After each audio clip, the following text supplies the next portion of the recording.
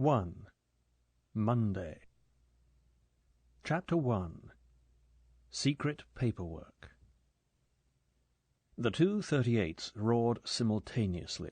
The walls of the underground room took the crash of sound and battered it to and fro between them until there was silence. James Bond watched the smoke being sucked from each end of the room towards the central Ventaxia fan. The memory in his right hand of how he had drawn and fired with one sweep from the left made him confident. He broke the chamber sideways out of the Colt Detective Special and waited, his gun pointing at the floor, while the instructor walked the 20 yards towards him through the half-light of the gallery. Bond saw that the instructor was grinning. "I don't believe it," he said. "I got you that time." The inspector came up with him. "I'm in hospital, but you're dead, sir," he said. In one hand he held the silhouette target of the upper body of a man. In the other, a Polaroid film, postcard size. He handed this to Bond, and they turned to a table behind them on which there was a green-shaded desk light and a large magnifying glass. Bond picked up the glass and bent over the photograph. It was a flashlight photograph of him.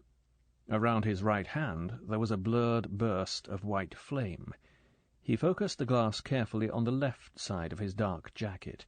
In the centre of his heart there was a tiny pinpoint of light. Without speaking, the instructor laid the big white man-shaped target under the lamp. Its heart was a black bullseye about 3 inches across. Just below and half an inch to the right was the rent made by Bond's bullet. "Through the left wall of the stomach and out at the back," said the instructor with satisfaction. He took out a pencil and scribbled an addition on the side of the target.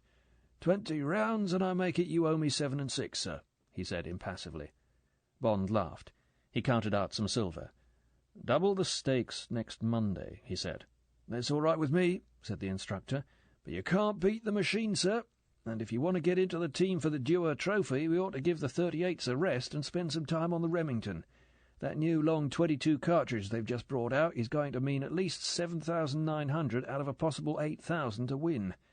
Most of your bullets have got to be in the X-ring, and that's only as big as a shilling when it's under your nose. At 100 yards it isn't there at all." "To hell with the Dewar Trophy," said Bond. "It's your money I'm after." He shook the unfired bullets in the chamber of his gun into his cupped hand and laid them and the gun on the table. "See you Monday. Same time?" 10 o'clock will be fine, sir," said the instructor, jerking down the 2 handles on the iron door. He smiled at Bond's back as it disappeared up the steep concrete stairs leading to the ground floor. He was pleased with Bond's shooting, but he wouldn't have thought of telling him that he was the best shot in the service. Only M was allowed to know that, and his chief of staff, who would be told to enter the scores of that day's shoot on Bond's confidential record. Bond pushed through the green baize door at the top of the basement steps and walked over to the lift that would take him up to the 8th floor of the tall grey building near Regent's Park that is the headquarters of the Secret Service.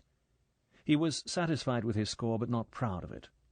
His trigger finger twitched in his pocket as he wondered how to conjure up that little extra flash of speed that would beat the machine, the complicated box of tricks that sprung the target for just 3 seconds, fired back at him with a blank 38, and shot a pencil of light at him and photographed it as he stood and fired from the circle of chalk on the floor. The lift doors sighed open, and Bond got in. The lift man could smell the cordite on him. They always smelt like that when they came up from the shooting gallery. He liked it. It reminded him of the army. He pressed the button for the 8th and rested the stump of his left arm against the control handle. If only the light was better, thought Bond. But M insisted that all shooting should be done in averagely bad conditions. A dim light and a target that shot back at you was as close as he could get to copying the real thing. "Shooting hell out of a piece of cardboard doesn't prove anything," was his single-line introduction to the small arms defence manual. The lift eased to a stop, and as Bond stepped out into the drab Ministry of Works green corridor and into the bustling world of girls carrying files, doors opening and shutting, and muted telephone bells, he emptied his mind of all thoughts of his shoot and prepared himself for the normal business of a routine day at headquarters. He walked along to the end door on the right. It was as anonymous as all the others he had passed, no numbers. If you had any business on the 8th floor and your office was not on that floor, someone would come and fetch you to the room you needed and see you back into the lift when you were through. Bond knocked and waited. He looked at his watch. 11 o'clock. Mondays were hell, 2 days of dockets and files to plough through, and weekends were generally busy times abroad. Empty flats got burgled. People were photographed in compromising positions. Motor-car accidents looked better, got more cursory handling amidst the weekend slaughter on the roads. The weekly bags from Washington, Istanbul, and Tokyo would have come in and been sorted. They might hold something for him. The door opened, and he had his daily moment of pleasure at having a beautiful secretary. "Morning, Lil," he said. The careful warmth of her smile of welcome dropped about 10 degrees. "Give me that coat," she said. "It stinks of cordite. And don't call me Lil. You know I hate it." Bond took off his coat and handed it to her. "Anyone who gets christened Louisa Ponsonby ought to get used to pet names." He stood beside her desk in the little anteroom which he had somehow made to seem a little more human than an office, and watched her hang his coat on the iron frame of the open window. She was tall and dark, with a reserved, unbroken beauty to which the war and 5 years in the service had lent a touch of sternness. Unless she married soon, Bond thought for the 100th time, or had a lover, her cool air of authority might easily become spinsterish, and she would join the army of women who had married a career. Bond had told her as much, often, and he and the 2 other members of the 00 section had at various times made determined assaults on her virtue. She had handled them all with the same cool motherliness, which, to salve their egos, they privately defined as frigidity, and, the day after, she treated them with small attentions and kindnesses to show that it was really all her fault and that she forgave them. What they didn't know was that she worried herself almost to death when they were in danger, and that she loved them equally, but that she had no intention of becoming emotionally involved with any man who might be dead next week. And it was true that an appointment in the Secret Service was a form of peonage. If you were a woman, there wasn't much of you left for other relationships. It was easier for the men. They had an excuse for fragmentary affairs. For them, marriage and children and a home were out of the question if they were to be of any use in the field, as it was cosily termed. But for the women, an affair outside the service automatically made you a security risk, and in the last analysis you had a choice of resignation from the service and a normal life, or of perpetual concubinage to your king and country. Louisa Ponsonby knew that she had almost reached the time for decision, and all her instincts told her to get out. But every day the drama and romance of her Cavil Nightingale world locked her more securely into the company of the other girls at headquarters, and every day it seemed more difficult to betray by resignation the father figure which the service had become. Meanwhile she was one of the most envied girls in the building, and a member of the small company of principal secretaries who had access to the innermost secrets of the service. The pearls and twin set, as they were called behind their backs by the other girls, with ironical reference to their supposedly county and Kensington backgrounds.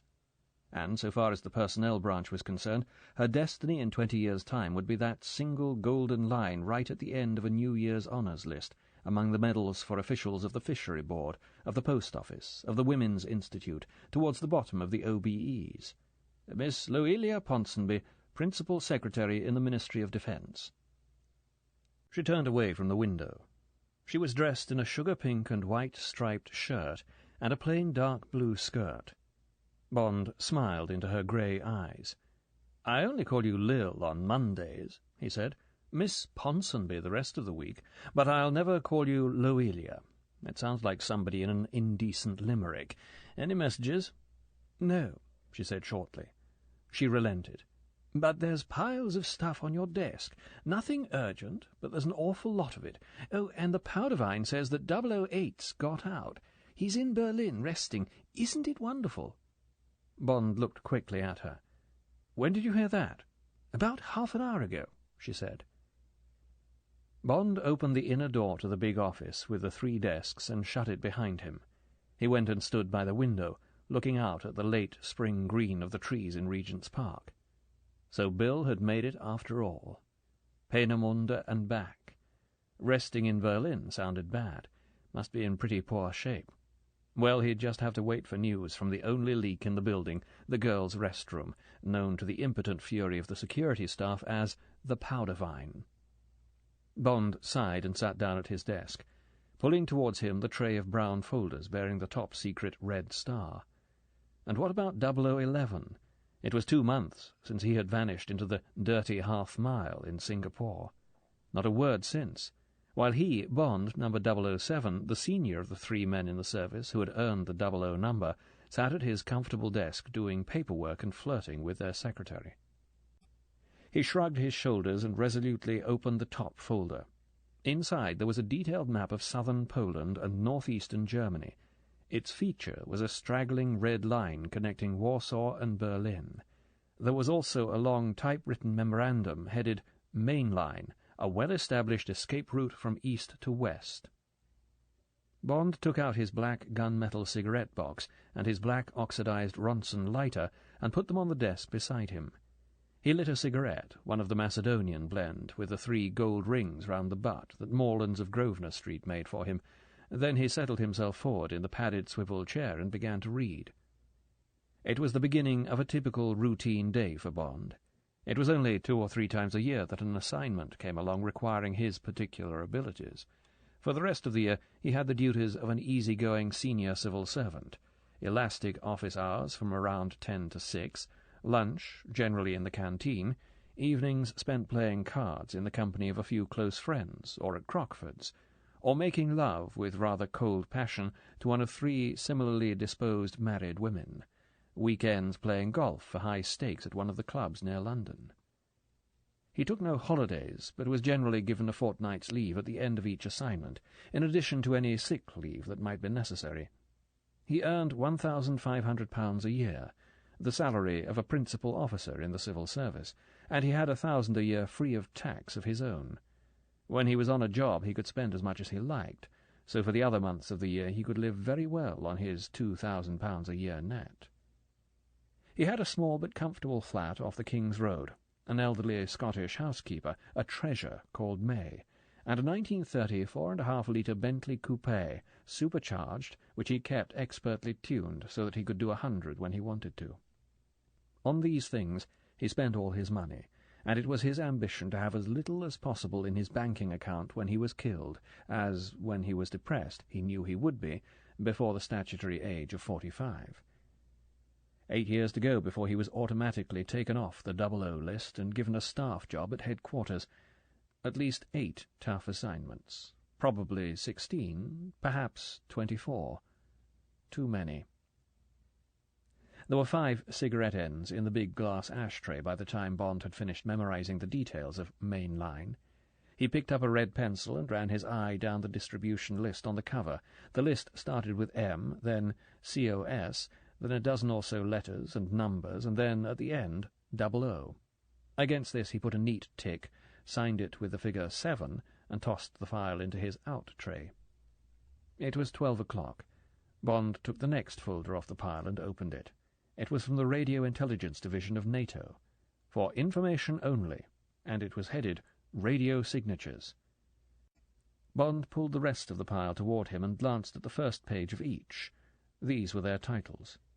The Inspectoscope, a machine for the detection of contraband. Philopon, a Japanese murder drug. Possible points of concealment on trains, number 11, Germany. The methods of smash, number 6, kidnapping. Route 5 to Peking. Vladivostok, a photographic reconnaissance by U.S. Thunderjet. Bond was not surprised by the curious mixture he was supposed to digest. The 00 section of the Secret Service was not concerned with the current operations of other sections and stations, only with background information which might be useful or instructive to the only 3 men in the service whose duties included assassination, who might be ordered to kill. There was no urgency about these files. No action was required by him or by his 2 colleagues, except that each of them jotted down the numbers of dockets which he considered the other 2 should also read when they were next attached to headquarters. When the 00 section had finished with this lot, they would go down to their final destination in records. Bond turned back to the NATO paper. The almost inevitable manner, he read, in which individuality is revealed by minute patterns of behavior is demonstrated by the indelible characteristics of the fist of each radio operator. This fist, or manner of tapping out messages is distinctive and recognizable by those who are practiced in receiving messages. It can also be measured by very sensitive mechanisms. To illustrate, in 1943 the United States Radio Intelligence Bureau made use of this fact in tracing an enemy station in Chile, operated by Pedro, a young German. When the Chilean police closed in on the station, Pedro escaped. A year later, expert listeners spotted a new illegal transmitter and were able to recognize Pedro as the operator. In order to disguise his fist, he was transmitting left-handed, but the disguise was not effective, and he was captured. NATO Radio Research has recently been experimenting with a form of scrambler, which can be attached to the wrist of operators with the object of interfering minutely with the nerve centers which control the muscles of the hand. However, there were 3 telephones on Bond's desk: a black one for outside calls, a green office telephone, and a red one which went only to M and his chief of staff. It was the familiar burr of the red one that broke the silence of the room. It was M's chief of staff. "Can you come up?" asked the pleasant voice. M? asked Bond. "Yes." Any clue? "Simply said if you were about he'd like to see you." Right, said Bond, and put down the receiver. He collected his coat, told his secretary he would be with M and not to wait for him, left his office, and walked along the corridor to the lift. While he waited for it, he thought of those other times when, in the middle of an empty day, the red telephone had suddenly broken the silence and taken him out of one world and set him down in another. He shrugged his shoulders. Monday. He might have expected trouble. The lift came. 9th, said Bond, and stepped in. Chapter 2. The Columbite King. The 9th was the top floor of the building. Most of it was occupied by communications, the hand-picked inter-services team of operators whose only interest was the world of microwaves, sunspots, and the heaviside layer. Above them, on the flat roof, were the 3 squat masts of one of the most powerful transmitters in England, explained on the bold bronze list of occupants in the entrance hall of the building by the words Radio Tests Limited. The other tenants were declared to be Universal Export Company, Delaney Brothers, 1940 Limited, the Omnium Corporation, and Inquiries, Miss E. Twining, OBE. Miss Twining was a real person. 40 years earlier she had been a Loelia Ponsonby. Now, in retirement, she sat in a small office on the ground floor and spent her days tearing up circulars, paying the rates and taxes of her ghostly tenants, and politely brushing off salesmen and people who wanted to export something or have their radios mended. It was always very quiet on the 9th floor. As Bond turned to the left outside the lift and walked along the softly carpeted corridor to the green baize door that led to the offices of M and his personal staff, the only sound he heard was a thin, high-pitched whine that was so faint that you almost had to listen for it. Without knocking, he pushed through the green door and walked into the last room but one along the passage. Miss Moneypenny, M's private secretary, looked up from her typewriter and smiled at him. They liked each other, and she knew that Bond admired her looks. She was wearing the same model shirt as his own secretary, but with blue stripes. "New uniform, Penny?" said Bond. She laughed. "Loelia and I share the same little woman," she said. "We tossed, and I got blue." A snort came through the open door of the adjoining room. The chief of staff, a man of about Bond's age, came out, a sardonic grin on his pale, overworked face. "Break it up," he said. "M's waiting. Lunch afterwards?" "Fine," said Bond. He turned to the door beside Miss Moneypenny, walked through and shut it after him. Above it a green light went on. Miss Moneypenny raised her eyebrows at the chief of staff. He shook his head. "I don't think it's business, Penny," he said. "Just sent for him out of the blue." He went back into his own room and got on with the day's work. When Bond came through the door, M was sitting at his broad desk, lighting a pipe. He made a vague gesture with the lighted match towards the chair on the other side of the desk, and Bond walked over and sat down.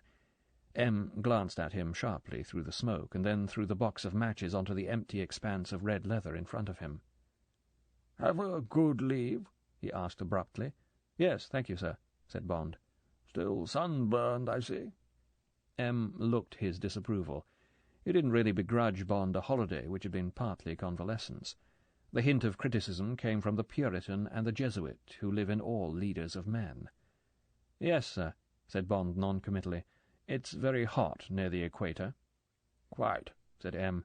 "Well-deserved rest." He screwed up his eyes without humour. "Hope the colour won't last too long. Always suspicious of sunburned men in England. Either they've not got a job of work to do, or they put it on with a sun lamp." He dismissed the subject with a short, sideways jerk of his pipe. He put the pipe back in his mouth and pulled at it absent-mindedly. It had gone out. He reached for the matches and wasted some time getting it going again. "Looks as if we'll get that gold after all," he said finally. "There's been some talk of the Hague court, but Aschenheim's a fine lawyer." "Good," said Bond. There was silence for a moment. M. gazed into the bowl of his pipe. Through the open windows came the distant roar of London's traffic. A pigeon landed on one of the window-sills with a clatter of wings and quickly took off again. Bond tried to read something in the weather-beaten face he knew so well and which held so much of his loyalty, but the grey eyes were quiet, and the little pulse that always beat high up on the right temple when M was tense showed no sign of life. Suddenly Bond suspected that M was embarrassed. He had the feeling that M didn't know where to begin. Bond wanted to help. He shifted in his chair and took his eyes off M. He looked down at his hands and idly picked up a rough nail. M lifted his eyes from his pipe and cleared his throat. "Got anything particular on at the moment, James?" he asked in a neutral voice. James. That was unusual. It was rare for M to use a Christian name in this room. "Only paperwork and the usual courses," said Bond. "Anything you want me for, sir?" "As a matter of fact, there is," said M. He frowned at Bond. "But it's really got nothing to do with the service. Almost a personal matter. Thought you might give me a hand." "Of course, sir," said Bond. He was relieved for M's sake that the ice had been broken. Probably one of the old man's relations had got into trouble, and M didn't want to ask a favour of Scotland Yard.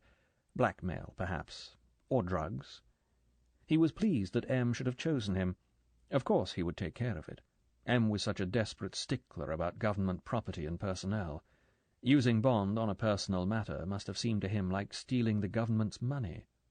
"Thought you'd say so," said M gruffly. "Won't take up much of your time.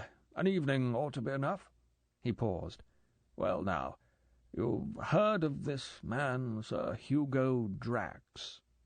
"Of course, sir," said Bond, surprised at the name. "You can't open a paper without reading something about him. Sunday Express is running his life. Extraordinary story."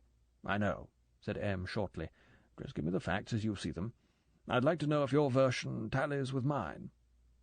Bond gazed out of the window for a moment to marshal his thoughts. M didn't like haphazard talk. He liked a fully detailed story with no umming and erring, no afterthoughts or hedging. "Well, sir," said Bond finally, "for one thing, the man's a national hero.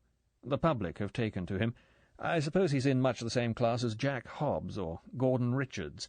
They've got a real feeling for him. They consider he's one of them, but a glorified version, a sort of Superman.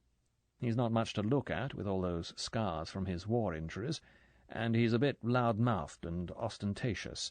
But they rather like that. Makes him a sort of Lonsdale figure, but more in their class. They like his friends calling him Hugger Drax. It makes him a bit of a card, and I expect it gives the women a thrill. And when you think what he's doing for the country out of his own pocket, and far beyond what any government seems to be able to do, it's really extraordinary that they don't insist on making him Prime Minister."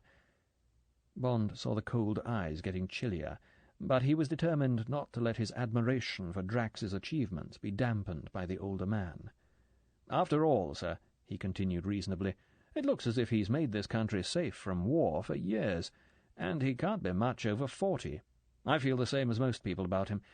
And then there's all this mystery about his real identity. I'm not surprised people feel rather sorry for him, although he is a multimillionaire. He seems to be a lonely sort of man, in spite of his gay life." M smiled dryly. "All that sounds rather like a trailer for the Express story. He's certainly an extraordinary man. But what's your version of the facts? I don't expect I know much more than you do. Probably less. don't read the papers very carefully, and there are no files on him except at the War Office, and they're not very illuminating. Now then, what's the gist of this Express story?" "Sorry, sir," said Bond, "but the facts are pretty slim. Well," he looked out of the window again and concentrated. "In the German breakthrough in the Ardennes in the winter of '44, the Germans made a lot of use of guerrillas and saboteurs, gave them the rather spooky name of werewolves.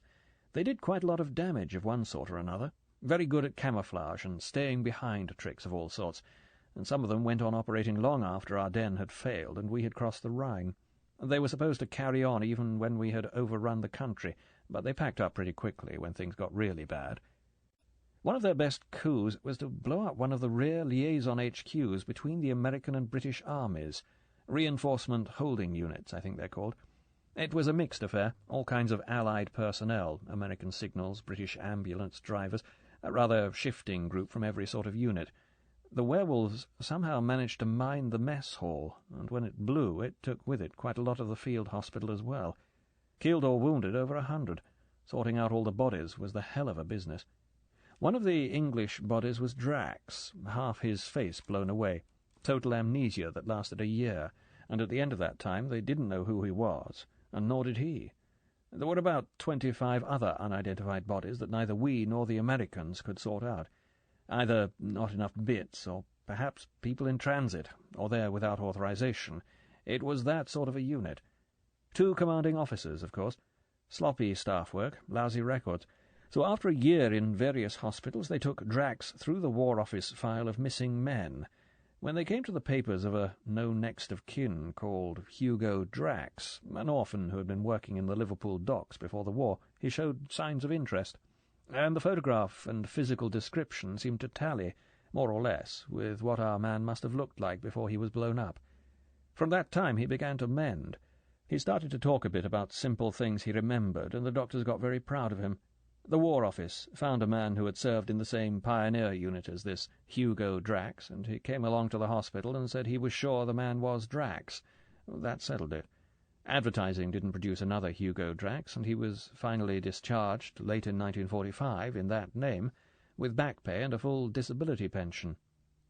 "But he still says he doesn't really know who he is," interrupted M. "He's a member of Blades. I've often played cards with him and talked to him afterwards at dinner. He says he sometimes gets a strong feeling of having been there before. Often goes to Liverpool to try and hunt up his past. Anyway, what else?" Bond's eyes were turned inwards, remembering. "He seems to have disappeared for about 3 years after the war," he said. "Then the city started to hear about him from all over the world. The metal market heard about him first. Seems he'd cornered a very valuable ore called columbite. Everybody was wanting the stuff. It's got an extraordinarily high melting point. Jet engines can't be made without it. There's very little of it in the world. Only a few thousand tons are produced every year, mostly as a byproduct of the Nigerian tin mines. Drax must have looked at the jet age and somehow put his finger on its main scarcity. He must have got hold of about £10,000 from somewhere, because the Express says that in 1946 he'd bought 3 tons of columbite, which cost him around £3,000 a ton. He got a £5,000 premium on this lot from an American aircraft firm who wanted it in a hurry. Then he started buying futures in the stuff, 6 months, 9 months, a year forward. In 3 years he'd made a corner. Anyone who wanted columbite went to Drax Metals for it.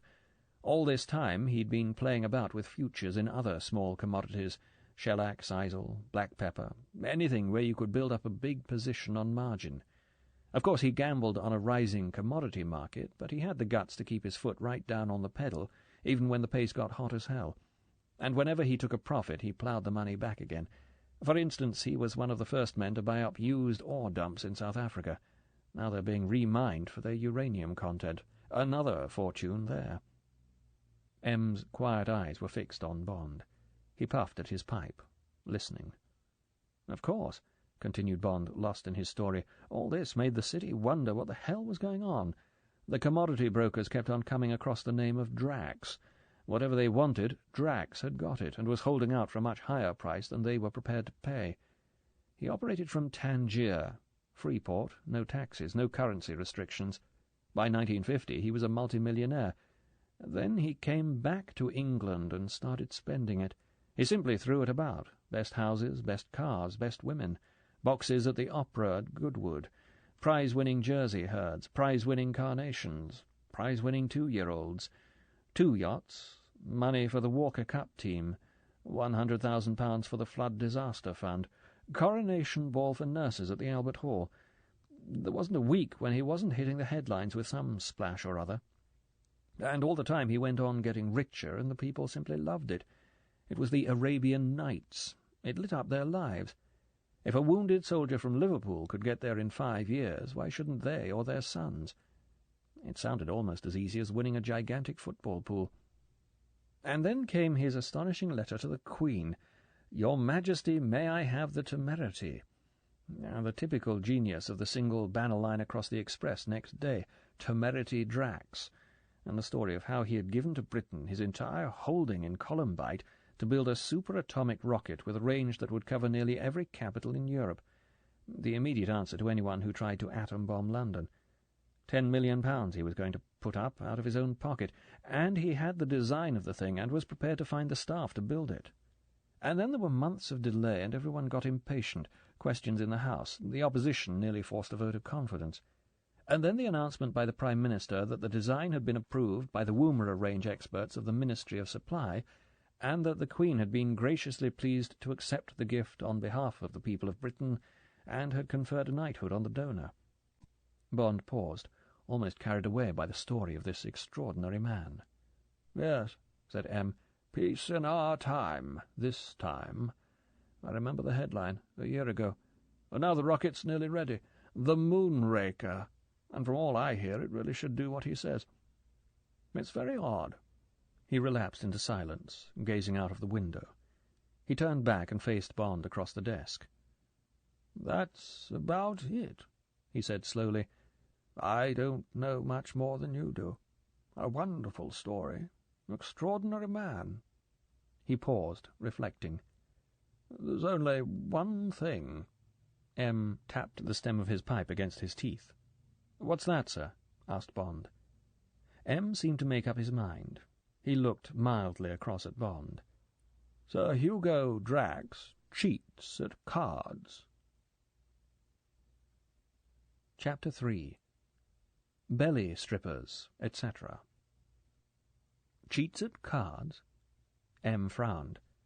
"That's what I said," he commented dryly. "It doesn't seem to you odd that a multimillionaire should cheat at cards?" Bond grinned apologetically. "Not as odd as all that, sir," he said. "I've known very rich people cheat themselves at patience. But it just didn't fit in with my picture of Drax. Bit of an anticlimax." "That's the point," said M. "Why does he do it? And don't forget that cheating at cards can still smash a man. In so-called society, it's about the only crime that can still finish you, whoever you are. Drax does it so well that nobody's caught him yet. As a matter of fact, I doubt if anyone has begun to suspect him except Basildon. He's the chairman of Blades. He came to me. He's got a vague idea I've got something to do with intelligence, and I've given him a hand over 1 or 2 little troubles in the past. Asked my advice. Said he didn't want a fuss at the club, of course, but above all he wants to save Drax from making a fool of himself. He admires him as much as we all do, and he's terrified of an incident. You couldn't stop a scandal like that getting out. A lot of MPs are members, and it would soon get talked about in the lobby. Then the gossip writers would get hold of it. Drax would have to resign from Blades, and the next thing there'd be a libel action brought in his defence by one of his friends. Tranby Croft all over again. At least that's how Basildon's mind is working, and I must say I can see it that way too. Anyway, said M. with finality, I've agreed to help, and he looked levelly at Bond. That's where you come in. You're the best card player in the service. Or, he smiled ironically, you should be, after the casino jobs you've been on. And I remembered that we'd spent quite a lot of money putting you through a course in card sharping before you went after those Romanians in Monte Carlo before the war. Bond smiled grimly. Steffi Esposito, he said softly. That was the chap. American. Made me work 10 hours a day for a week, learning a thing called the riffle stack, and how to deal seconds and bottoms and middles. I wrote a long report about it at the time. Must be buried in records.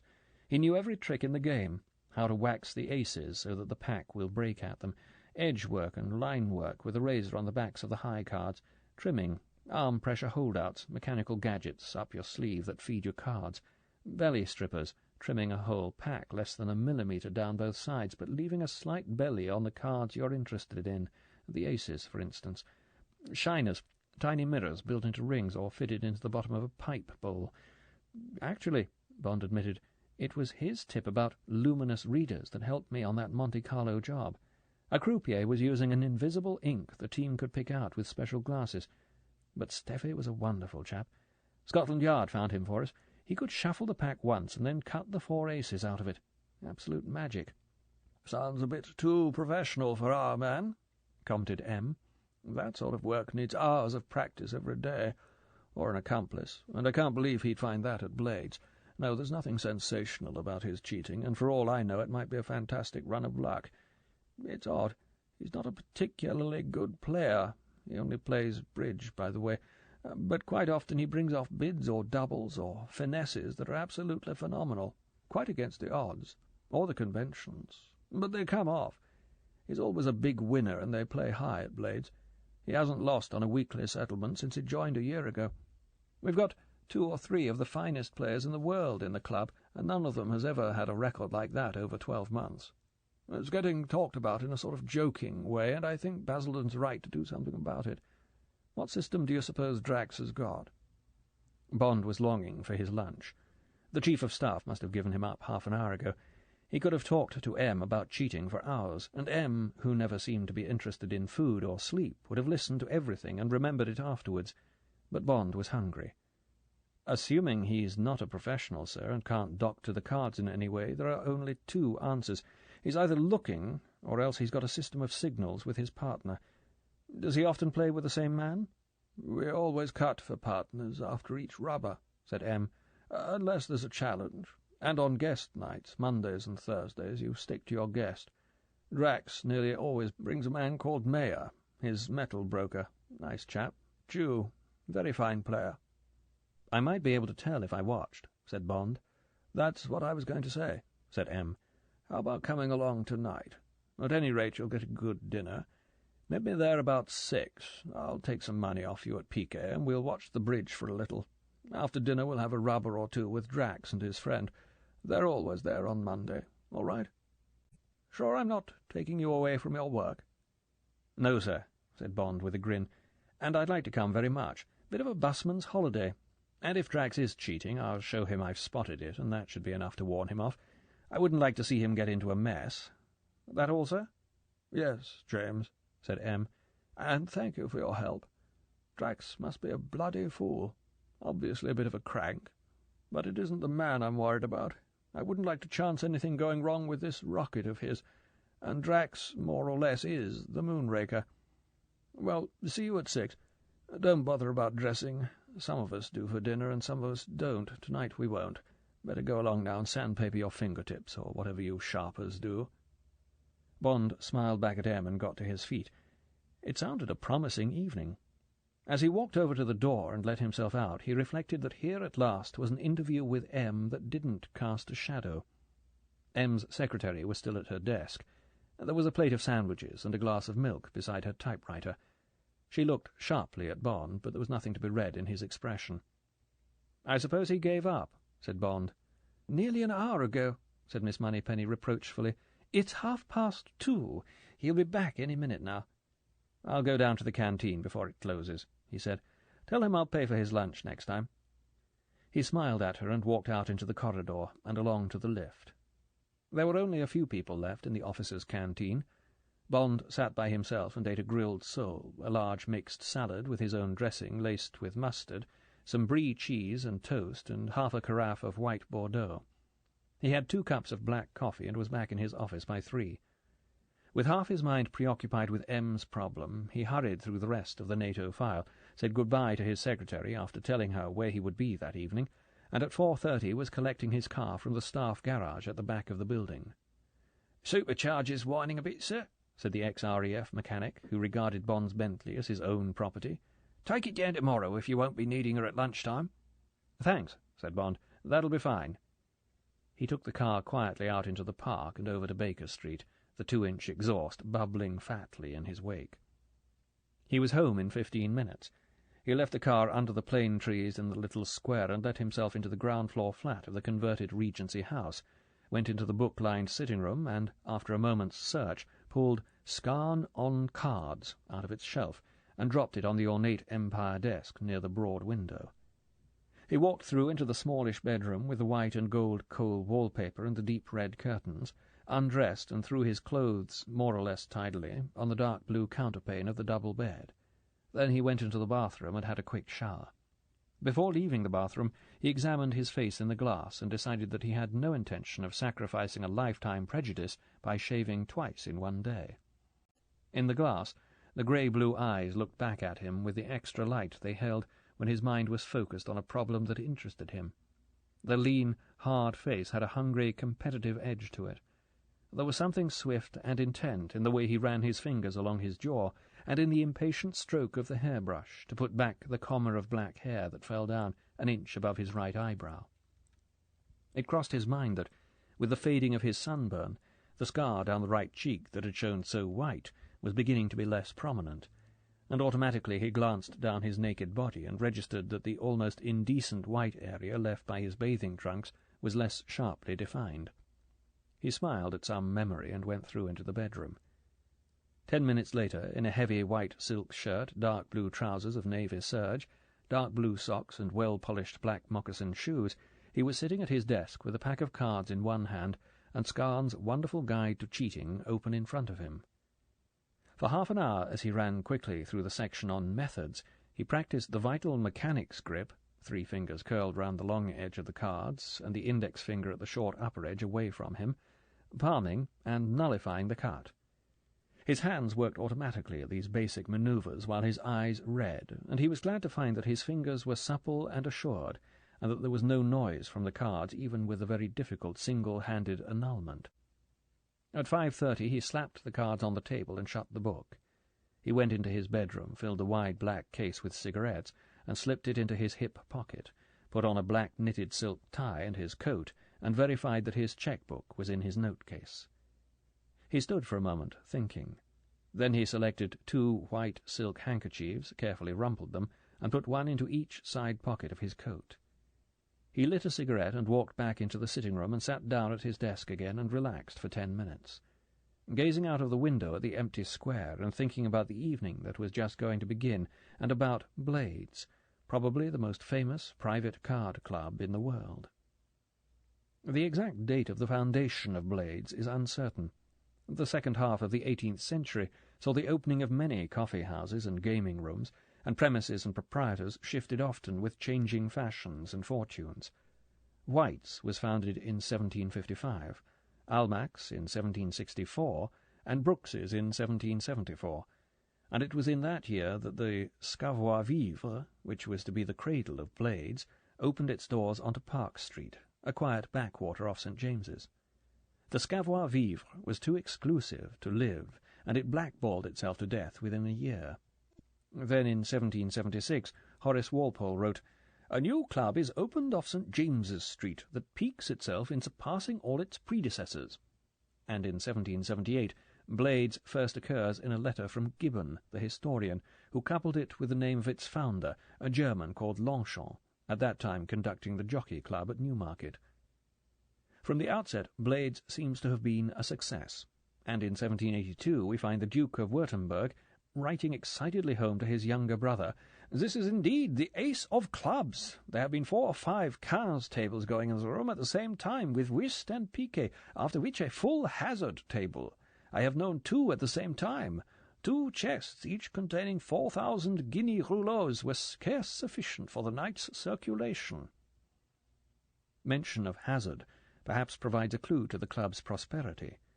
Permission to play this dangerous but popular game must have been given by the committee in contravention of its own rules, which laid down that no game is to be admitted to the house of the society but chess, whist, piquet, cribbage, quadrille, ombre, and threadville. In any event, the club continued to flourish, and remains to this day the home of some of the highest polite gambling in the world. It is not as aristocratic as it was, the redistribution of wealth has seen to that, but it is still the most exclusive club in London. The membership is restricted to 200, and each candidate must have 2 qualifications for election. He must behave like a gentleman, and he must be able to show £100,000 in cash or gilt-edged securities. The amenities of Blades, apart from the gambling, are so desirable that the committee has had to rule that every member is required to win or lose £500 a year on the club premises, or pay an annual fine of £250. The food and wine are the best in London, and no bills are presented, the cost of all meals being deducted at the end of each week pro rata from the profits of the winners. Seeing that about £5,000 changes hands each week at the tables, the impost is not too painful, and the losers have the satisfaction of saving something from the wreck, and the custom explains the fairness of the levy on infrequent gamblers. Club servants are the making or breaking of any club, and the servants of Blades have no equal. The half-dozen waitresses in the dining-room are of such a high standard of beauty that some of the younger members have been known to smuggle them undetected into debutante balls, and if, at night, one or another of the girls is persuaded to stray into one of the 12 members' bedrooms at the back of the club, that is regarded as the members' private concern. There are 1 or 2 other small refinements which contribute to the luxury of the place. Only brand-new currency notes and silver are paid out on the premises, and if a member is staying overnight, his notes and small change are taken away by the valet, who brings the early morning tea and the Times, and are replaced with new money. No newspaper comes to the reading-room before it has been ironed. Floris provides the soaps and lotions in the lavatories and bedrooms. There is a direct wire to Ladbrokes from the porter's lodge. The club has the finest tents and boxes at the principal race meetings, at Lord's, Henley, and Wimbledon, and members travelling abroad have automatic membership of the leading club in every foreign capital. In short, membership of Blades, in return for the £100 entrance fee and the £50 a year subscription, provides the standard of luxury of the Victorian age, together with the opportunity to win or lose, in great comfort, anything up to £20,000 a year. Bond, reflecting on all this, decided that he was going to enjoy his evening. He had played at Blades only a dozen times in his life, and on the last occasion he had burnt his fingers badly in a high poker game, but the prospect of some expensive bridge, and of the swing of a few, to him, not unimportant £100, made his muscles taut with anticipation. And then, of course, there was the little business of Sir Hugo Drax, which might bring an additional touch of drama to the evening.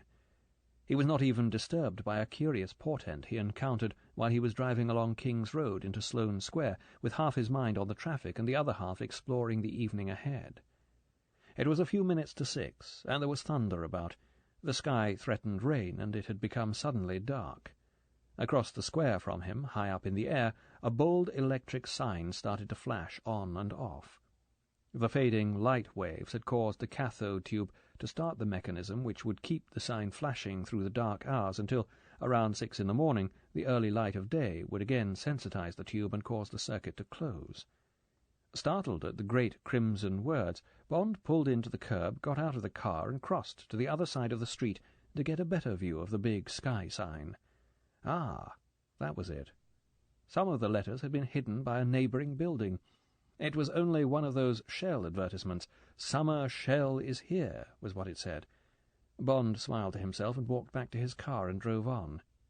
When he had first seen the sign, half hidden by the building, great crimson letters across the evening sky had flashed a different message. They had said, "Hell is here. Hell is here. Hell is here." Chapter 4. The Shiner. Bond left the Bentley outside Brooks's and walked round the corner into Park Street. The Adam frontage of Blades, recessed a yard or so back from its neighbours, was elegant in the soft dusk. The dark red curtains had been drawn across the ground-floor bow windows on either side of the entrance, and a liveried servant showed for a moment as he drew them across the 3 windows of the floor above. In the centre of the 3, Bond could see the heads and shoulders of 2 men bent over a game, probably backgammon, he thought. and he caught a glimpse of the spangled fire of one of the 3 great chandeliers that illuminate the famous gambling room. Bond pushed through the swing doors and walked up to the old-fashioned porter's lodge ruled over by Brevet, the guardian of Blades and the counsellor and family friend of half the members. "Evening, Brevet. Is the Admiral in?" "Good evening, sir," said Brevet, who knew Bond as an occasional guest at the club. "The Admiral's waiting for you in the card-room. Page, take Commander Bond up to the Admiral. Lively now!" As Bond followed the liveried page-boy across the worn black and white marble floor of the hall, and up the wide staircase with its fine mahogany balustrade, he remembered the story of how, at one election, 9 blackballs had been found in the box when there were only 8 members of the committee present. Brevet, who had handed the box from member to member, was said to have confessed to the chairman that he was so afraid the candidate would be elected that he put in a blackball himself. No one had objected. The committee would rather have lost its chairman than the porter whose family had held the same post at Blades for 100 years. The page pushed open one wing of the tall doors at the top of the stairs and held it for Bond to go through. The long room was not crowded, and Bond saw M sitting by himself playing Patience in the alcove formed by the left hand of the 3 bow windows. He dismissed the page and walked across the heavy carpet, noticing the rich background smell of cigar smoke, the quiet voices that came from the 3 tables of bridge, and the sharp rattle of dice across an unseen backgammon board. "There you are," said M as Bond came up. He waved to the chair that faced him across the card-table. "Just let me finish this. I haven't cracked this man Canfield for months. Drink?" "No, thanks," said Bond. He sat down and lit a cigarette and watched with amusement the concentration M was putting into his game. Admiral Sir M. Something at the Ministry of Defence. M looked like any member of any of the clubs in St. James's Street. Dark grey suit, stiff white collar, the favourite dark blue bow tie with white spots, rather loosely tied, the thin black cord of the rimless eyeglasses that M seemed only to use to read menus, the keen sailor's face with the clear, sharp sailor's eyes. It was difficult to believe that an hour before he had been playing with 1,000 live chessmen against the enemies of England, that there might be this evening fresh blood on his hands, or a successful burglary, or the hideous knowledge of a disgusting blackmail case. And what could the casual observer think of him? Commander James Bond, CMG, RNVSR, also something at the Ministry of Defence. The rather saturnine young man in his middle 30s sitting opposite the Admiral. Something a bit cold and dangerous in that face. Looks pretty fit. May have been attached to Templar in Malaya or Nairobi. Mau work. Tough-looking customer. Doesn't look the sort of chap one usually sees in Blades. Bond knew that there was something alien and un-English about himself. He knew that he was a difficult man to cover up, particularly in England. He shrugged his shoulders. Abroad was what mattered. He would never have a job to do in England, outside the jurisdiction of the service. Anyway, he didn't need a cover this evening. This was recreation. M snorted and threw his cards down. Bond automatically gathered in the pack and as automatically gave it the scarn shuffle, marrying the 2 halves with the quick downward riffle that never brings the cards off the table. He squared off the pack and pushed it away. M beckoned to a passing waiter. "Piquet cards, please, Tanner," he said. The waiter went away and came back a moment later with the 2 thin packs. He stripped off the wrapping and placed them, with 2 markers, on the table. He stood waiting. "Bring me a whisky and soda," said M. "Sure you won't have anything?" Bond looked at his watch. It was 6:30. "Could I have a dry martini?" he said. "Made with vodka. Large slice of lemon peel." "Rot gut," commented M briefly as the waiter went away. "Now, I'll just take a pound or 2 off you, and then we'll go and have a look at the bridge. Our friend hasn't turned up yet." For half an hour they played the game at which the expert player can nearly always win, even with the cards running slightly against him. At the end of the game Bond laughed and counted out £3 notes. "One of these days I'm going to take some trouble and really learn, Piquet," he said. "I've never won against you yet." "It's all memory and knowing the odds," said M with satisfaction. He finished his whisky and soda. "Let's go over and see what's going on at the bridge. Our man's playing at Basildon's table. Came in about 10 minutes ago. If you notice anything, just give me a nod, and we'll go downstairs and talk about it." He stood up, and Bond followed suit.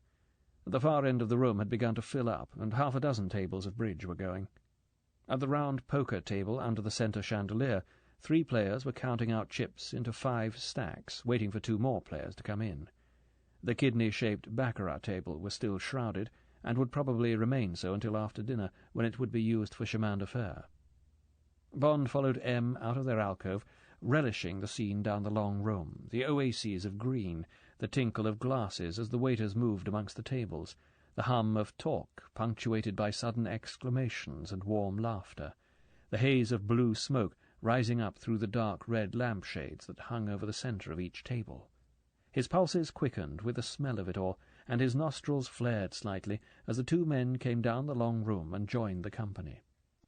M, with Bond beside him, wandered casually from table to table, exchanging greetings with the players until they reached the last table beneath the fine Lawrence of Beau-Brummel over the wide Adam fireplace. "Double, damn you!" said the loud, cheerful voice of the player with his back to Bond. Bond thoughtfully noted the head of tight, reddish hair that was all he could see of the speaker. Then he looked to the left at the rather studious profile of Lord Basildon. The chairman of Blades was leaning back, looking critically down his nose at the hand of cards which was held out and away from him, as if it were a rare object. "My hand is so exquisite that I am forced to redouble, my dear Drax," he said. He looked across at his partner. "Tommy," he said, "charge this to me if it goes wrong." "Rot," said his partner. "Mayor, better take Drax out." "Too frightened," said the middle-aged, florid man who was playing with Drax. "No bid." He picked up his cigar from the brass ashtray and put it carefully into the middle of his mouth. "No bid here," said Basildon's partner. "And nothing here," came Drax's voice. "5 clubs redoubled," said Basildon. "Your lead, Mayor." Bond looked over Drax's shoulder. Drax had the ace of spades and the ace of hearts. He promptly made them both, and led another heart, which Basildon took on the table with the king. "Well," said Basildon, "there are 4 trumps against me, including the queen. I shall play Drax to have her." He finessed against Drax. Mayor took the trick with the queen. "Hell and damnation," said Basildon. "What's the queen doing in Mayor's hand? Well, I'm damned. Anyway, the rest are mine." He fanned his cards down on the table. He looked defensively at his partner. "Can you beat it, Tommy? Drax doubles and Mayor has the queen." There was not more than a natural exasperation in his voice. Drax chuckled. "Didn't expect my partner to have a Yarborough, did you?" he said cheerfully to Basildon. "Well, that's just the 400 above the line. Your deal?" He cut the cards to Basildon, and the game went on. So it had been Drax's deal the hand before. That might be important. Bond lit a cigarette and reflectively examined the back of Drax's head. M's voice cut in on Bond's thoughts. "You remember my friend, Commander Bond, Basil? Thought we'd come along and play some cards this evening." Basildon smiled up at Bond. "Evening," he said. He waved a hand round the table from left to right. "Mayor, Dangerfield, Drax." The 3 men looked up briefly, and Bond nodded a greeting to the table in general. "You all know the Admiral?" added the chairman, starting to deal. Drax half-turned in his chair. "Ah, the Admiral," he said boisterously. "Glad to have you aboard, Admiral. Drink?" No, thanks," said M with a thin smile. "Just had one." Drax turned and glanced up at Bond, who caught a glimpse of a tuft of reddish moustache and a rather chilly blue eye. "What about you?" asked Drax perfunctorily. "No, thanks," said Bond. Drax swivelled back to the table and picked up his cards. Bond watched the big, blunt hands sort them. Then he moved round the table with a second clue to ponder. Drax didn't sort his cards into suits, as most players do, but only into reds and blacks, ungraded, making his hand very difficult to kibitz, and almost impossible for one of his neighbours, if they were so inclined, to decipher. Bond knew it for the way people hold their hands who are very careful card-players indeed. Bond went and stood beside the chimney-piece. He took out a cigarette and lit it at the flame from a small gas-jet enclosed in a silver grill, a relic of the days before the use of matches, that protruded from the wall beside him. From where he stood he could see the hand of Mayor, and by moving a pace to the right, of Basildon. His view of Sir Hugo Drax was uninterrupted, and he inspected him carefully while appearing to interest himself only in the game. Drax gave the impression of being a little larger than life. He was physically big, about 6 foot tall, Bond guessed, and his shoulders were exceptionally broad. He had a big square head, and the tight reddish hair was parted in the middle. On either side of the parting the hair dipped down in a curve towards the temples, with the object, Bond assumed, of hiding as much as possible of the tissue of shining, puckered skin that covered most of the right half of his face. Other relics of plastic surgery could be detected in the man's right ear, which was not a perfect match with its companion on the left, and the right eye, which had been a surgical failure. It was considerably larger than the left eye because of a contraction of the borrowed skin used to rebuild the upper and lower eyelids, and it looked painfully bloodshot. Bond doubted if it was capable of closing completely, and he guessed that Drax covered it with a patch at night.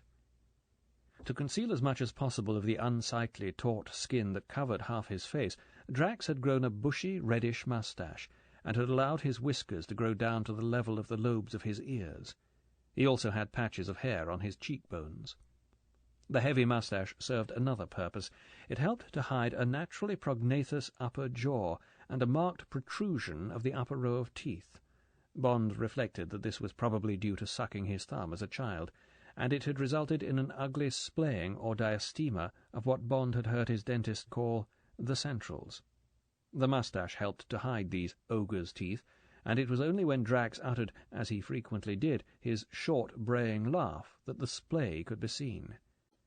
The general effect of the face, the riot of red-brown hair, the powerful nose and jaw, the florid skin, was flamboyant. It put Bond in mind of a ringmaster at a circus. The contrasting sharpness and coldness of the left eye supported the likeness. A bullying, boorish, loud-mouthed vulgarian.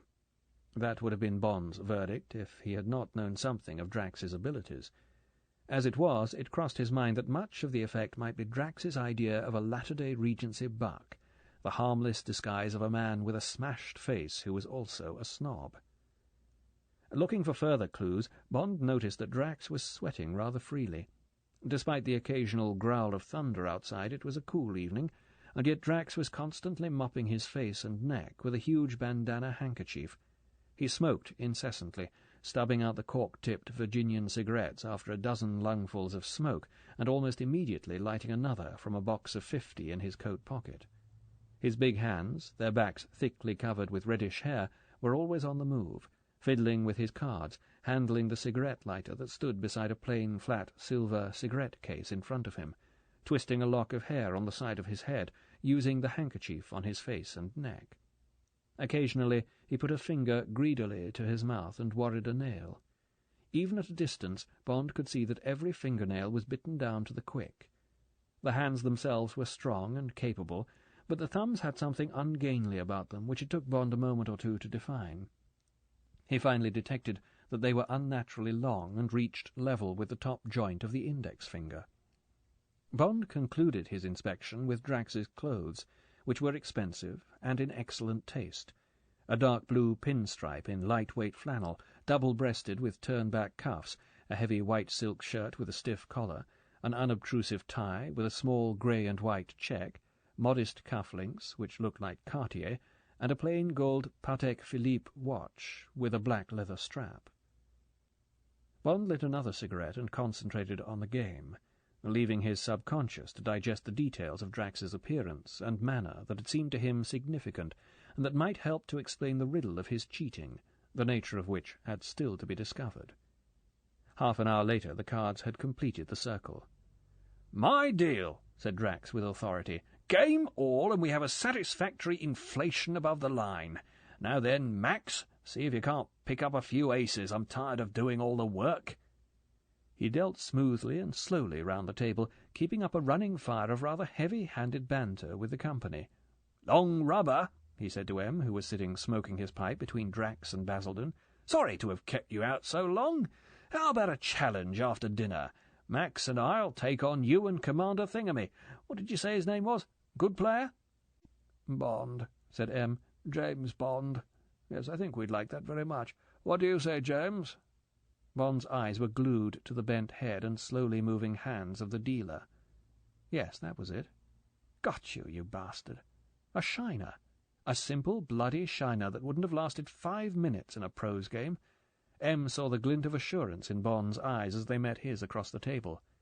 "Fine," said Bond cheerfully. "Couldn't be better." He made an imperceptible movement of the head. "How about showing me the betting book before dinner? You always say it'll amuse me." Em nodded. "Yes. Come along. It's in the secretary's office. Then Basildon can come down and give us a cocktail and tell us the result of this death struggle." He got up. "Order what you want," said Basildon, with a sharp glance at Em.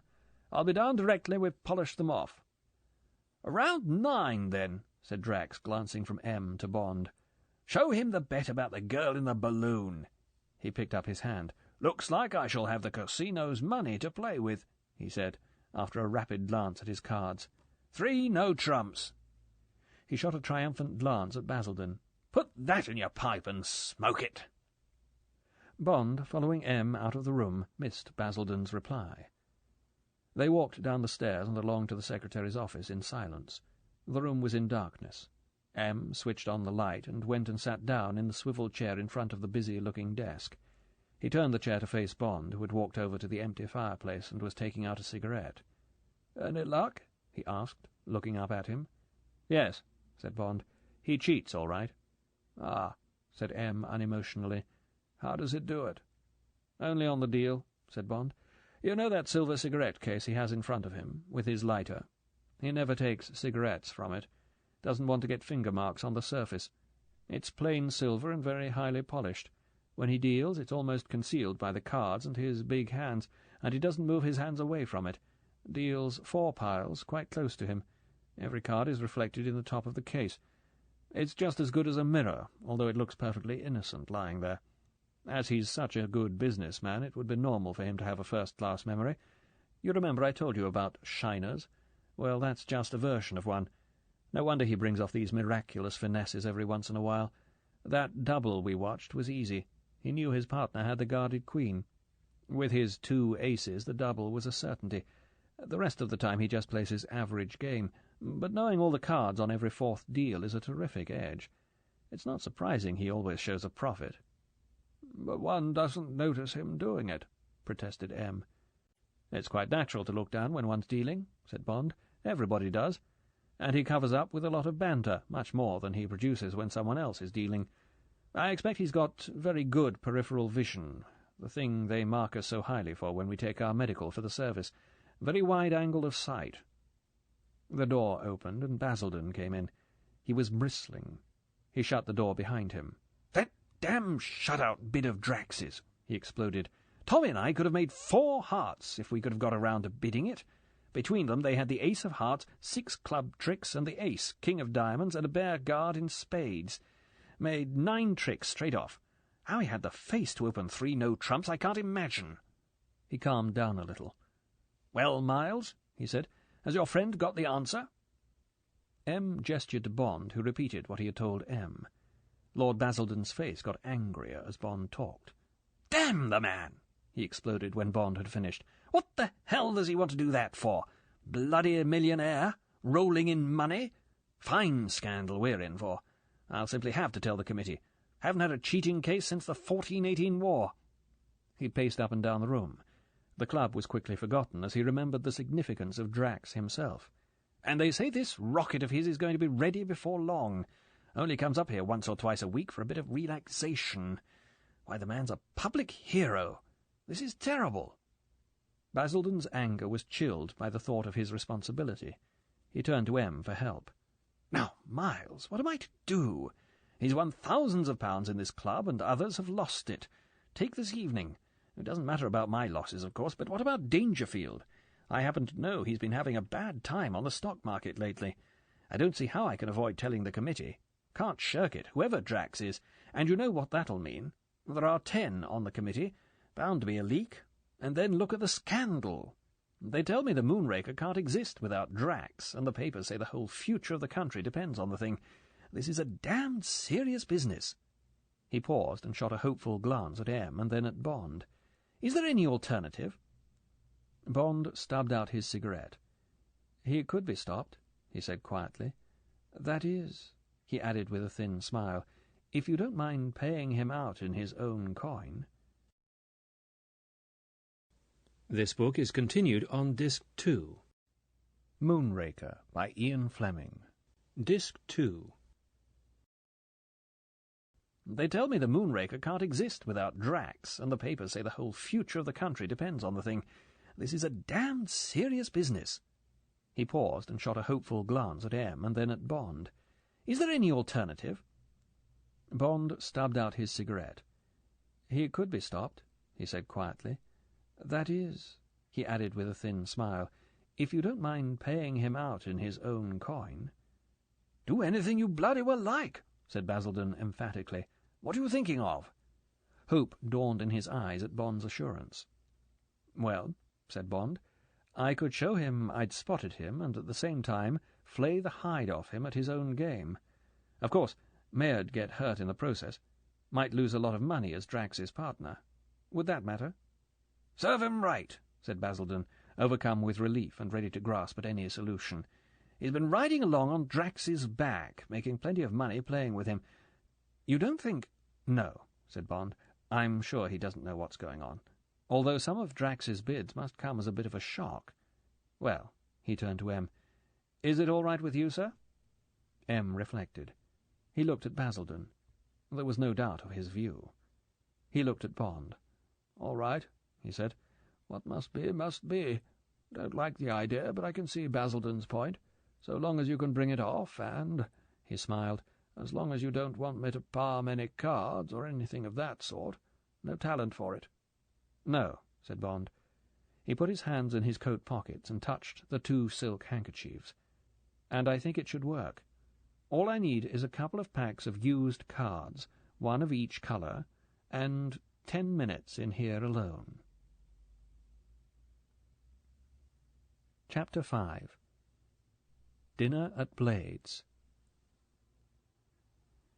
It was 8 o'clock as Bond followed M through the tall doors, across the well of the staircase from the card-room that opened into the beautiful white and gold Regency dining-room of Blades. M chose not to hear a call from Basildon, who was presiding over the big centre table, where there were still 2 places vacant. Instead, he walked firmly across the room to the end one of a row of 6 smaller tables, waved Bond into the comfortable arm-chair that faced outwards into the room, and himself took the one on Bond's left, so that his back was to the company. The head steward was already behind Bond's chair. He placed a broad menu card beside his plate and handed another to M. Blades was written in fine gold script across the top. Below there was a forest of print. "Don't bother to read through all that," said M, "unless you've got no ideas. One of the first rules of the club, and one of the best, was that any member may speak for any dish, cheap or dear, but he must pay for it. The same's true today, only the odds are one doesn't have to pay for it. Just order what you feel like." He looked up at the steward. "Any of that beluga caviar left, Porterfield?" "Yes, sir. There was a new delivery last week." "Well," said M, "caviar for me, devilled kidney, and a slice of your excellent bacon, peas and new potatoes, strawberries in kirsch. What about you, James?" "I've got a mania for really good smoked salmon," said Bond. Then he pointed down the menu. "Lamb cutlets, the same vegetables as you, as it's May. Asparagus with hollandaise sauce sounds wonderful, and perhaps a slice of pineapple." He sat back and pushed the menu away. "Thank heavens for a man who makes up his mind," said M. He looked up at the steward. "Have you got all that, Porterfield?" "Yes, sir." The steward smiled. You wouldn't care for a marrow bone after the strawberries, sir? We got 6 in today from the country, and I'd specially kept one in case you came in." "Of course. You know I can't resist them. Bad for me, but it can't be helped.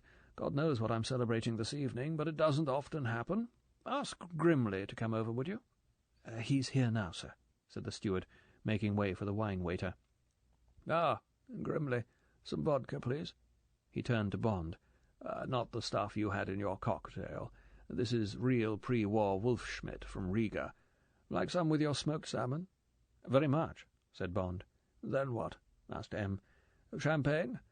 Personally, I'm going to have a half-bottle of claret. The Mouton Rothschild 34, please, Grimley. But don't pay any attention to me, James. I'm an old man. Champagne's no good for me. We've got some good champagnes, haven't we, Grimley? None of that stuff you're always telling me about, I'm afraid, James. Don't often see it in England. Tattinger, wasn't it?" Bond smiled at M's memory. "Yes," he said, "but it's only a fad of mine. As a matter of fact, for various reasons, I believe I would like to drink champagne this evening. Perhaps I could leave it to Grimley." The wine-waiter was pleased. "If I may suggest it, sir, the Dom Pérignon 46. I understand that France only sells it for dollars, sir, so you don't often see it in London. I believe it was a gift from the Regency Club in New York, sir. I have some on ice at the moment. It's the chairman's favourite, and he's told me to have it ready every evening in case he needs it." Bond smiled his agreement. "So be it, Grimley," said M. "The Dom Pérignon. Bring it straight away, would you?" A waitress appeared and put racks of fresh toast on the table, and a silver dish of Jersey butter. As she bent over the table, her black skirt brushed Bond's arm, and he looked up into two pert, sparkling eyes under a soft fringe of hair. The eyes held his for a fraction of a second, and then she whisked away. Bond's eyes followed the white bow at her waist and the starched collar and cuffs of her uniform as she went down the long room. His eyes narrowed. He recalled a pre-war establishment in Paris where the girls were dressed with the same exciting severity, until they turned round and showed their backs. He smiled to himself. The Malta-Richards law had changed all that. M. turned from studying their neighbours behind him. "Why were you so cryptic about drinking champagne?"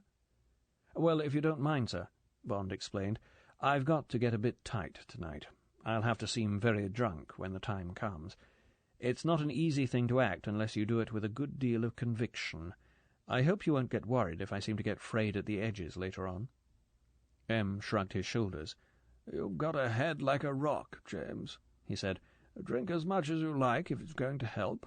Ah, here's the vodka." When M. poured him 3 fingers from the frosted carafe, Bond took a pinch of black pepper and dropped it on the surface of the vodka. The pepper slowly settled to the bottom of the glass, leaving a few grains on the surface, which Bond dabbed up with the tip of a finger. Then he tossed the cold liquor well to the back of his throat and put his glass, with the dregs of the pepper at the bottom, back on the table. M. gave him a glance of rather ironical inquiry. "It's a trick the Russians taught me that time you attached me to the embassy in Moscow," apologized Bond.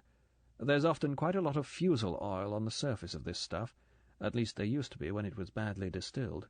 Poisonous. In Russia, where you get a lot of bathtub liquor, it's an understood thing to sprinkle a little pepper in your glass. It takes the fusel oil to the bottom. I got to like the taste, and now it's a habit. But I shouldn't have insulted the club Wolfschmidt," he added with a grin. M. grunted. "So long as you don't put pepper in Basildon's favourite champagne," he said dryly. A harsh bray of laughter came from a table at the far end of the room. M. looked over his shoulder and then turned back to his caviar. "What do you think of this man Drax?" he said through a mouthful of buttered toast. Bond helped himself to another slice of smoked salmon from the silver dish beside him. It had the delicate, glutinous texture only achieved by the Highland curers, very different from the desiccated products of Scandinavia. He rolled a wafer-thin slice of brown bread and butter into a cylinder and contemplated it thoughtfully. "One can't like his manner much. At first I was rather surprised that you tolerate him here." He glanced at M., who shrugged his shoulders. "But that's none of my business, and anyway, clubs would be very dull without a sprinkling of eccentrics. And in any case he's a national hero and a millionaire and obviously an adequate card-player, even when he isn't helping himself to the odds," he added. "But I can see he's the sort of man I always imagined. Full-blooded, ruthless, shrewd, plenty of guts. I'm not surprised he's managed to get where he is. What I don't understand is why he should be quite happy to throw it all away. This cheating of his, it's really beyond belief. What's he trying to prove with it? That he can beat everyone at everything? He seems to put so much passion into his cards, as if it wasn't a game at all, but some sort of trial of strength. You've only got to look at his fingernails, bitten to the quick. And he sweats too much. There's a lot of tension there somewhere. It comes out in those ghastly jokes of his. They're harsh. There's no light touch about them. He seemed to want to squash Basildon like a fly. Hope I shall be able to keep my temper. That manner of his is pretty riling. He even treats his partner as if he was muck. He hasn't quite got under my skin, but I shan't at all mind sticking a very sharp pin into him tonight." He smiled at Em. "If it comes off, that is." "I know what you mean," said Em, "but you may be being a bit hard on the man. After all, it's a big step from the Liverpool docks, or wherever he came from, to where he is now, and he's one of those people who is born with naturally hairy heels. Nothing to do with snobbery. I expect his mates in Liverpool found him just as loud-mouthed as Blades does. As for his cheating, there's probably a crooked streak in him somewhere. I dare say he took plenty of short-cuts on his way up. Somebody said that to become very rich you have to be helped by a combination of remarkable circumstances and an unbroken run of luck. It certainly isn't only the qualities of people that make them rich. At least that's my experience. At the beginning, getting together the first 10,000 or the first 100,000, things have got to go damn right. And in that commodity business after the war, with all the regulations and restrictions, I expect it was often a case of being able to drop £1,000 in the right pocket. Officials, the ones who understood nothing but addition, division, and silence, the useful ones." Em paused while the next course came. With it arrived the champagne in a silver ice bucket, and the small Waterford decanter containing Em's half-bottle of claret. The wine steward waited until they had delivered a favourable judgment on the wines, and then moved away. As he did so, a page came up to their table. "Commander Bond?" he asked. Bond took the envelope that was handed to him and slit it open. He took out a thin paper packet and carefully opened it under the level of the table. It contained a white powder. He took a silver fruit knife off the table and dipped the tip of the blade into the packet so that about half its contents were transferred to the knife.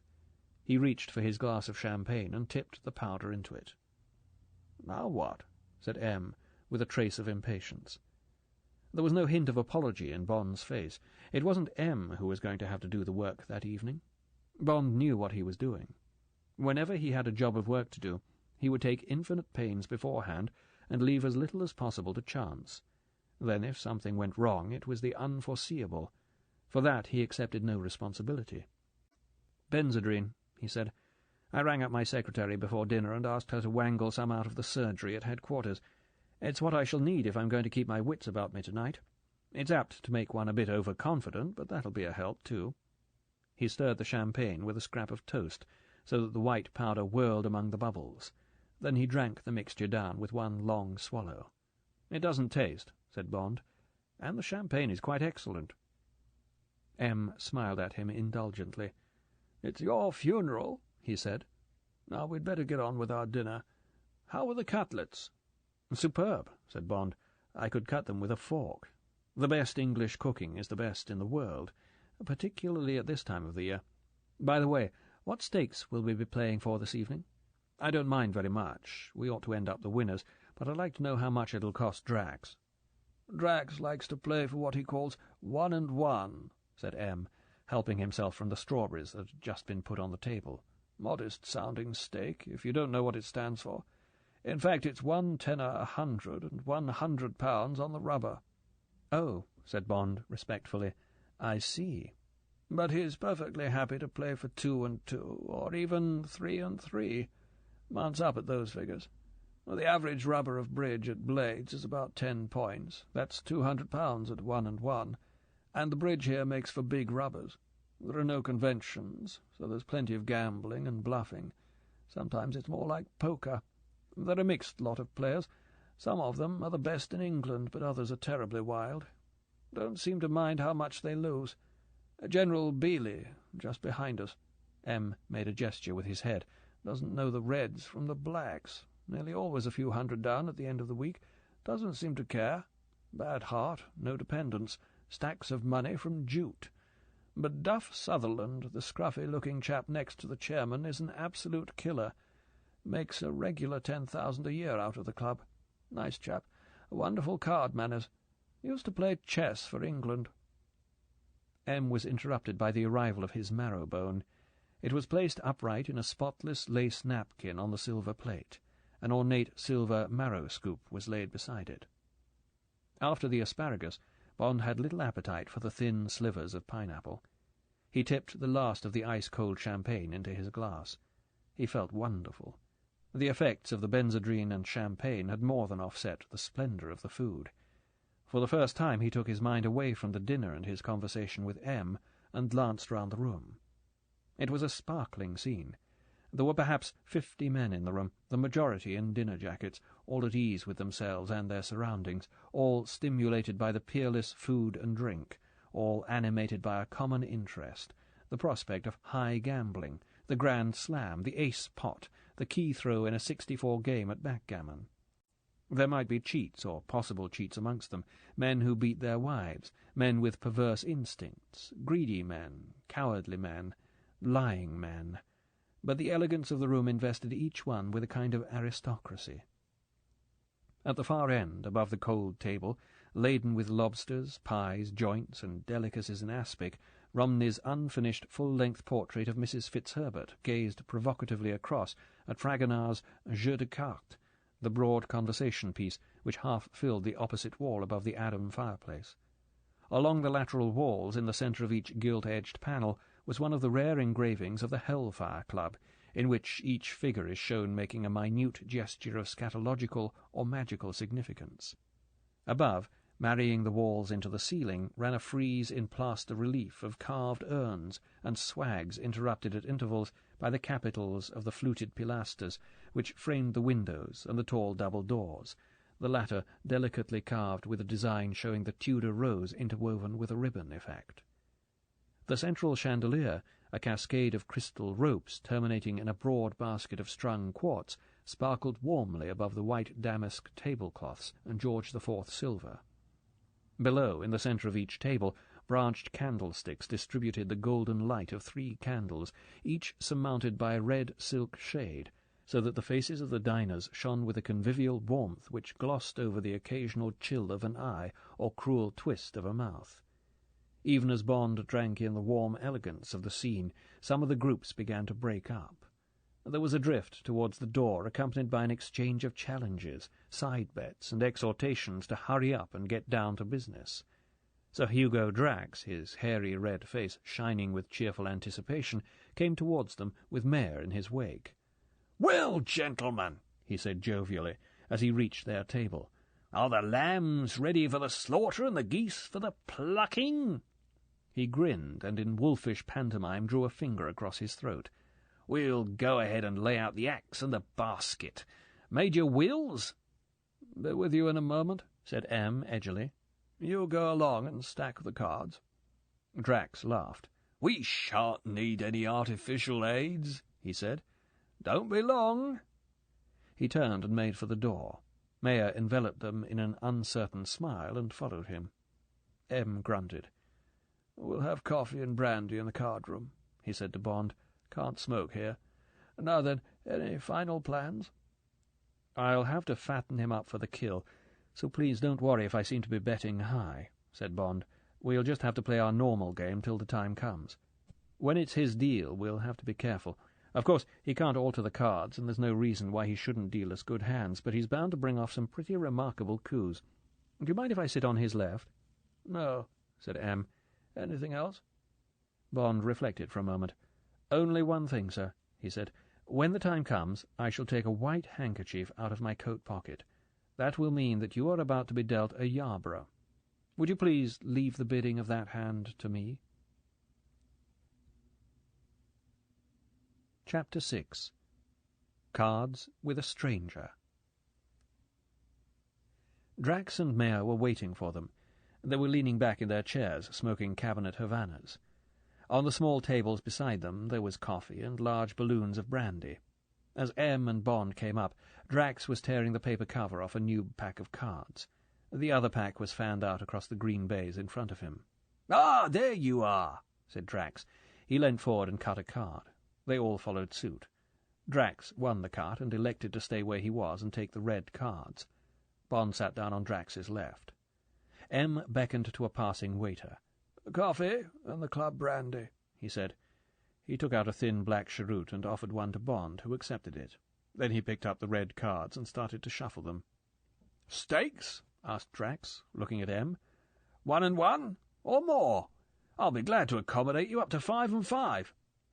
1 and 1 will be enough for me, said M. James? Drax cut in. I suppose your guest knows what he's in for? He asked sharply. Bond answered for M. Yes, he said briefly. He smiled at Drax. And I feel rather generous tonight. What would you like to take off me? Every penny you've got, said Drax cheerfully. How much can you afford? I'll tell you when there's none left, said Bond. He suddenly decided to be ruthless. I'm told that 5 and 5 is your limit. Let's play for that. Almost before the words were out of his mouth, he regretted them. £50 100. £500 side bets. 4 bad rubbers would be double his income for a year. If something went wrong, he'd look pretty stupid. Have to borrow from M. And M wasn't a particularly rich man. Suddenly he saw that this ridiculous game might end in a very nasty mess. He felt the prickle of sweat on his forehead. That damned Benzedrine. And for him of all people to allow himself to be needled by a blustering, loud-mouthed bastard like Drax. And he wasn't even on a job. The whole evening was a bit of social pantomime that meant less than nothing to him. Even M had only been dragged into it by chance. And all of a sudden he'd let himself be swept up into a duel with this multi-millionaire, into a gamble for literally all Bond possessed, for the simple reason that the man had got filthy manners and he'd wanted to teach him a lesson. And supposing the lesson didn't come off, Bond cursed himself for an impulse that earlier in the day would have seemed unthinkable. Champagne and Benzedrine. Never again. Drax was looking at him in sarcastic disbelief. He turned to M, who was still unconcernedly shuffling the cards. "I suppose your guest is good for his commitments," he said, unforgivably.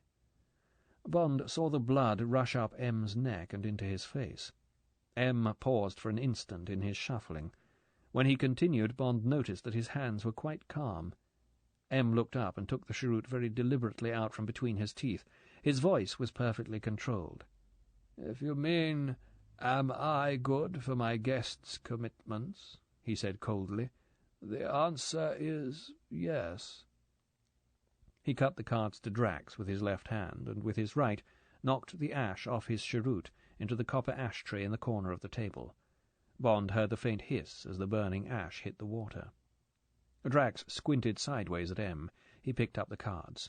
Of course, he said hastily. "I didn't mean—" He left the sentence unfinished and turned to Bond. Right then, he said, looking rather curiously at Bond. 5 and 5 it is. Mayor, he turned to his partner. How much would you like to take? There's 6 and 6 to cut up. 1 and 1's enough for me, Hugger, said Mayor apologetically. Unless you'd like me to take some more? He looked anxiously at his partner. Of course not, said Drax. I like a high game. Never get enough on, generally. Now then. He started to deal. Off we go! And suddenly Bond didn't care about the high stakes. Suddenly all he wanted to do was to give this hairy ape the lesson of his life, give him a shock which would make him remember this evening forever, remember Bond, remember M, remember the last time he would cheat at Blades, remember the time of day, the weather outside, what he had had for dinner. For all its importance, Bond had forgotten the Moonraker. This was a private affair between two men. As he watched the casual downward glance at the cigarette case between the two hands, and felt the cool memory ticking up the card values as they passed over its surface, Bond cleared his mind of all regrets, absolved himself of all blame for what was about to happen, and focused his attention on the game. He settled himself more comfortably into his chair, and rested his hands on the padded leather arms. Then he took the thin cheroot from between his teeth, laid it on the burnished copper surround of the ashtray beside him, and reached for his coffee. It was very black and strong. He emptied the cup and picked up the balloon glass with its fat measure of pale brandy. As he sipped it and then drank again more deeply, he looked over the rim at M. M met his eye and smiled briefly. "Hope you like it," he said.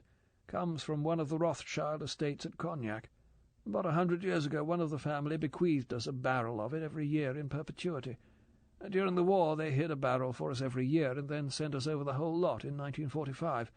Ever since then we've been drinking doubles. And," he gathered up his cards, "now we shall have to concentrate." Bond picked up his hand. It was average. A bare 2.5 quick tricks, the suits evenly distributed. He reached for his cheroot and gave it a final draw, then killed it in the ashtray. 3 clubs, said Drax. No bid from Bond. 4 clubs from Mayer. No bid from M. Thought Bond.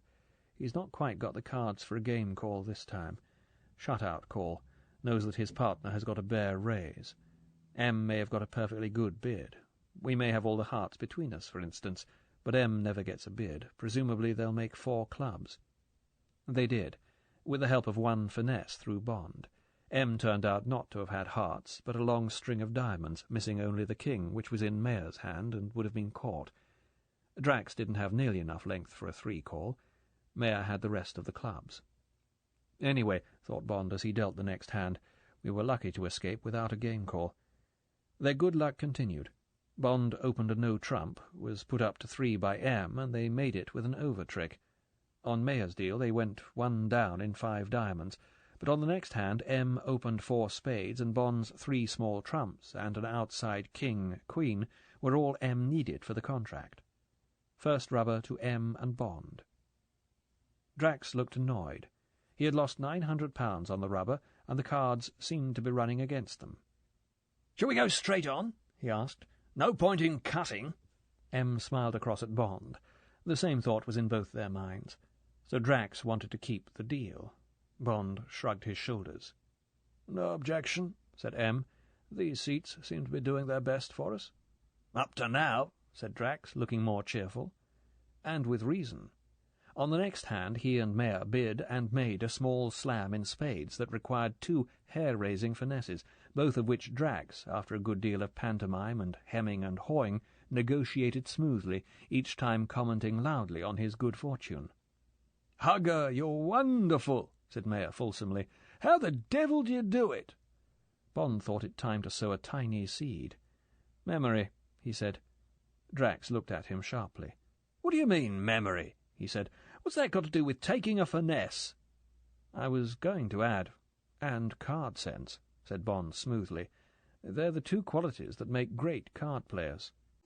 "Oh," said Drax slowly. "Yes, I see." He cut the cards to Bond, and as Bond dealt, he felt the other man's eyes examining him carefully. The game proceeded at an even pace. The cards refused to get hot, and no one seemed inclined to take chances. M doubled Mayer in an incautious 4-spade bid, and got him 2 down vulnerable, but on the next hand Drax went out with a lay-down 3 no-trumps. Bond's win on the first rubber was wiped out, and a bit more besides. "Anyone care for a drink?" asked M as he cut the cards to Drax for the 3rd rubber. "James, a little more champagne? The 2nd bottle always tastes better." "I'd like that very much," said Bond. The waiter came. The others ordered whiskies and sodas. Drax turned to Bond. "This game needs livening up," he said. "100 we win this hand." He had completed the deal, and the cards lay in neat piles in the centre of the table. Bond looked at him. The damaged eye glared at him redly. The other was cold and hard and scornful.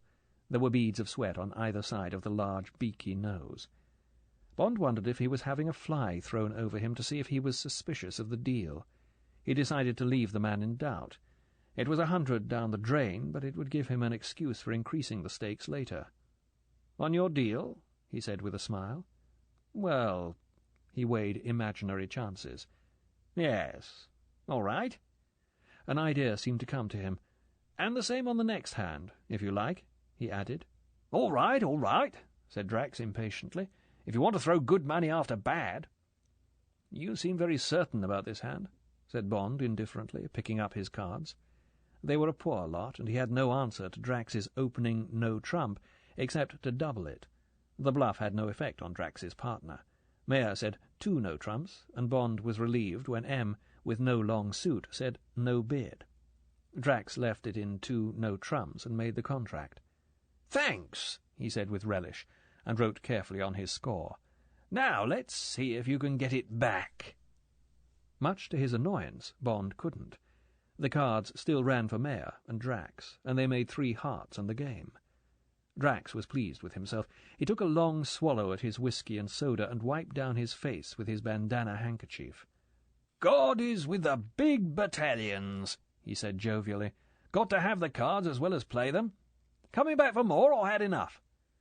Bond's champagne had come and was standing beside him in its silver bucket. There was a glass goblet 3/4 full beside it on the side table. Bond picked it up and drained it, as if to give himself Dutch courage. Then he filled it again. "All right," he said thickly. 100 on the next 2 hands," and promptly lost them both, and the rubber. Bond suddenly realized that he was nearly £1,500 down. He drank another glass of champagne. "Save trouble if we just double the stakes on this rubber," he said rather wildly. "All right with you?" Drax had dealt and was looking at his cards. His lips were wet with anticipation. He looked at Bond, who seemed to be having difficulty lighting his cigarette. "Taken," he said quickly. £100 100 and 1,000 on the rubber." Then he felt he could risk a touch of sportsmanship. Bond could hardly cancel the bet now. "But I seem to have got some good tickets here," he added. "Are you still on?" Of course, said Bond, clumsily picking up his hand. "I made the bet, didn't I?" "All right, then," said Drax with satisfaction. 3 no trumps here." He made 4. Then, to Bond's relief, the cards turned. Bond bid and made a small slam in hearts, and on the next hand M ran out in 3 no trumps.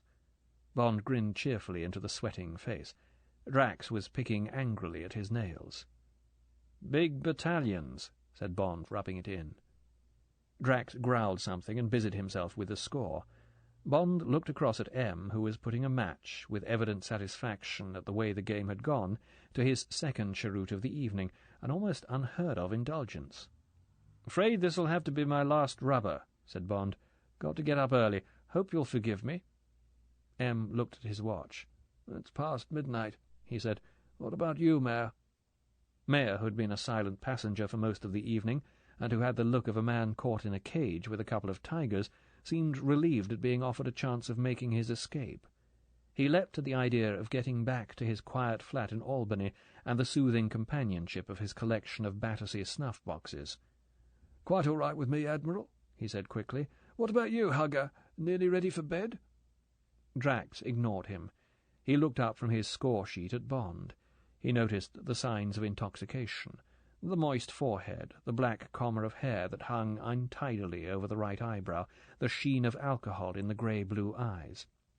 "Pretty miserable balance so far," he said.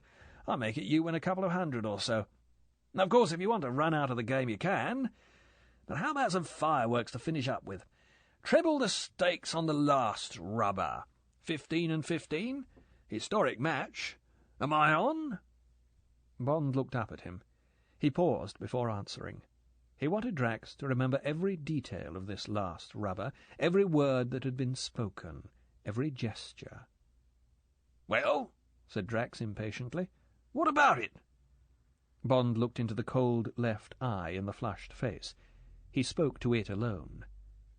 £150 100 and £1,500 on the rubber, he said distinctly. "You're on." Chapter 7.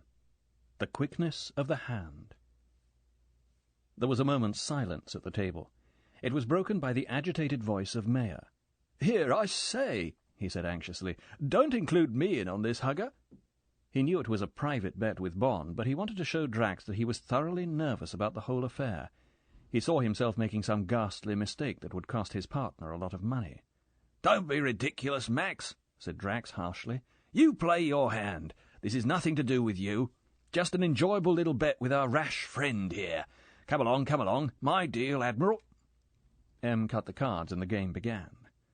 Bond lit a cigarette with hands that had suddenly become quite steady.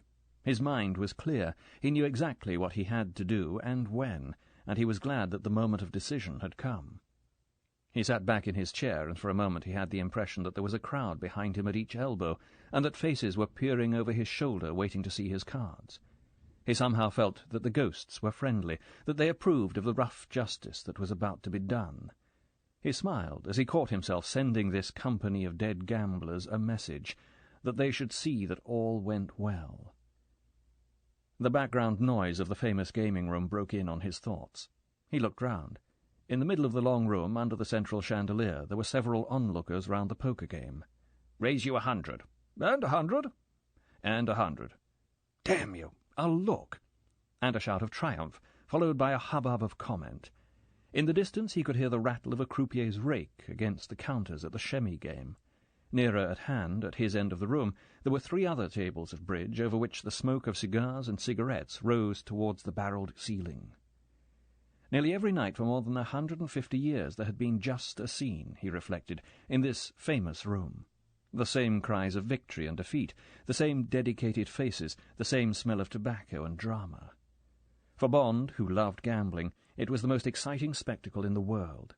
He gave it a last glance to fix it all in his mind, and then he turned back to his table. He picked up his cards, and his eyes glittered. For once, on Drax's deal, he had a cast-iron game hand, 7 spades, with the 4 top honours, the ace of hearts, and the ace, king of diamonds. He looked at Drax. Had he and Mayer got the clubs? Even so, Bond could overbid. Would Drax try and force him too high and risk a double? Bond waited. "No bid," said Drax, unable to keep the bitterness of his private knowledge of Bond's hand out of his voice. "4 spades," said Bond. No bid from Mayer. From M. Reluctantly from Drax.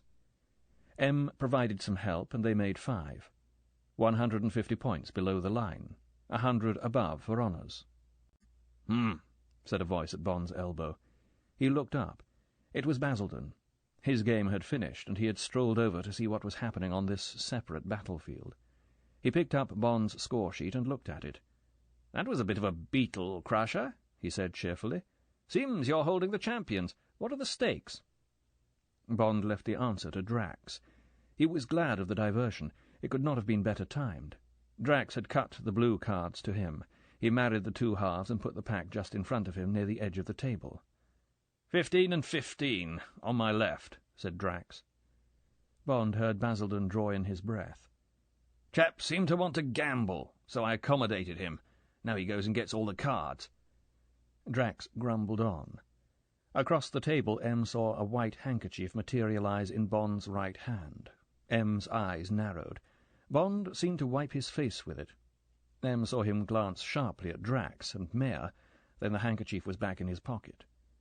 A blue pack was in Bond's hands, and he had started to deal. "That's the hell of a stake," said Basildon. "We once had a £1,000 side bet on a game of bridge, but that was in the rubber boom before the 1418 war. Hope nobody's going to get hurt." He meant it. Very high stakes in a private game generally led to trouble. He walked round and stood between M and Drax. Bond completed the deal. With a touch of anxiety he picked up his cards. He had nothing but 5 clubs to the ace, queen, 10, and 8 small diamonds to the queen. It was all right. The trap was set. He almost felt Drax stiffen as the big man thumbed through his cards, and then, unbelieving, thumbed them through again. Bond knew that Drax had an incredibly good hand.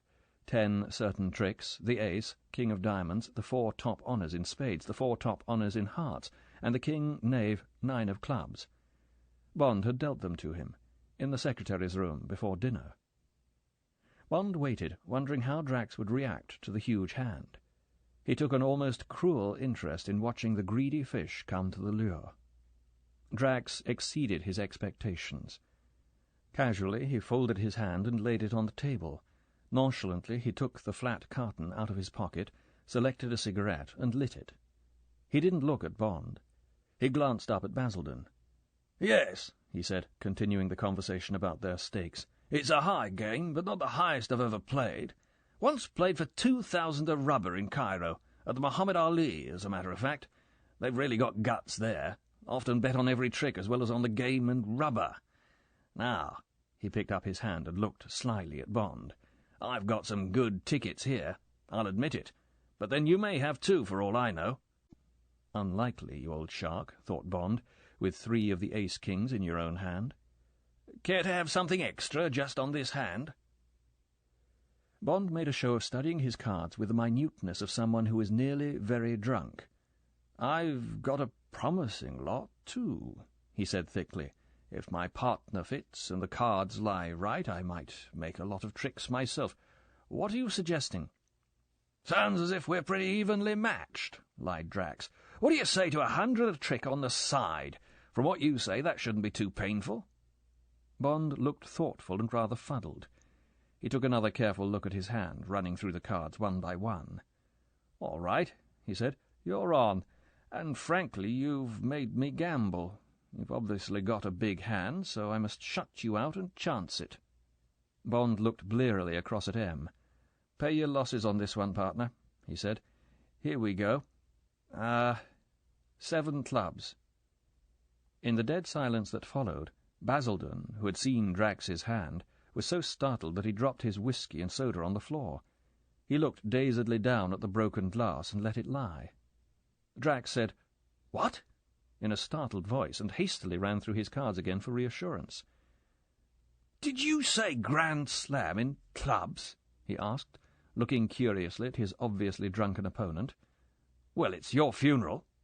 What do you say, Max?" "No bid," said Mayer, feeling in the air the electricity of just that crisis he had hoped to avoid. Why the hell hadn't he gone home before this last rubber? He groaned inwardly. "No bid," said M, apparently unperturbed. "Double!" The word came viciously out of Drax's mouth. He put down his hand and looked cruelly, scornfully at this tipsy oaf who had at last, inexplicably, fallen into his hands. "That means you double the side bets too?" asked Bond. "Yes," said Drax greedily. "Yes, that's what I meant." "All right," said Bond. He paused. He looked at Drax and knotted his hand. "Redouble. The contract and the side bets. £400 a trick on the side." It was at that moment that the first hint of a dreadful, incredible doubt entered Drax's mind. But again he looked at his hand, and again he was reassured. At the very worst, he couldn't fail to make 2 tricks.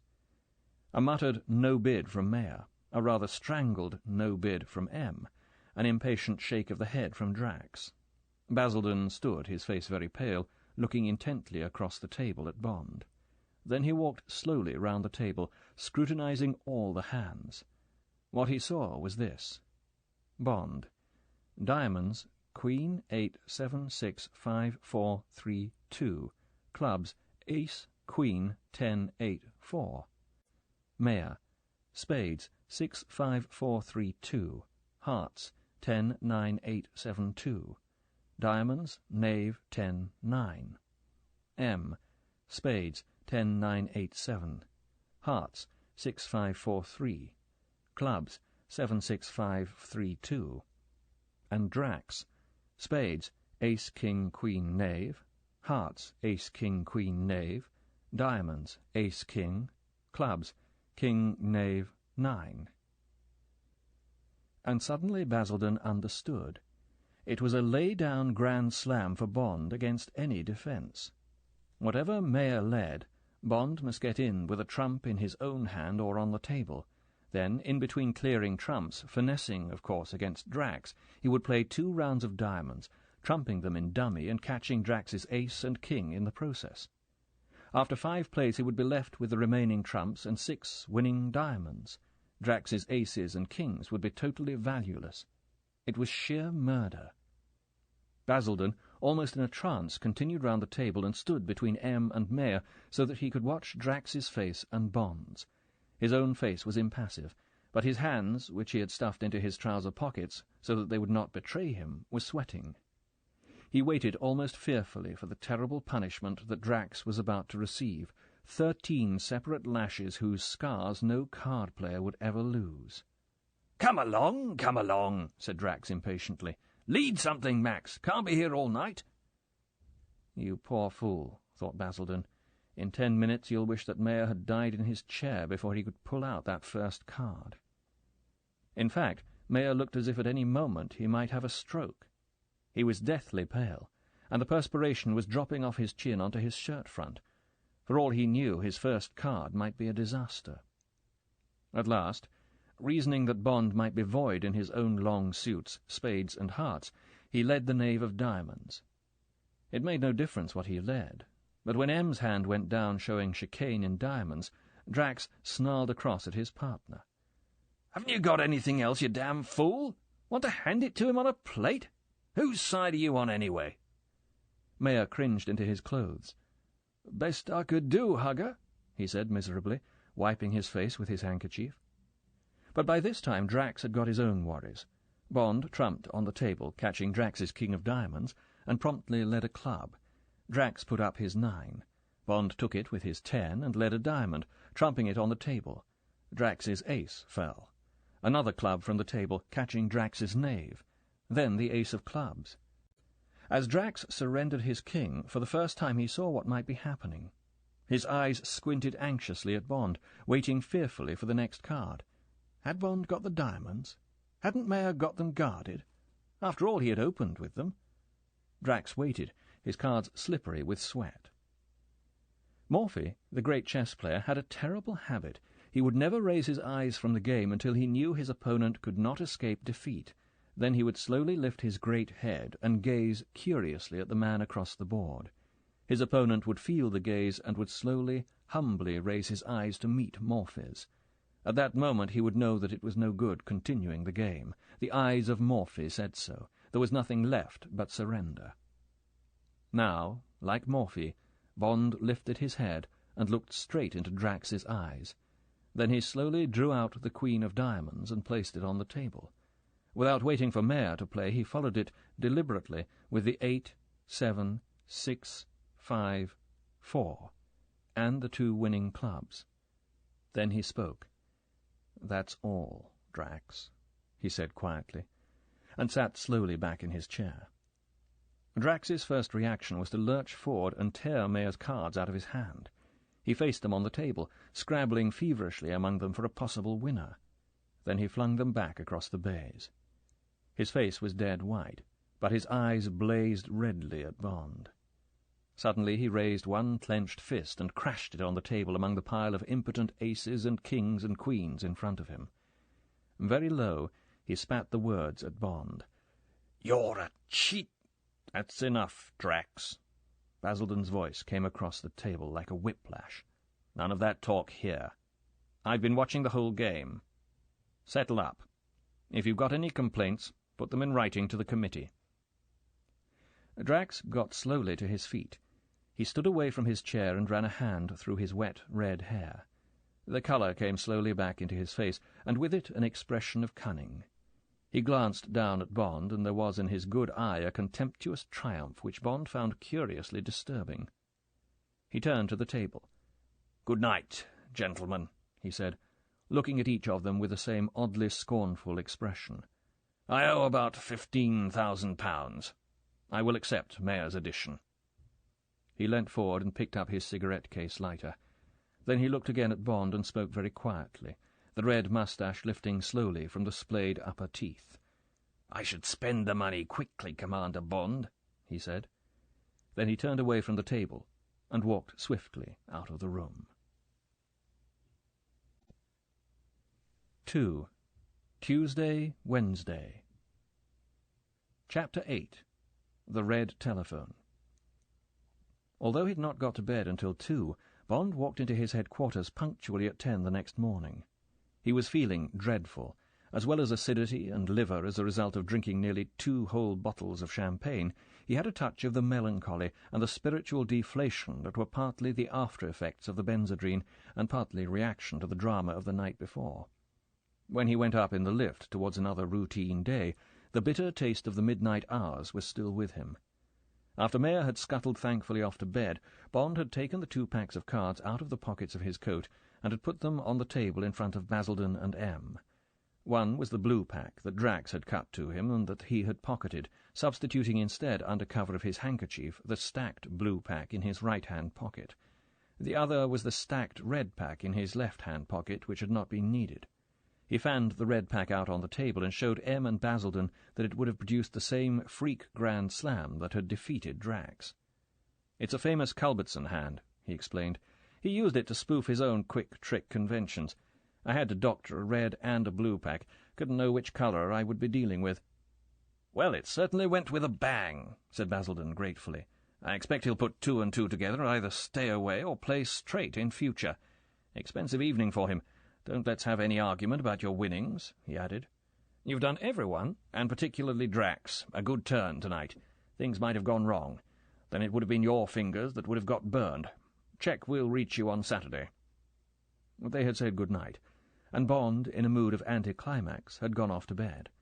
He had taken a mild sleeping pill to try and clear his mind of the bizarre events of the evening and prepare himself for the morning and the office. Before he slept, he reflected, as he had often reflected in other moments of triumph at the card-table, that the gain to the winner is, in some odd way, always less than the loss to the loser. When he closed the door behind him, Louisa Ponsonby looked curiously at the dark shadow under his eyes. He noticed the glance, as she had intended. He grinned. "Partly work and partly play," he explained. "In strictly masculine company," he added. "And thanks very much for the Benzedrine. It really was badly needed. I hope I didn't interfere with your evening." "Of course not," she said, thinking of the dinner and the library book she had abandoned when Bond telephoned. She looked down at her shorthand pad. "The Chief of Staff telephoned half an hour ago. He said that M would be wanting you today. He couldn't say when. I told him that you've got unarmed combat at 3, and he said to cancel it. That's all, except the dockets left over from yesterday." "Thank heavens," said Bond. "I couldn't have stood being thrown about by that damn commando chap today. Any news of 008? "Yes," she said. "They say he's all right. He's been moved to the military hospital at Warnerheide. Apparently it's only shock." Bond knew what shock might mean in his profession. "Good," he said without conviction.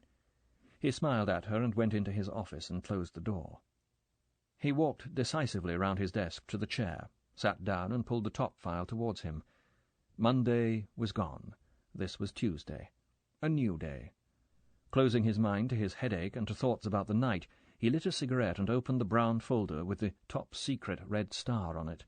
It was a memorandum from the Office of the Chief Preventive Officer of the United States Customs Branch, and it was headed, "The Inspectoscope." He focused his eyes. "The inspectoscope," he read, "is an instrument using fluoroscopic principles for the detection of contraband. It is manufactured by the Secular Inspectoscope Company of San Francisco and is widely used in American prisons for the secret detection of metal objects concealed in the clothing or on the person of criminals and prison visitors. It is also used in the detection of IDB, illicit diamond buying, and diamond smuggling in the diamond fields of Africa and Brazil. The instrument costs $7,000, is approximately 8 feet long by 7 feet high, and weighs nearly 3 tons. It requires 2 trained operators. Experiments have been made with this instrument in the customs hall of the International Airport at Idlewild, with the following results." Bond skipped 2 pages containing details of a number of petty smuggling cases, and studied the summary of conclusions, from which he deduced, with some irritation, that he would have to think of some place other than his armpit for carrying his .25 Beretta the next time he travelled abroad. He made a mental note to discuss the problem with the Technical Devices section. He ticked and initialed the distribution slip, and automatically reached for the next folder entitled Philipon, a Japanese murder drug. Philipon. His mind was trying to wander, and he dragged it sharply back to the typewritten pages. "Philipon is the chief factor in the increase in crime in Japan. According to the Welfare Ministry, there are now 1,500,000 addicts in the country, of whom 1 million are under the age of 20, and the Tokyo Metropolitan Police attribute 70% of juvenile crime to the influences of the drug. Addiction, as in the case of marijuana in the United States, begins with 1 shot. The effect is stimulating, and the drug is habit-forming. It is also cheap, about 10 yen, 6 pence, a shot, and the addict rapidly increases his shots to the neighbourhood of 100 a day. In these quantities the addiction becomes expensive, and the victim automatically turns to crime to pay for the drug. That the crime often includes physical assault and murder is due to a peculiar property of the drug. It induces an acute persecution complex in the addict, who becomes prey to the illusion that people want to kill him, and that he is always being followed with harmful intent. He will turn with his feet and fist or with a razor on a stranger in the street who he thinks has scrutinized him offensively. Less advanced addicts tend to avoid an old friend who has reached the 100 shots a day dosage, and this, of course, merely increases his feeling of persecution. In this way, murder becomes an act of self-defense, virtuous and justified, and it will readily be seen what a dangerous weapon it can become in the handling and direction of organized crime by a mastermind.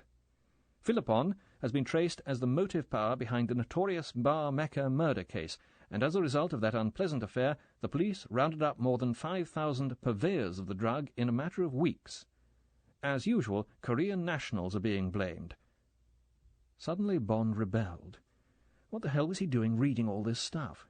When would he conceivably require to know about a Japanese murder drug called Philippon? Inattentively, he skimmed through the remaining pages, ticked himself off the distribution slip, and threw the docket into his out tray. His headache was still sitting over his right eye as if it had been nailed there. He opened one of the drawers of his desk and took out a bottle of Fensic. He considered asking his secretary for a glass of water, but he disliked being cosseted. With distaste he crunched 2 tablets between his teeth and swallowed down the harsh powder. Then he lit a cigarette and got up and stood by the window. He looked across the green panorama far below him and, without seeing it, let his eyes wander aimlessly along the jagged horizon of London, while his mind focused on the strange events of the night before. And the more he thought about it, the stranger it all seemed. Why should Drax, a millionaire, a public hero, a man with a unique position in the country, why should this remarkable man cheat at cards? What could he achieve by it? What could he prove to himself? Did he think that he was so much a law unto himself, so far above the common herd and their puny canons of behaviour that he could spit in the face of public opinion? Bond's mind paused. Spit in their faces. That just about described his manner at Blades. The combination of superiority and scorn. As if he was dealing with human muck so far beneath contempt that there was no need to put up even a pretence of decent behaviour in its company. Presumably Drax enjoyed gambling. Perhaps it eased the tensions in him, the tensions that showed in his harsh voice, his nail-biting, the constant sweating. But he mustn't lose. It would be contemptible to lose to these inferior people. So at whatever risk he must cheat his way to victory. As for the possibility of detection, presumably he thought that he could bluster his way out of any corner. If he thought about it at all. And people with obsessions, reflected Bond, were blind to danger. They even courted it in a perverse way. Kleptomaniacs would try to steal more and more difficult objects. Sex maniacs would parade their importunities as if they were longing to be arrested. Pyromaniacs often made no attempt to avoid being linked with their fire-raising. But what obsession was it that was consuming this man? What was the origin of the compulsive urge that was driving him down the steep hill into the sea? All the signs pointed to paranoia, delusions of grandeur, and, behind that, of persecution. The contempt in his face, the bullying voice, the expression of secret triumph with which he had met defeat after a moment of bitter collapse, the triumph of the maniac who knows that whatever the facts may say, he is right. Whoever may try to thwart him he can overcome. For him there is no defeat because of his secret power. He knows how to make gold. He can fly like a bird. He is almighty, the man in the padded cell who is God. Yes, thought Bond, gazing blindly out over Regent's Park, that is the solution. Sir Hugo Drax is a raving paranoiac. That is the power which has driven him on, by devious routes, to make his millions. That is the mainspring of the gift to England of this giant rocket that will annihilate our enemies, thanks to the all-powerful Drax. But who can tell how near to breaking point this man is?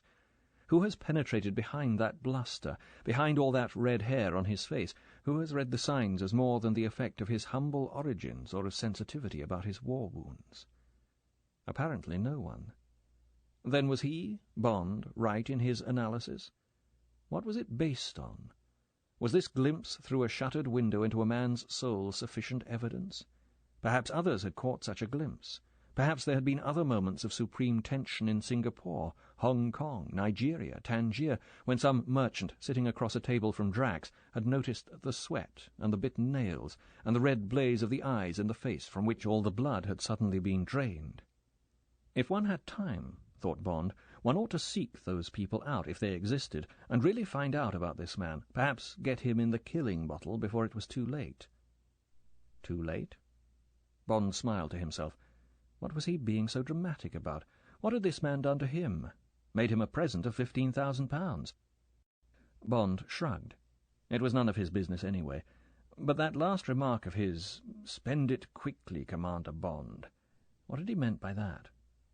It must be those words, Bond reflected, that had stayed in the back of his mind, and made him ponder so carefully over the problem of Drax. Bond turned brusquely away from the window. To hell with it, he thought. I'm getting obsessed myself. Now then, £15,000. A miraculous windfall. All right then, he would spend it quickly. He sat down at his desk and picked up a pencil. He thought for a moment and then wrote carefully on a memorandum pad headed Top Secret. 1. Rolls-Bentley convertible, say £5,000. 2. 3 diamond clips at £250 each, £750. He paused. That still left nearly £10,000. Some clothes, paint the flat, a set of the new Henry cotton irons, a few dozen of the Tattinger champagne. But those could wait. He would go that afternoon and buy the clips and talk to Bentleys, put all the rest into gold shares, make a fortune, retire. In angry protest, the red telephone splintered the silence. "Can you come up? M wants you." It was the Chief of Staff speaking urgently. "Coming," said Bond, suddenly alert. "Any clue?" "Search me," said the Chief of Staff. "Hasn't touched his signals yet. Been over at the Yard and the Ministry of Supply all the morning." He rang off. Chapter 9. Take It From Here. A few minutes later, Bond was walking through the familiar door, and the green light had gone on over the entrance. M looked sharply at him. "You look pretty dreadful, 007, he said. "Sit down." It's business, thought Bond, his pulse quickening. No Christian names today. He sat down. M was studying some pencilled notes on a scratch pad. He looked up. His eyes were no longer interested in Bond. "Trouble down at Drax's plant last night," he said. "Double killing. Police tried to get hold of Drax. Didn't think of Blades, apparently. Caught up with him when he got back to the Ritz about 1:30 this morning. 2 men from the Moonraker got shot in a public house near the plant. Both dead. Drax told the police he couldn't care less, and then hung up. Typical of the man. He's down there now, taking the thing a bit more seriously, I gather." "Curious coincidence," said Bond thoughtfully. "But where do we come in, sir? Isn't it a police job?" "Partly," said M. "But it happens that we're responsible for a lot of the key personnel down there. Germans," he added. "I'd better explain." He looked down at his pad. "It's an RAF establishment, and the cover plan is that it's part of the big radar network along the East Coast. The RAF are responsible for guarding the perimeter, and the Ministry of Supply only has authority at the centre where the work is going on. It's on the edge of the cliffs between Dover and Deal. The whole area covers about 1,000 acres, but the site itself is about 200. On the site there are only Drax and 52 others left. All the construction team have gone." "Pack of cards and a joker," reflected Bond. 50 of these are Germans," continued M. "More or less all the guided missile experts the Russians didn't get. Drax paid for them to come over here and work on the Moonraker. Nobody was very happy with the arrangement, but there was no alternative.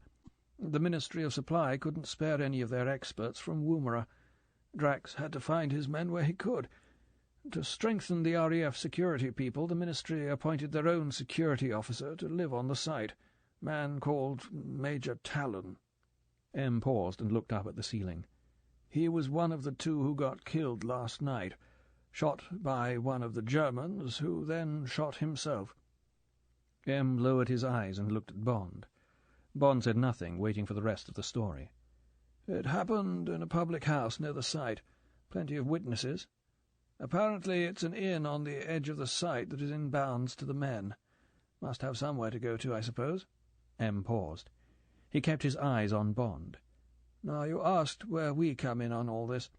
We come in because we cleared this particular German and all the others before they were allowed to come over here. We've got the dossiers of all of them. So when this happened, the first thing RAF Security and Scotland Yard wanted was the dossier of the dead man. They got on to the duty officer last night, and he dug the papers out of records and sent them over to the Yard. Routine job. He noted it in the log. When I got here this morning and saw this entry in the log, I suddenly got interested." M spoke quietly. "After spending the evening with Drax, it was, as you remarked, a curious coincidence." "Very curious, sir," said Bond, still waiting. "And there's one more thing," concluded M, "and this is the real reason why I've let myself get involved instead of keeping clear of the whole business. This has got to take priority over everything." M's voice was very quiet. "They're going to fire the Moonraker on Friday. Less than 4 days' time. Practice shoot." M paused and reached for his pipe and busied himself lighting it. Bond said nothing. He still couldn't see what all this had to do with the Secret Service, whose jurisdiction runs only outside the United Kingdom. It seemed a job for the Special Branch of Scotland Yard, or conceivably for MI5. He waited. He looked at his watch. It was noon. M got his pipe going and continued. "But quite apart from that," said M, "I got interested because last night I got interested in Drax." "So did I, sir," said Bond. "So when I read the log," said M, ignoring Bond's comment, "I telephoned Valance at the Yard and asked him what it was all about. He was rather worried and asked me to come over. I said I didn't want to tread on Five's corns, but he said he had already spoken to them. They maintained it was a matter between my department and the police, since it was we who had cleared the German who did the killing. So I went along." M paused and looked down at his notes. "The place is on the coast, about 3 miles north of Dover," he said. "There's this inn nearby on the main coast road, the World Without Want, and the men from the site go there in the evening. Last night, about 7:30, the security man from the ministry, this man Talon, went along there and was having a whisky and soda and chatting away with some of the Germans, when the murderer, if you like to call him that, came in and walked straight up to Talon. He pulled a Luger, no serial numbers, by the way, out of his shirt and said—" M looked up. "I love Gala Brand. You shall not have her." Then he shot Talon through the heart and put the smoking gun in his own mouth and pulled the trigger." "What a ghastly business," said Bond. He could see every detail of the shambles in the crowded tap-room of a typical English public house. "Who's the girl?" "That's another complication," said M. "She's an agent of the Special Branch, bilingual in German, one of Valance's best girls. She and Talon were the only 2 non-Germans Drax had with him on the site. Valance is a suspicious chap, has to be. This Moonraker plan is obviously the most important thing happening in England. Without telling anyone and acting more or less on instinct, he planted this Brand girl on Drax and somehow fixed for her to be taken on as his private secretary. Been on the site since the beginning. She's had absolutely nothing to report. Says that Drax is an excellent chief, except for his manners, and drives his men like hell. Apparently he started by making passes at her, even after she'd spun the usual yarn about being engaged. But after she'd shown she could defend herself, which of course she can, he gave up, and she says they're perfectly good friends. Naturally she knew Talon, but he was old enough to be her father, besides being happily married with 4 children. And she told Valance's man who got a word with her this morning that he's taken her to the cinema, in a paternal sort of way, twice in 18 months. As for the killer, a man called Egon Barch, he was an electronics expert whom she barely knew by sight." "What do his friends say about all this?" asked Bond. "The man who shared his room with him backs up Barch, says he was madly in love with the Brand woman and put his whole lack of success down to the Englishman. He says Barch has been getting very moody and reserved lately, and that he wasn't a bit surprised to hear of the shooting." "Sounds pretty corroborative," said Bond. "Somehow one can see the picture. One of those highly strung, nervous chaps with the usual German chip on the shoulder. What does Valance think?" "He's not sure," said M. "He's mainly concerned with protecting his girl from the press and seeing that her cover doesn't get blown. All the papers are onto it, of course. It'll be in the midday editions. And they're all howling for a picture of the girl. Valance is having one cooked up and got down to her that'll look more or less like any girl, but just sufficiently like her. She'll send it out this evening. Fortunately, the reporters can't get near the place. She's refusing to talk, and Valance is praying that some friend or relation won't blow the gaff. They're holding the inquest today, and Valence is hoping that the case will be officially closed by this evening and that the papers will have to let it die for lack of material." "What about this practice shoot?" asked Bond. "They're sticking to the schedule," said M. "Noon on Friday. They're using a dummy warhead and firing her vertically with only 3/4 tanks. They're clearing about 100 square miles of the North Sea from about latitude 52 up. That's north of a line joining the Hague and the Wash. Full details are going to be given out by the PM on Thursday night." M stopped talking. He swiveled his chair round so that he could look out of the window. Bond heard a distant clock chime the 4 quarters. 1 o'clock. Was he going to miss his lunch again? If M would stop ferreting about in the business of other departments, he could have a quick lunch and get round to Bentley's. Bond shifted slightly in his chair. M turned back and faced him again across the desk. "The people who are most worried about all this," he said, "are the Ministry of Supply. Talon was one of their best men. His reports had been completely negative all along. Then he suddenly rang up the Assistant Under-Secretary yesterday afternoon and said he thought something fishy was going on at the site, and he asked to see the Minister personally at 10 o'clock this morning. Wouldn't say anything more on the telephone. And a few hours later he gets shot. Another funny coincidence, wasn't it?" "Very funny," said Bond. "But why don't they close down the site and have a wholesale inquiry? After all, this thing's too big to take a chance on." "The Cabinet met early this morning," said M., "and the Prime Minister asked the obvious question. What evidence was there of any attempt, or even of any intention, to sabotage the Moonraker? The answer was none. There were only fears which had been brought to the surface in the last 24 hours by Talon's vague message and the double murder. Everyone agreed that unless there was a grain of evidence, which so far hasn't turned up, both these incidents could be put down to the terrific nervous tension on the site."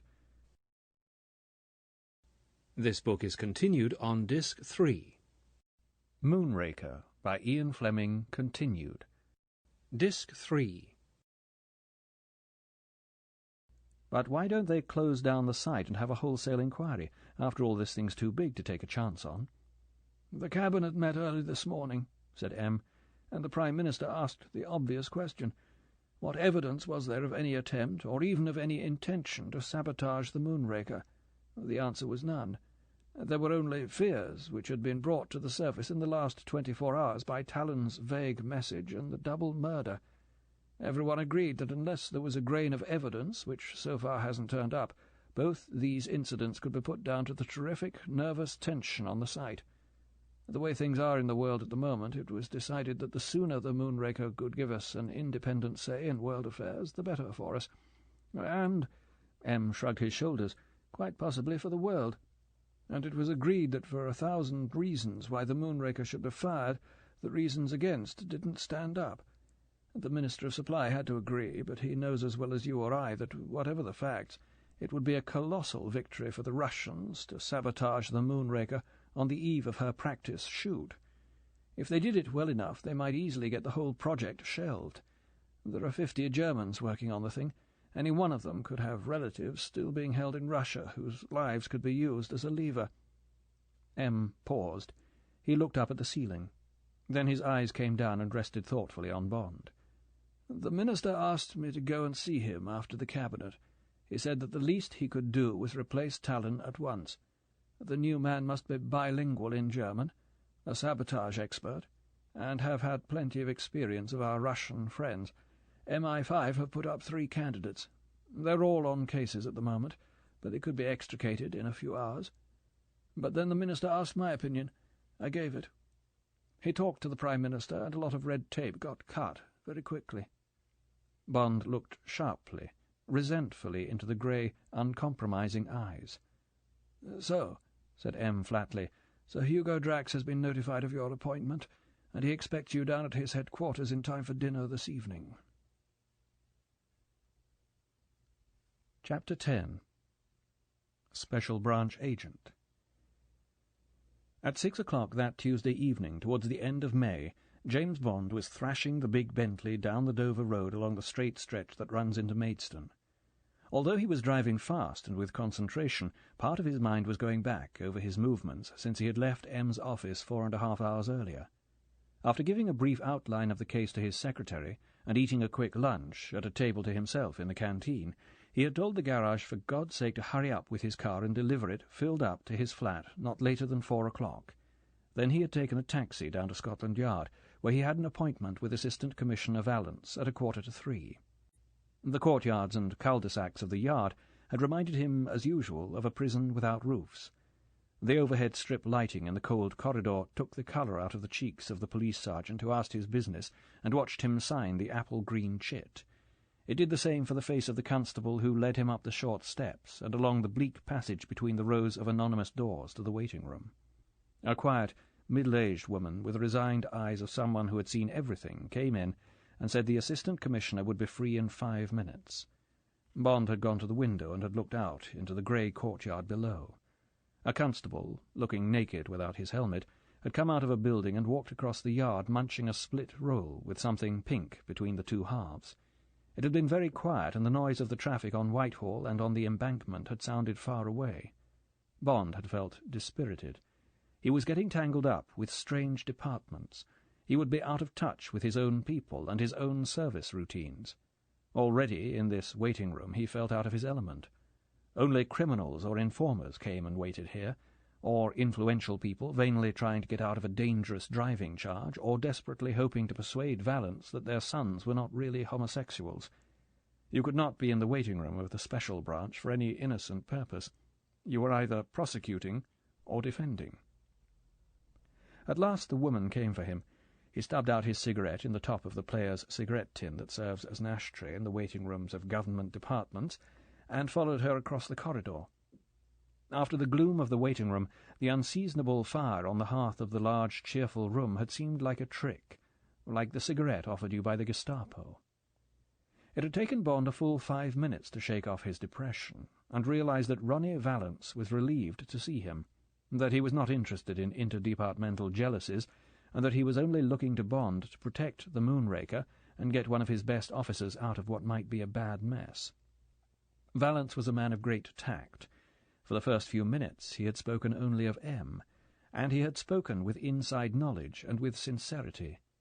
Without even mentioning the case, he had gained Bond's friendship and cooperation. As Bond swung the Bentley through the crowded streets of Maidstone, he reflected that Vallance's gift had come from 20 years of avoiding the corns of MI5, of working in with the uniformed branch of the police, and of handling ignorant politicians and affronted foreign diplomats. When Bond had left him after a quarter of an hour's hard talking, each man knew that he had acquired an ally. Vallance had sized up Bond and knew that Gala Brand would get all Bond's help and whatever protection she needed. He also respected Bond's professional approach to the assignment and his absence of departmental rivalry with the Special Branch. As for Bond, he was full of admiration for what he had learned about Vallance's agent, and he felt that he was no longer naked, and that he had Vallance and the whole of Vallance's department behind him. Bond had left Scotland Yard with a feeling that he had achieved Clausewitz's first principle. He had made his base secure. His visit to the Ministry of Supply had added nothing to his knowledge of the case. He had studied Talon's record and his reports. The former were quite straightforward, a lifetime in Army intelligence and field security, and the latter painted a picture of a very lively and well-managed technical establishment, 1 or 2 cases of drunkenness, 1 of petty theft, several personal vendettas leading to fights and mild bloodshed, but otherwise a loyal and hard-working team of men. Then he had had an inadequate half-hour in the operations room of the Ministry with Professor Train, a fat, scruffy, undistinguished-looking man who had been runner-up for the physics division of the Nobel Prize the year before, and who was one of the greatest experts on guided missiles in the world. Professor Train had walked up to a row of huge wall maps and had pulled down the cord of one of them. Bond was faced with a 10-foot horizontal scale diagram of something that looked like a V2 with big fins. "Now," said Professor Train, "you know nothing about rockets, so I'm going to put this in simple terms and not fill you up with a lot of stuff about nozzle expansion ratios, exhaust velocity, and the Keplerian ellipse. The Moonraker, as Drax chooses to call it, is a single-stage rocket. It uses up all its fuel, shooting itself into the air, and then it homes onto the objective. The V2's trajectory was more like a shell fired from a gun, At the top of its 200-mile flight it had climbed to about 70 miles.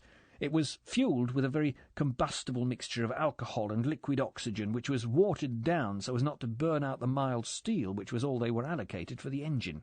There are far more powerful fuels available, but until now we hadn't been able to achieve very much with them for the same reason. Their combustion temperature is so high that they would burn out the toughest engine.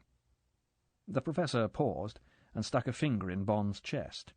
All you, my dear sir, have to remember about this rocket is that, thanks to Drax's Columbite, which has a melting point of about 3,500 degrees centigrade, compared with 1,300 in the V2 engines, we can use one of the super fuels without burning out the engine. In fact, he looked at Bond as if Bond should be impressed, we are using fluorine and hydrogen. Oh, really? Said Bond reverently. The Professor looked at him sharply. So, we hope to achieve a speed in the neighbourhood of 15,000 miles an hour and a vertical range of about 1,000 miles. This should produce an operational range of about 4,000 miles, bringing every European capital within reach of England. Very useful, he added dryly, in certain circumstances, but for the scientists chiefly desirable as a step towards escape from the Earth. Any questions? How does it work? Asked Bond dutifully. The Professor gestured brusquely towards the diagram. Let's start from the nose, he said. First comes the warhead. For the practice shoot this will contain upper atmosphere instruments, radar and such like. Then the gyro compasses to make it fly straight, pitch and yaw gyro, and roll gyro. Then various minor instruments, servo motors, power supply, and then the big fuel tanks, 30,000 pounds of the stuff. At the stern you get 2 small tanks to drive the turbine. 400 pounds of hydrogen peroxide mixes with 40 pounds of potassium permanganate and makes steam, which drives the turbines underneath them. These drive a set of centrifugal pumps which force the main fuel into the rocket motor under terrific pressure. Do you follow me? He cocked a dubious eyebrow at Bond. Sounds much the same principle as a jet plane, said Bond. The Professor seemed pleased. More or less, he said, but the rocket carries all its fuel inside it, instead of sucking in oxygen from outside like the comet. Well then, he continued, the fuel gets ignited in the motor and squirts out at the end in a continuous blast, rather like a continuous recoil from a gun. And this blast forces the rocket into the air like any other firework. Of course, it's at the stern that the Columbite comes in. It's allowed us to make a motor that won't be melted by the fantastic heat.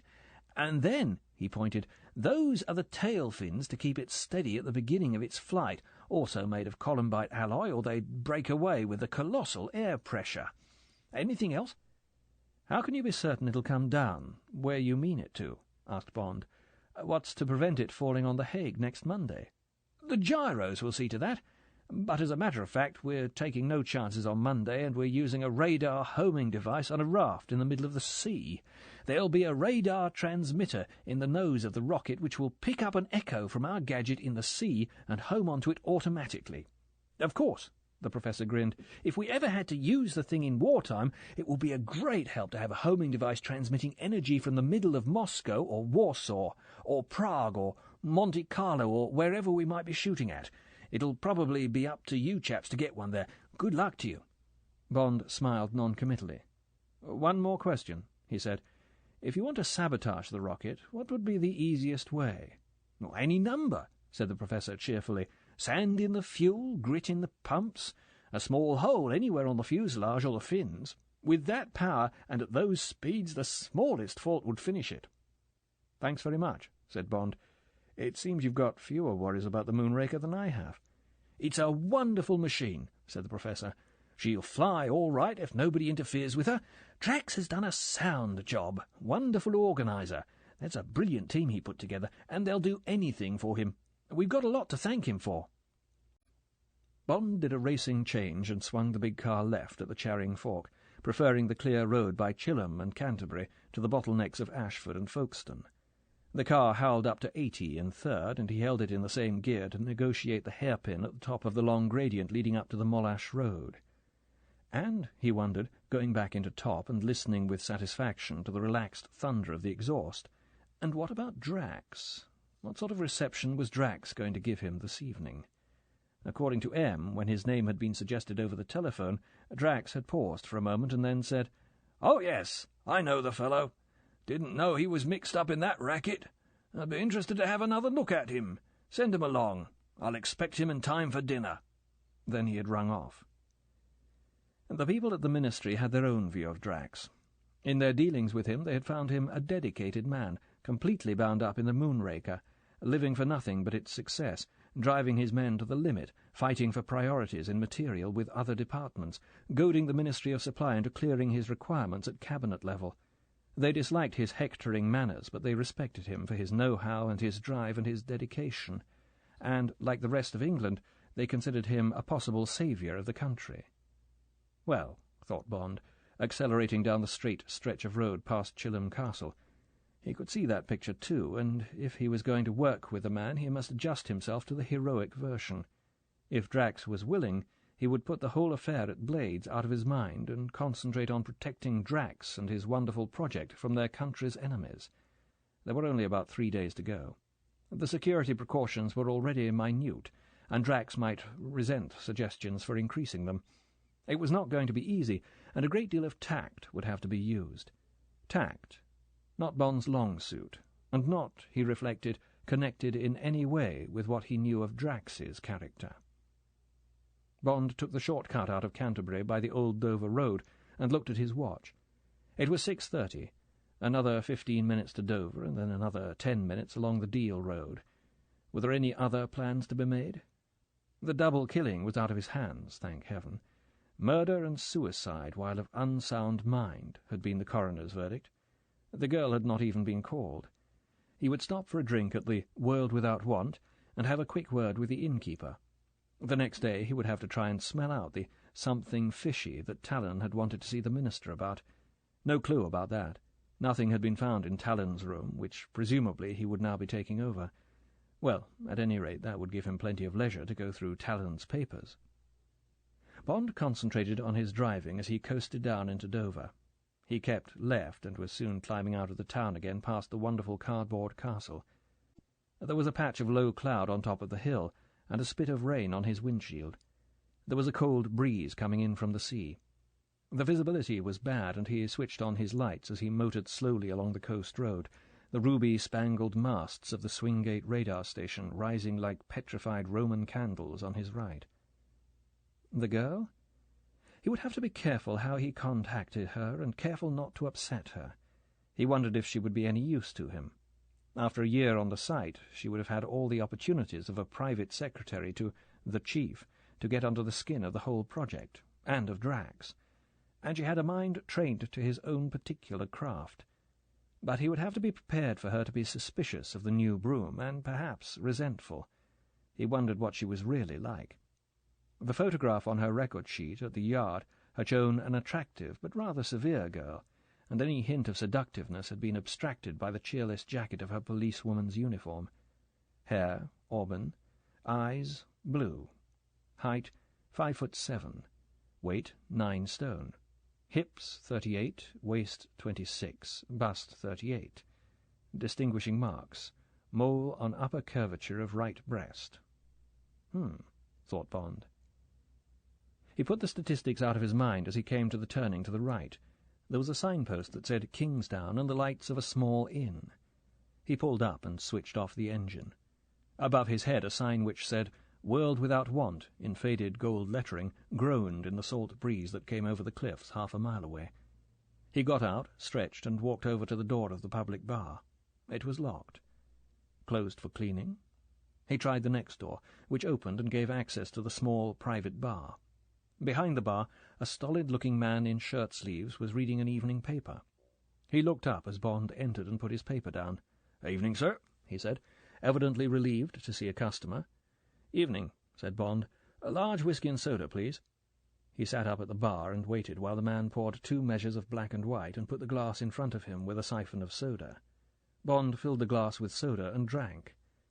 "Bad business you had here last night," he said, putting the glass down. "Terrible, sir," said the man, "and bad for trade. Would you be from the press, sir? Had nothing but reporters and policemen in and out of the house all day long." "No," said Bond. "I've come to take over the job of the fellow who got shot, Major Talon. Was he one of your regular customers?" "Never came here but the once, sir, and that was the end of him. Now I've been put out of bounds for a week, and the public has got to be painted from top to bottom. But I will say that Sir Hugo has been very decent about it. Sent me 50 quid this afternoon to pay for the damage. He must be a fine gentleman, that. Made himself well liked in these parts, always very generous, and a cheery word for one and all." "Yes, fine man," said Bond. "Did you see it all happen?" "Didn't see the first shot, sir, serving a pint at the time. Then, of course, I looked up, dropped the ruddy pint on the floor." "What happened then?" "Well, everybody's standing back, of course. Nothing but Germans in the place, about a dozen of them. There's the body on the floor and the chap with the gun looking down at him. Then suddenly he stands to attention and sticks his left arm up in the air. 'I'll!' he shouts like the silly bastards used to do during the war. Then he puts the end of the gun in his mouth. Next thing," the man made a grimace, "he's all over my ruddy ceiling." "That was all he said after the shot?" asked Bond. "Just Heil?" "That's all, sir. Don't seem to be able to forget the bloody word, do they?"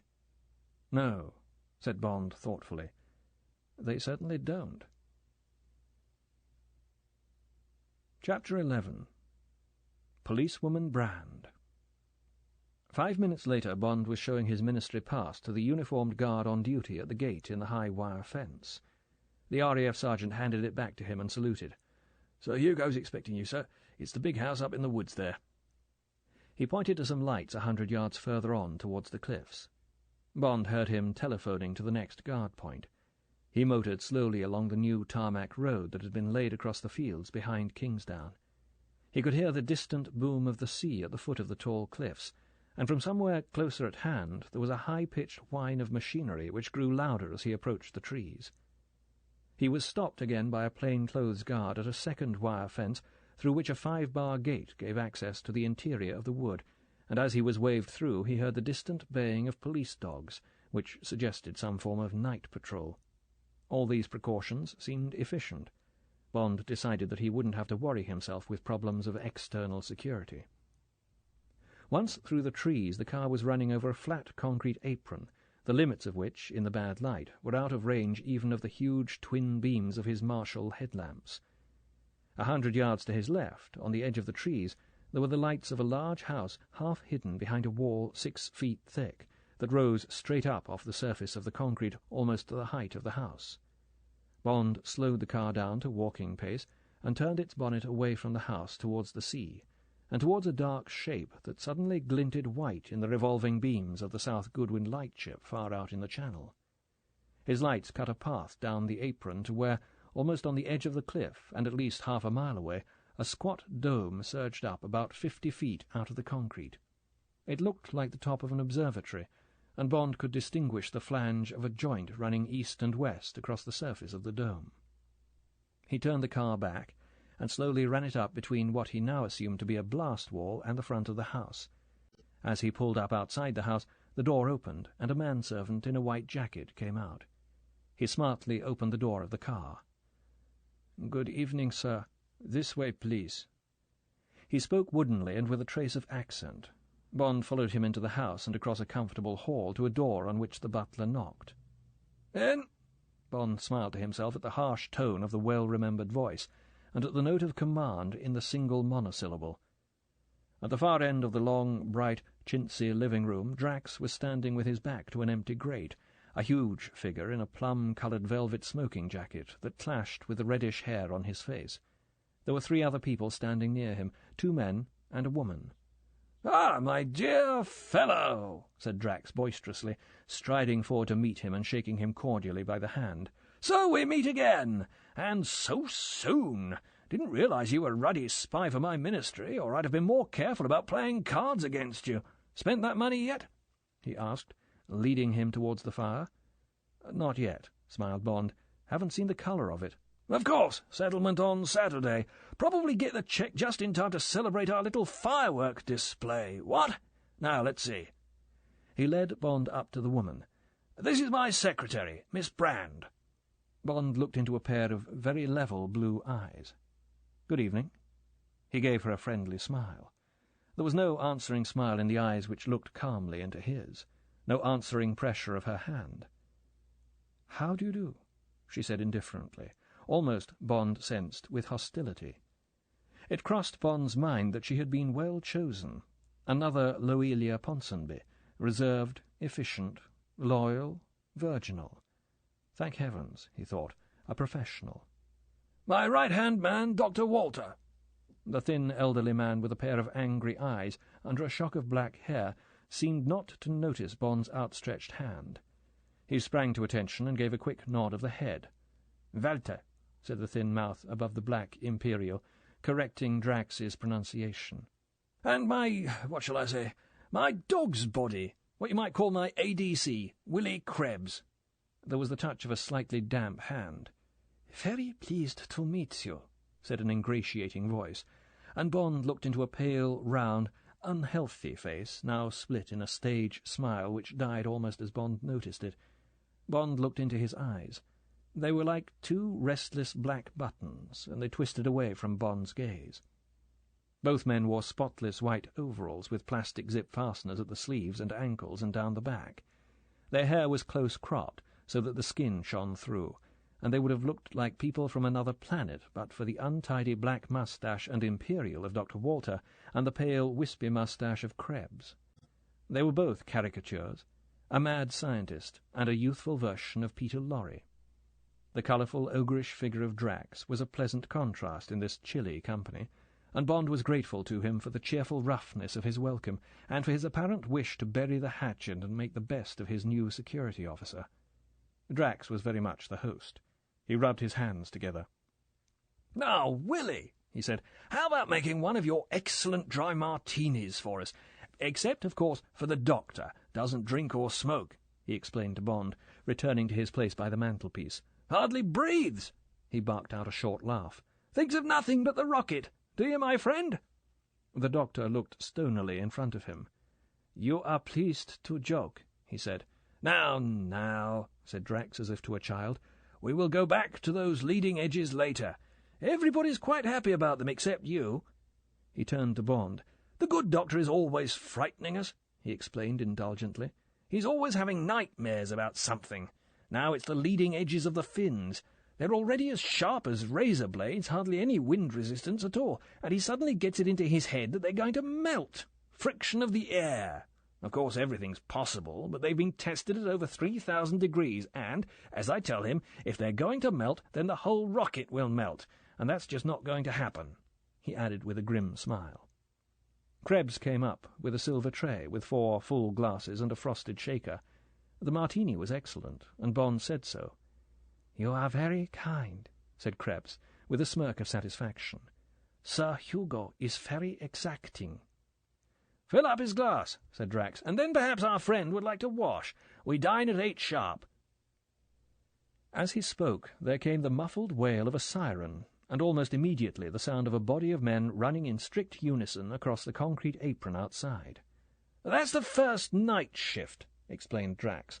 "Barracks are just behind the house. Must be 8 o'clock. We do everything at the double here," he added with a gleam of satisfaction in his eye. "Precision. A lot of scientists about, but we try to run the place like a military establishment. Willie, look after the commander. We'll go ahead. Come along, my dear." As Bond followed Krebs to the door through which he had entered, he saw the other two, with Drax in the lead, make for the double doors at the end of the room, which had opened as Drax finished speaking. The manservant in the white coat stood in the entrance. As Bond went out into the hall, it crossed his mind that Drax would certainly go into the dining-room ahead of Miss Brand. Forceful personality. Treated his staff like children. Obviously a born leader. Where had he got it from? The army? Or did it grow on one with millions of money? Bond followed the slug-like neck of Krebs and wondered. The dinner was excellent. Drax was a genial host, and at his own table his manners were faultless. Most of his conversation consisted in drawing out Dr. Walter for the benefit of Bond, and it covered a wide range of technical matters which Drax took pains to explain briefly after each topic had been exhausted. Bond was impressed by the confidence with which Drax handled each abstruse problem as it was raised, and by his immense grasp of detail. A genuine admiration for the man gradually developed in him, and overshadowed much of his previous dislike. He felt more than ever inclined to forget the Blades affair now that he was faced with the other Drax, the creator and inspired leader of a remarkable enterprise. Bond sat between his host and Miss Brand. He made several attempts to engage her in conversation. He failed completely. She answered with polite monosyllables, and would hardly meet his eye. Bond became mildly irritated. He found her physically very attractive, and it annoyed him to be unable to extract the smallest response. He felt that her frigid indifference was overacted, and that security would have been far better met with an easy, friendly approach instead of this exaggerated reticence. He felt a strong urge to give her a sharp kick on the ankle. The idea entertained him, and he found himself observing her with a fresh eye, as a girl and not as an official colleague. As a start, and under cover of a long argument between Drax and Walter, in which she was required to join, about the collation of weather reports from the Air Ministry and from Europe, he began to add up his impressions of her. She was far more attractive than her photograph had suggested, and it was difficult to see traces of the severe competence of a policewoman in the seductive girl beside him. There was authority in the definite line of the profile, but the long black eyelashes over the dark blue eyes and the rather wide mouth might have been painted by Marie Laurencin. Yet the lips were too full for a Laurencin, and the dark brown hair that curved inwards at the base of the neck was of a different fashion. There was a hint of northern blood in the high cheekbones and in the very slight upward slant of the eyes, but the warmth of her skin was entirely English. There was too much poise and authority in her gestures and in the carriage of her head for her to be a very convincing portrait of a secretary. In fact, she seemed almost a member of Drax's team, and Bond noticed that the men listened with attention as she answered Drax's questions. Her rather severe evening dress was in charcoal black grosgrain, with full sleeves that came below the elbow. The wrap-over bodice just showed the swell of her breasts, which were as splendid as Bond had guessed from the measurements on her record sheet. At the point of the V there was a bright blue cameo brooch, a tassi intaglio, Bond guessed, cheap but imaginative. She wore no other jewellery except a half-hoop of small diamonds on her engagement finger. Apart from the warm rouge on her lips, she wore no makeup, and her nails were square-cut with a natural polish. Altogether, Bond decided, she was a very lovely girl, and beneath her reserve a very passionate one. And, he reflected, she might be a policewoman and an expert at jiu-jitsu, but she also had a mole on her right breast. With this comforting thought, Bond turned the whole of his attention to the conversation between Drax and Walter, and made no further attempts to make friends with the girl. Dinner ended at 9. "Now we will go over and introduce you to the Moonraker," said Drax, rising abruptly from the table. "Walter will accompany us. He has much to do. Come along, my dear Bond." Without a word to Krebs or the girl, he strode out of the room. Bond and Walter followed him. They left the house and walked across the concrete towards the distant shape on the edge of the cliff. The moon had risen, and in the distance the squat dome shone palely in its light. 100 yards from the site, Drax stopped. "I will explain the geography," he said. "Walter, you go ahead. They will be waiting for you to have another look at those fins. Don't worry about them, my dear fellow. Those people at high-duty alloys know what they're doing. Now," he turned to Bond and gestured towards the milk-white dome, "in there is the Moonraker. What you see is the lid of a wide shaft that has been cut about 40 foot down into the chalk. The two halves of the dome are opened hydraulically and fold back, flush with that 20-foot wall. If they were open now, you would see the nose of the Moonraker just protruding above the level of the wall. Over there," he pointed to a square shape that was almost out of sight in the direction of Deal, "is the firing point. Concrete blockhouse, full of radar tracking gadgets, Doppler velocity radar and flight path radar, for instance. Information is fed to them by 20 telemetering channels in the nose of the rocket. There's a big television screen in there too, so that you can watch the behaviour of the rocket inside the shaft after the pumps have been started. Another television set to follow the beginning of its climb. Alongside the blockhouse there's a hoist down the face of the cliff. Quite a lot of gear has been brought to the site by sea and then sent up on the hoist. That whine you hear is from the powerhouse over there." He gestured vaguely in the direction of Dover. "The men's barracks and the house are protected by the blast wall, but when we fire there won't be anyone within a mile of the site except the Ministry experts and the BBC team who are going to be in the firing point. Hope it'll stand up to the blast. Walter says that the site and a lot of the concrete apron will be melted by the heat. That's all. Nothing else you need to know about until we get inside. Come along." Bond noted again the abrupt tone of command. He followed in silence across the moonlit expanse until they came to the supporting wall of the dome. A naked red bulb glowed over a steel-plated door in the wall. It illuminated a bold sign which said in English and German, "Mortal danger. Entry forbidden when red lamp shows. Ring and wait." Drax pressed a button beneath the notice, and there was the muffled clang of an alarm bell. "Might be somebody working with oxyacetylene or doing some other delicate job," he explained. "Take his mind off his job for a split second as someone comes in, and you could have an expensive mistake.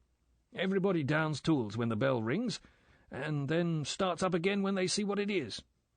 Drax stood away from the door and pointed upwards to a row of 4-foot-wide gratings just below the top of the wall. "Ventilator shafts," he explained. "Air-conditioned inside to 70 degrees.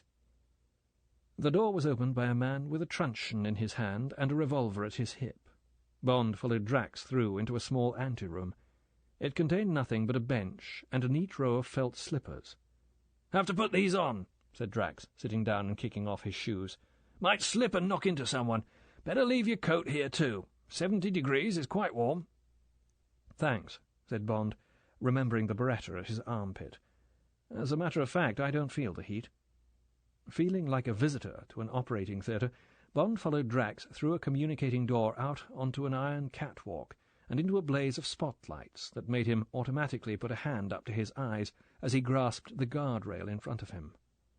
When he took his hand away, he was greeted by a scene of such splendour that for several minutes he stood speechless, his eyes dazzled by the terrible beauty of the greatest weapon on earth.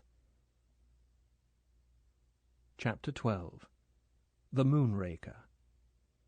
It was like being inside the polished barrel of a huge gun. From the floor, 40 feet below, rose circular walls of polished metal, near the top of which he and Drax clung like two flies. Up through the centre of the shaft, which was about 30 feet wide, soared a pencil of glistening chromium, whose point, tapering to a needle-sharp antenna, seemed to graze the roof 20 feet above their heads. The shimmering projectile rested on a blunt cone of latticed steel, which rose from the floor between the tips of 3 severely back-swept delta fins that looked as sharp as surgeons' scalpels. But otherwise nothing marred the silken sheen of the 50 feet of polished chrome steel, except the spidery fingers of 2 light gantries which stood out from the walls and clasped the waist of the rocket between thick pads of foam rubber. Where they touched the rocket, small access doors stood open in the steel skid, and, as Bond looked down, a man crawled out of one door onto the narrow platform of the gantry and closed the door behind him with a gloved hand. He walked gingerly along the narrow bridge to the wall and turned a handle. There was the sharp whine of machinery, and the gantry took its padded hand off the rocket and held it poised in the air, like the forelegs of a praying mantis. The whine altered to a deeper tone, and the gantry slowly telescoped in on itself. Then it reached out again and seized the rocket 10 feet lower down. Its operator crawled out along its arm and opened another small access door and disappeared inside. "Probably checking the fuel feed from the after-tanks," said Drax. "Gravity feed. Tricky bit of design. What do you think of her?" He looked with pleasure at Bond's rapt expression. "One of the most beautiful things I've ever seen," said Bond. It was easy to talk. There was hardly a sound in the great steel shaft, and the voices of the men clustered below under the tail of the rocket were no more than a murmur. Drax pointed upwards. "Warhead," he explained. "Experimental one now, full of instruments, telemeters and so forth. Then the gyros just opposite us here. Then mostly fuel tanks all the way down until you get to the turbines near the tail. Driven by superheated steam made by decomposing hydrogen peroxide. The fuel, fluorine and hydrogen." He glanced sharply at Bond. "That's top secret, by the way. Falls down the feed tubes and gets ignited as soon as it's forced into the motor. Sort of controlled explosion which shoots the rocket into the air. That steel floor under the rocket slides away. There's a big exhaust pit underneath. Comes out at the base of the cliff. You'll see it tomorrow. Looks like a huge cave. When we ran a static test the other day, the chalk melted and ran out into the sea like water. Hope we don't burn down the famous White Cliffs when we come to the real thing. Like to come and have a look at the works?" Bond followed silently as Drax led the way down the steep iron ladder that curved down the side of the steel wall. He felt a glow of admiration and almost of reverence for this man and his majestic achievement. How could he ever have been put off by Drax's childish behaviour at the card table? Even the greatest men have their weaknesses. Drax must need an outlet for the tension of the fantastic responsibility he was carrying. It was clear from the conversation at dinner that he couldn't shed much onto the shoulders of this highly strung deputy. From him alone had to spring the vitality and confidence to buoy up his whole team. Even in such a small thing as winning at cards, it must be important to him to be constantly reassuring himself, constantly searching out omens of good fortune and success, even to the point of creating these omens for himself. Who, Bond asked himself, wouldn't sweat and bite his nails when so much had been dared, when so much was at stake? As they filed down the long curve of the stairway, their figures grotesquely reflected back at them by the mirror of the rocket's chromium skin, Bond almost felt the man-in-the-street's affection for the man whom, only a few hours previously, he had been dissecting without pity, almost with loathing. When they reached the steel-plated floor of the shaft, Drax paused and looked up. Bond followed his eyes. Seen from that angle, it seemed as if they were gazing up a thin, straight shaft of light into the blazing heaven of the arcs, a shaft of light that was not pure white, but a shot mother-of-pearl satin. There were shimmers of red in it, picked up from the crimson canisters of a giant foam fire-extinguisher that stood near them, a man in an asbestos suit beside it, aiming its nozzle at the base of the rocket. There was a streak of violet whose origin was a violet bulb on the board of an instrument panel in the wall, which controlled the steel cover over the exhaust pit. And there was a whisper of emerald green from the shaded light over a plain deal table, at which a man sat and wrote down figures as they were called to him from the group gathered directly beneath the Moonraker's tail.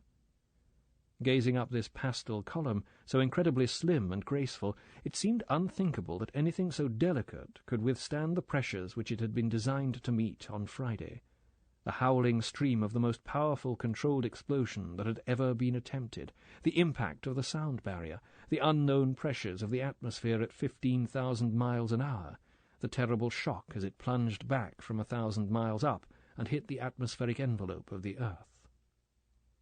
Drax seemed to read his thoughts. He turned to Bond.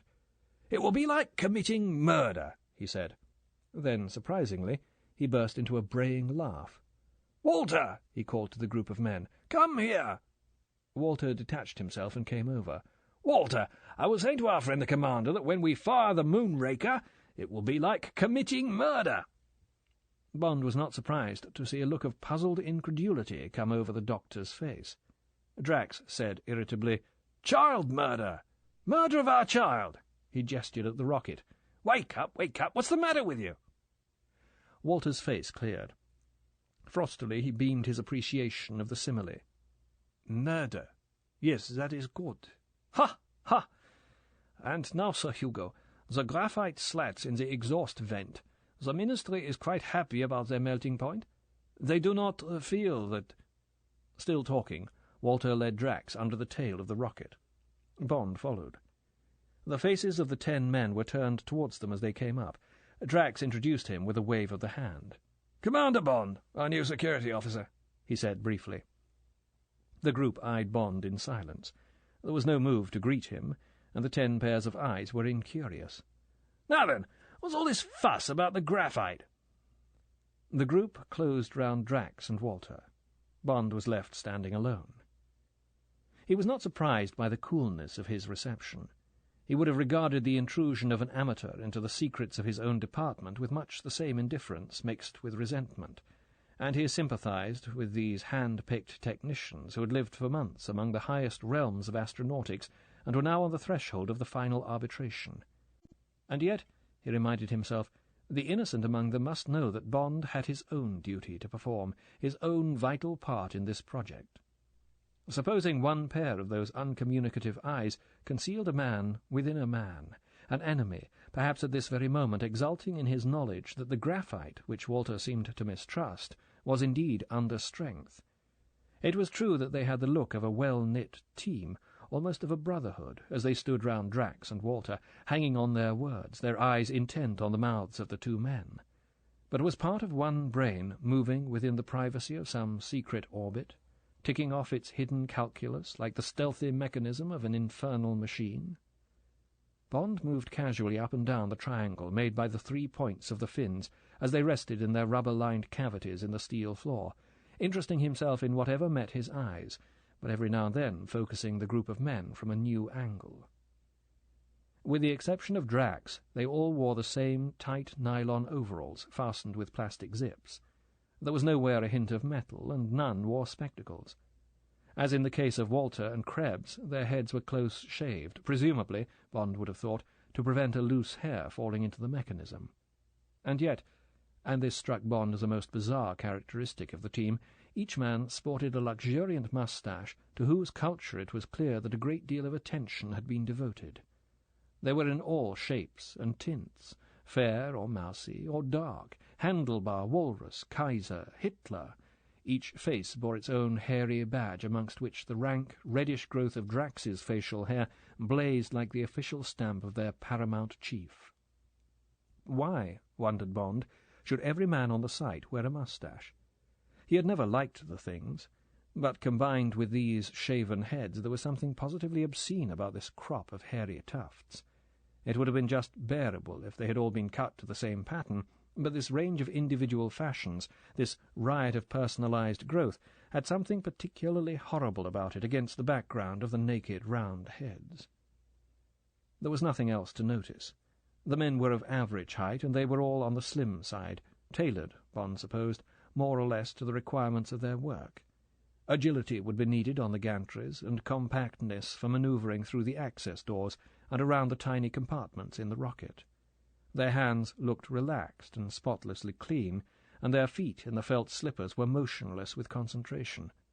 He never once caught any of them glancing in his direction, and as for penetrating their minds or weighing up their loyalties, he admitted to himself that the task of unmasking the thoughts of 50 of these robot-like Germans in 3 days was quite hopeless. Then he remembered. It was 50 no longer, only 49. One of these robots had blown his top. Apt expression, reflected Bond, and what had come out of Barch's secret thoughts? Lust for a woman and a Heil Hitler. Would he be far wrong, wondered Bond, if he guessed that, forgetting the Moonraker, those were also the dominant thoughts inside the other 49 heads? "Dr. Walter, that is an order!" Drax's voice of controlled anger broke in on Bond's thoughts as he stood fingering the sharp leading edge of the tail of one of the columbite fins. "Back to work! We have wasted enough time." The men scattered smartly about their duties, and Drax came up to where Bond was standing, leaving Walter hanging about indecisively beneath the exhaust vent of the rocket. Drax's face was thunderous. "Damn fool! Always seen trouble," he muttered, and then abruptly, as if he wanted to clear his deputy out of his mind, "Come along to my office. Show you the flight plan. Then we'll go off to bed." Bond followed him across the floor. Drax turned a small handle flush with a steel wall, and a narrow door opened with a soft hiss. 3 feet inside there was another steel door, and Bond noticed that they were both edged with rubber. Airlock. Before closing the outer door, Drax paused on the threshold and pointed along the circular wall to a number of similar inconspicuous flat knobs in the wall. "Workshops," he said. "Electricians, generators, fueling control, washrooms, stores." He pointed to the adjoining door. "My secretary's room." He closed the outer door before he opened the second and walked into his office and shut the inner door behind Bond. It was a severe room, painted pale grey, containing a broad desk and several chairs of tubular metal and dark blue canvas. The floor was carpeted in grey. There were 2 green filing cabinets and a large metal radio set. A half-open door showed part of a tiled bathroom. The desk faced a wide blank wall which seemed to be made of opaque glass. Drax walked up to the wall and snapped down 2 switches on its extreme right. The whole wall lit up, and Bond was faced with 2 maps, each about 6 feet square, traced on the back of the glass. The left-hand map showed the eastern quarter of England from Portsmouth to Hull, and the adjoining waters from latitude 50 to 55. From the red dot near Dover, which was the site of the Moonraker, arcs showing the range in 10-mile intervals had been drawn up the map. At a point 80 miles from the site, between the Frisian Islands and Hull, there was a red diamond in the middle of the ocean. Drax waved towards the dense mathematical tables and columns of compass readings which filled the right-hand side of the map. "Wind velocities, atmospheric pressure, ready reckoner for the gyro settings," he said. "All worked out using the rocket's velocity and range as constants. We get the weather every day from the Air Ministry, and readings from the upper atmosphere every time the RAF jet can get up there. When he's at maximum altitude, he releases helium balloons that can get up still further. The Earth's atmosphere reaches about 50 miles up. After 20, there's hardly any density to affect the Moonraker. It'll coast up almost in a vacuum. Getting through the first 20 miles is the problem. The gravity pull's another worry. Walter can explain all those things if you're interested. There'll be continuous weather reports during the last few hours on Friday, and we'll set the gyros just before the takeoff. For the time being, Miss Brand gets together the data every morning and keeps a table of gyro settings in case they're wanted." Drax pointed at the second of the two maps. This was a diagram of the rocket's flight ellipse from firing point to target. There were more columns of figures. "Speed of the Earth and its effect on the rocket's trajectory," explained Drax. "The Earth will be turning to the east while the rocket's in flight. That factor has to be married in with the figures on the other map. Complicated business. Fortunately, you don't have to understand it. Leave it to Miss Brand. Now then." He switched off the lights and the wall went blank. "Any particular questions about your job? Don't think there'll be much for you to do. You can see that the place is already riddled with security. The Ministry's insisted on it from the beginning." "Everything looks all right," said Bond.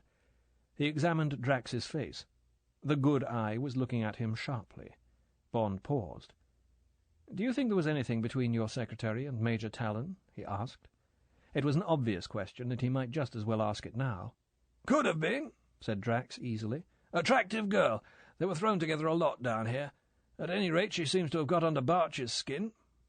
"I hear Barch saluted and shouted, 'Heil Hitler,' before he put the gun in his mouth," said Bond. "So they tell me," said Drax evenly. "What of it?" "Why do all the men wear moustaches?" asked Bond, ignoring Drax's question. Again he had the impression that his question had nettled the other man. Drax gave one of his short, barking laughs.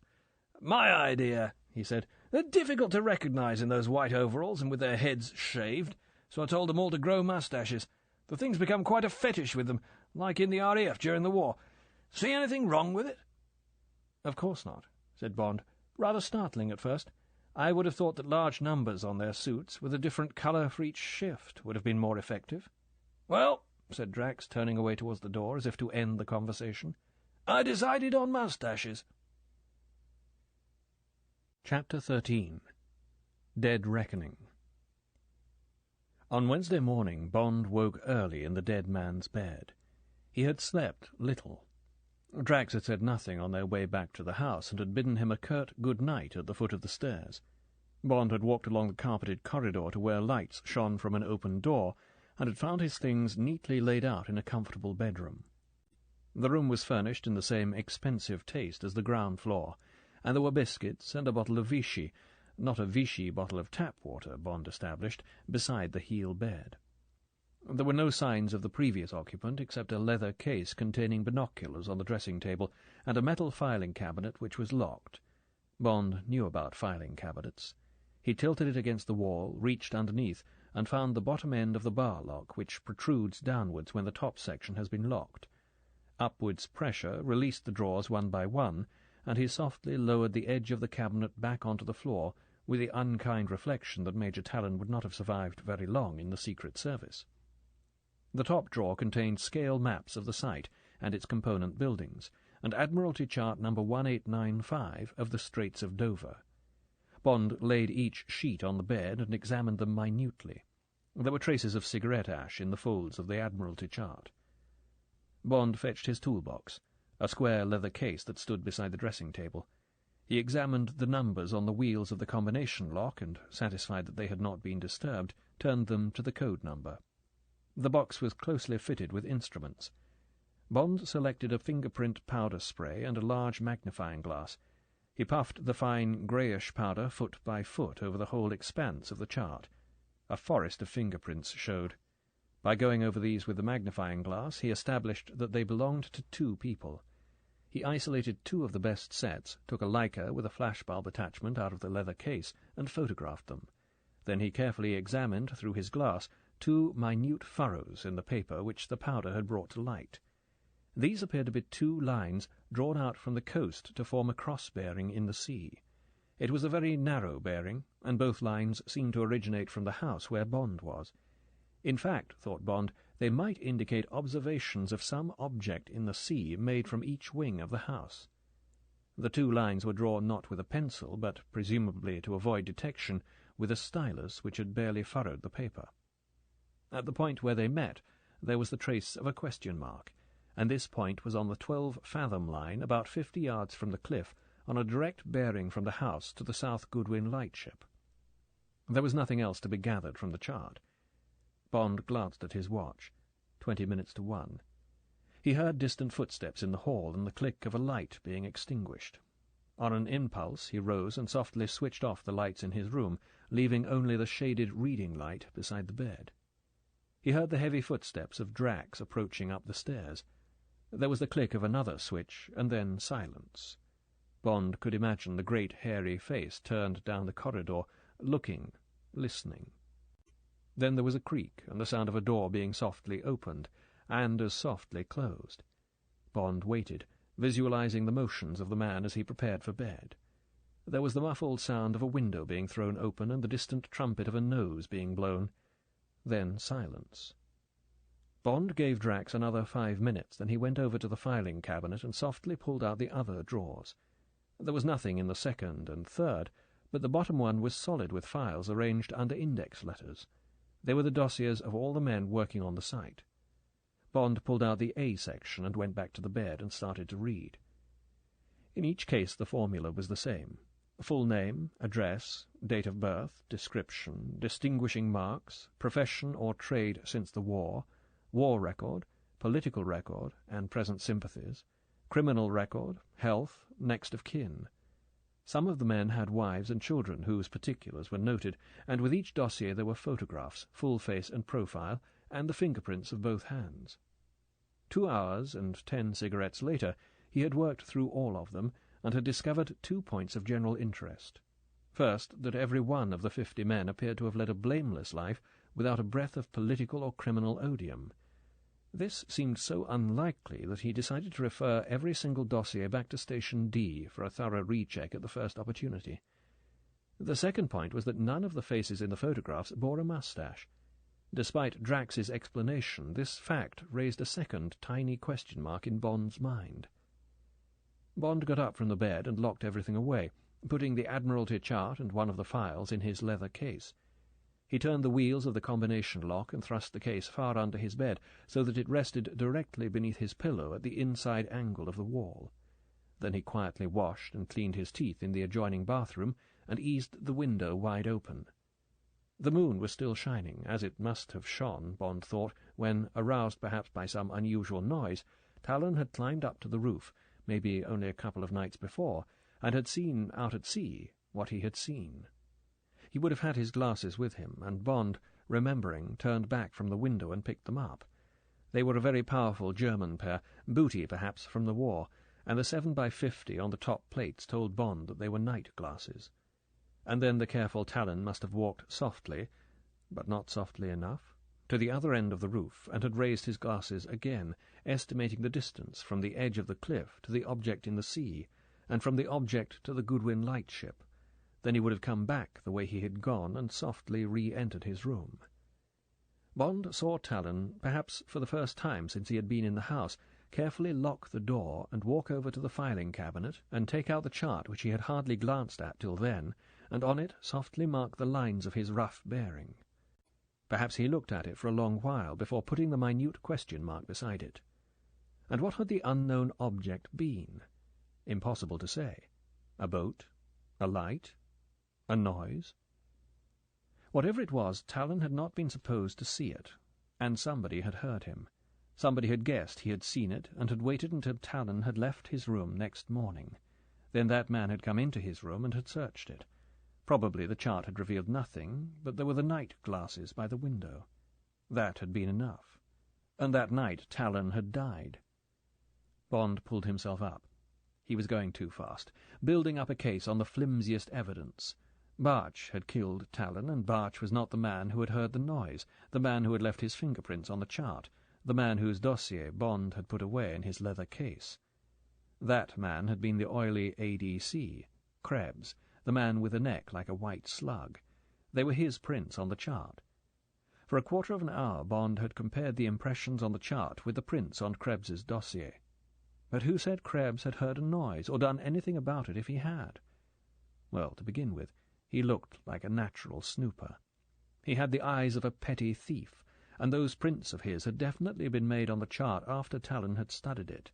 Krebs's fingers overlaid Talon's at several points. But how could Krebs possibly be involved, with Drax's eyes constantly on him? The confidential assistant. But what about Cicero, the trusted valet of the British ambassador in Ankara during the war, the hand in the pocket of the striped trousers hanging over the back of the chair, the ambassador's keys, the safe, the secrets? This picture looked very much the same. Bond shivered. He suddenly realized that he had been standing for a long time in front of the open windows, and that it was time to get some sleep. Before he got into bed he took his shoulder holster from the chair where it hung beside his discarded clothes, and removed the Beretta with a skeleton grip and slipped it under his pillow. As a defence against whom? Bond didn't know, but his intuition told him quite definitely that there was danger about. The smell of it was insistent, although it was still imprecise, and lingered only on the threshold of his subconscious. In fact, he knew his feelings were based on a number of tiny question marks which had materialized during the past 24 hours. The riddle of Drax, Barch's Heil Hitler, the bizarre moustaches, the 50 worthy Germans, the chart, the night glasses, Krebs. First he must pass on his suspicions to Valence, then explore the possibilities of Krebs. Then look to the defences of the Moonraker, the seaward side, for instance, and then get together with this Brand girl and agree on a plan for the next 2 days. There wasn't much time to lose. While he forced sleep to come into his teeming mind, Bond visualized the figure 7 on the dial of a clock and left it to the hidden cells of his memory to wake him. He wanted to be out of the house and on the telephone to Valence as early as possible. If his actions aroused suspicion, he would not be dismayed. One of his objects was to attract into his orbit the same forces that had concerned themselves with Talon, for of one thing he felt reasonably certain: Major Talon had not died because he loved Gala Brand. The extrasensory alarm clock did not fail him. Punctually at 7, his mouth dry with too many cigarettes the night before, he forced himself out of bed and into a cold bath. He had shaved, gargled with a sharp mouthwash, and now, in a battered black-and-white dog-tooth suit, dark blue Sea Island cotton shirt and black silk knitted tie, he was walking softly, but not surreptitiously, along the corridor to the head of the stairs, the square leather case in his left hand. He found the garage at the back of the house, and the big engine of the Bentley answered with the first pressure on the starter. He motored slowly across the concrete apron beneath the indifferent gaze of the curtained windows of the house, and pulled up, the engine idling in neutral, at the edge of the trees. His eyes travelled back to the house and confirmed his calculation that a man standing on its roof would be able to see over the top of the blast wall and get a view of the edge of the cliff and of the sea beyond. There was no sign of life round the domed emplacement of the Moonraker, and the concrete, already beginning to shimmer in the early morning sun, stretched emptily away towards Deal. It looked like a newly laid aerodrome, or rather, he thought, with its 3 disparate concrete things, the beehive dome, the flat-iron blast wall, and the distant cube of the firing point, each casting black pools of shadow towards him in the early sun, like a Dali desert landscape on which 3 objets trouvés reposed at carefully calculated random. Out at sea, in the early mist that promised a hot day, the South Goodwin lightship could just be seen, a dim red bark, married forever to the same compass point, and condemned, like a property ship on the stage of Drury Lane, to watch the diorama of the waves and clouds sail busily into the wings, while, without papers or passengers or cargo, it lay anchored forever to the departure point which was also its destination. At 30 seconds interval it blared its sad complaint into the mist, a long double trumpet note on a falling cadence. A siren song, Bond reflected, to repel instead of to seduce. He wondered how the 7 men of its crew were now supporting the noise as they munched their pork and beans. Did they flinch as it punctuated the housewife's choice, coming at full strength from the radio in the narrow mess? But a secure life, Bond decided, although anchored to the gates of a graveyard. He made a mental note to find out if those 7 men had seen or heard the thing that Talon had marked on the chart. Then he drove quickly on through the guard posts.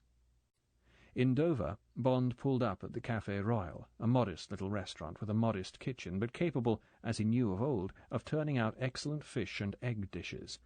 The Italian-Swiss mother and son who ran it welcomed him as an old friend, and he asked for a plate of scrambled eggs and bacon, and plenty of coffee to be ready in half an hour. Then he drove on to the police station and put in a call to Valence through the Scotland Yard switchboard. Valence was at home having breakfast. He listened without comment to Bond's guarded talk, but he expressed surprise that Bond had not had an opportunity to have a talk with Gayla Brand. "She's a bright girl, that," he said. "If Mr. Kay's up to something, she's sure to have an idea what it is, and if T heard a noise on Sunday night, she may have heard it too, though I'll admit she said nothing about it." Bond said nothing about the reception he had had from Valence's agent. "Going to talk to her this morning," he said, "and I'll send up the chart and the Leica film for you to have a look at. I'll give them to the inspector. Perhaps one of his road patrols could bring them up. By the way, where did T telephone from when he rang up his employer on Monday?" "I'll have the call traced and let you know," said Valence, "and I'll have Trinity House ask the South Goodwins and the Coast Guards if they can help. Anything else?" "No," said Bond. The line went through too many switchboards. Perhaps if it had been M, he would have hinted more. It seemed ridiculous to talk to Valence about moustaches and the creep of danger he had felt the night before, and which the daylight had dissipated. These policemen wanted hard facts. They were better, he decided, at solving crimes than at anticipating them. "No, that's all." He hung up. He felt more cheerful after an excellent breakfast. He read the Express and the Times and found a bare report of the inquest on Talon. The Express had made a big play with the girl's photograph, and he was amused to see what a neutral likeness Valence had managed to produce. He decided that he must try and work with her. He would take her completely into his confidence, whether she was receptive or not. Perhaps she also had her suspicions and intuitions, which were so vague that she was keeping them to herself. Bond drove back fast to the house. It was just 9 o'clock, and as he came through the trees onto the concrete, there was the wail of a siren, and from the woods behind the house a double file of 12 men appeared running in purposeful unison towards the launching dome. They marked time while one of their number rang the bell. Then the door opened, and they filed through and out of sight. Scratch a German, and you find precision, thought Bond. Chapter 14. Itching Fingers. Half an hour before, Gayla Brand had stubbed out her breakfast cigarette, swallowed the remains of her coffee, left her bedroom, and walked across to the site, looking very much the private secretary in a spotless white shirt and dark blue pleated skirt. Punctually at 8:30 she was in her office. There was a sheaf of Air Ministry teleprints on her desk, and her first action was to transfer a digest of their contents onto a weather map and walk through the communicating door into Drax's office and pin the map to the board that hung in the angle of the wall beside the blank glass wall. Then she pressed the switch that illuminated the wall map, made some calculations based on the columns of figures revealed by the light, and entered the results on the diagram she had pinned to the board. She had done this with Air Ministry figures that became more and more precise as the practice shoot drew nearer every day since the site was completed and the building of the rocket had begun inside it, and she had become so expert that she now carried in her head the gyro settings for almost every variation in the weather at the different altitudes. So it irritated her all the more that Drax did not seem to accept her figures. Every day, when, punctually at 9, the warning bells clanged and he came down the steep iron stairway and into his office, his first action was to call for the insufferable Dr. Walter, and together they would work out all her figures afresh, and transfer the results to the thin black notebook that Drax always carried in the hip pocket of his trousers. She knew that this was an invariable routine, and she had become tired of watching it through an inconspicuous hole she had drilled, so as to be able to send Valence a weekly record of Drax's visitors in the thin wall between the two offices. The method was amateurish, but effective, and she had slowly built up a complete picture of the daily routine she came to find so irritating. It was irritating for two reasons. It meant that Drax didn't trust her figures, and it undermined her chance of having some part, however modest, in the final launching of the rocket. It was natural that over the months she should have become as immersed in her disguise as she was in her real profession. It was fundamental to the thoroughness of her cover that her personality should be as truly split as possible. And now, while she spied and probed and sniffed the wind around Drax for her chief in London, she was passionately concerned with the success of the Moonraker, and had become as dedicated to its service as anyone else on the site. And the rest of her duties as Drax's private secretary were insufferably dull. Every day there was a big post addressed to Drax in London and forwarded down by the ministry, and that morning she had found the usual batch of about 50 letters waiting on her desk. They would be of three kinds: begging letters, letters from rocket cranks, and business letters from Drax's stockbroker and from other commercial agents. To these Drax would dictate brief replies, and the rest of her day would be occupied with typing and filing. So it was natural that her one duty connected with the operation of the rocket should bulk very large in the dull round, and that morning, as she checked and rechecked her flight plan, she was more than ever determined that her figures should be accepted on the day. And yet, as she often reminded herself, perhaps there was no question but that they would be. Perhaps the daily calculations of Drax and Walter for entry in the little black book were nothing but a recheck of her own figures. Certainly Drax had never queried either her weather plan or the gyro settings she calculated from them. And when one day she had asked straight out whether her figures were correct, he had replied with evident sincerity, "Excellent, my dear, most valuable, couldn't manage without them." Gayla Brand walked back into her own office and started slitting open the letters. Only 2 more flight plans, for Thursday and Friday, and then, on her figures or on a different set, the set in Drax's pocket, the gyros would be finally adjusted and the switch would be pulled in the firing point. She absent-mindedly looked at her fingernails and then stretched her 2 hands out with their backs towards her. How often in the course of her training at the police college had she been sent out among the other pupils and told not to come back without a pocket-book, a vanity case, a fountain pen, even a wristwatch? How often during the courses had the hand of her instructor whipped round and caught her wrist with a "No, miss, that won't do at all. Might have been an elephant looking for sugar in the keeper's pocket. Try again." Coolly she flexed her fingers and then, her mind made up, turned back to the pile of letters. At a few minutes to 9 the alarm bells rang, and she heard Drax arrive in the office. A moment later she heard him open the double doors again and call for Walter. Then came the usual mumble of voices, whose words were drowned by the soft whir of the ventilators. She arranged the letters in their 3 piles and sat forward, relaxed, her elbows resting on the desk and her chin in her left hand. This book is continued on Disc 4.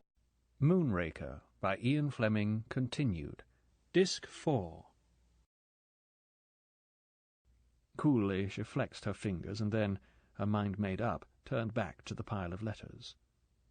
At a few minutes to 9 the alarm bells rang, and she heard Drax arrive in the office. A moment later she heard him open the double doors again and call for Walter.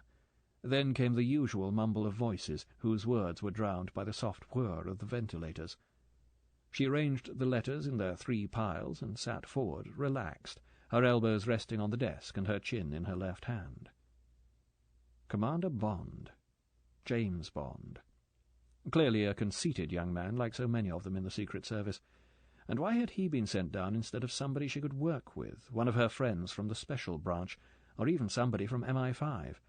The message from the Assistant Commissioner had said that there was no one else available at short notice, that this was one of the stars of the Secret Service who had the complete confidence of the Special Branch and the blessings of MI5.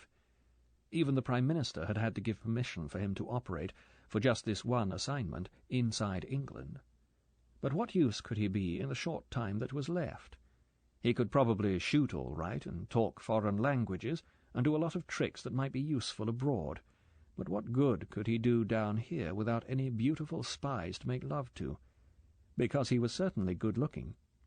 Gayla Brand automatically reached into her bag for her vanity case.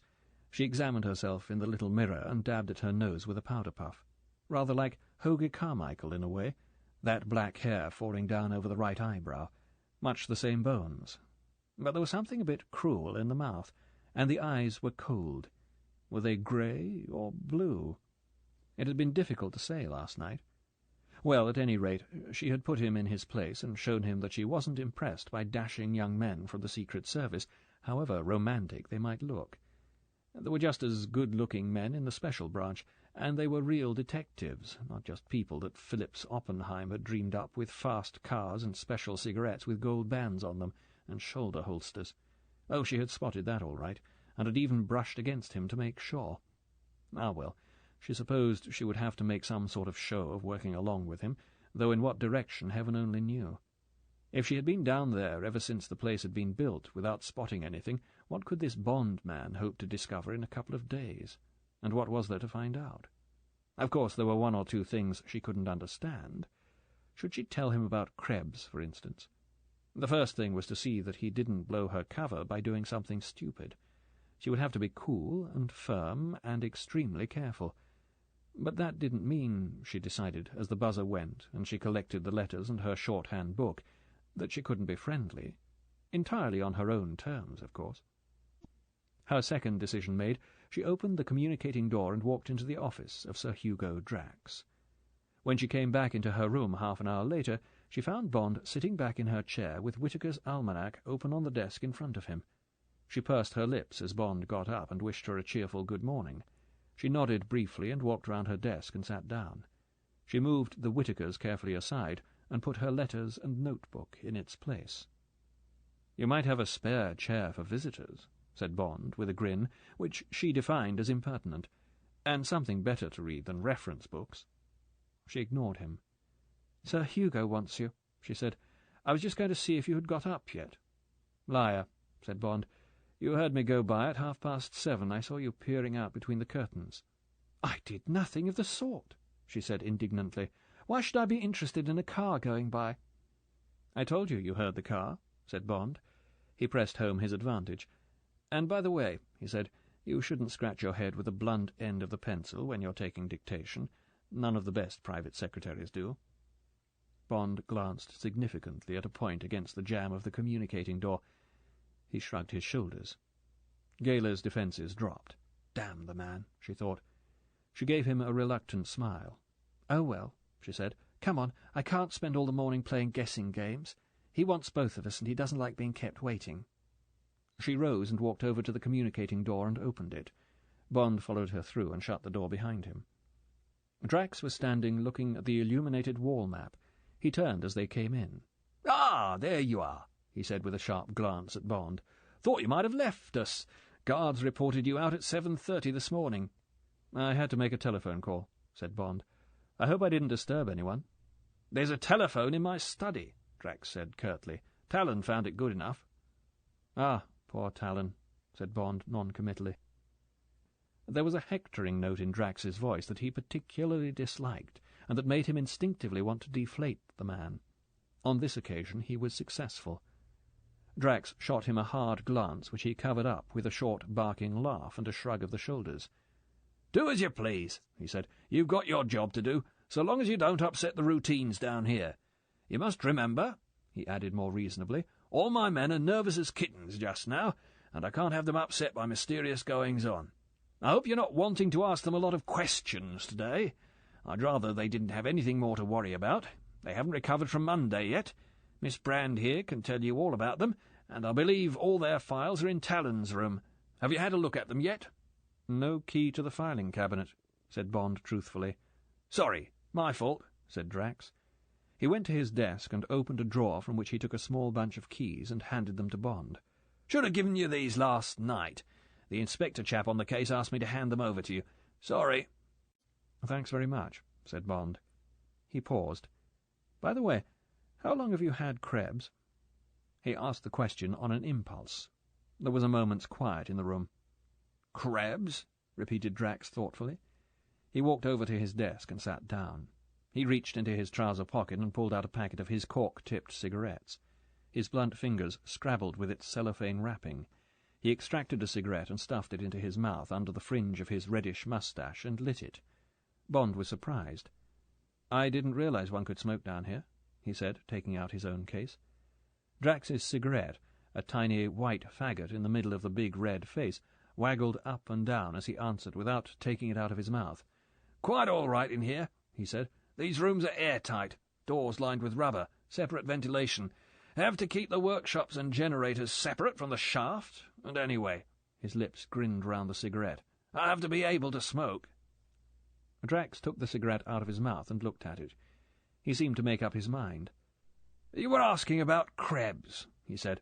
"Well," he looked meaningly up at Bond, "just between ourselves, I don't entirely trust the fellow." He held up an admonitory hand. "Nothing definite, of course, or I'd have had him put away, but I found him snooping about the house, and once I caught him in my study going through my private papers.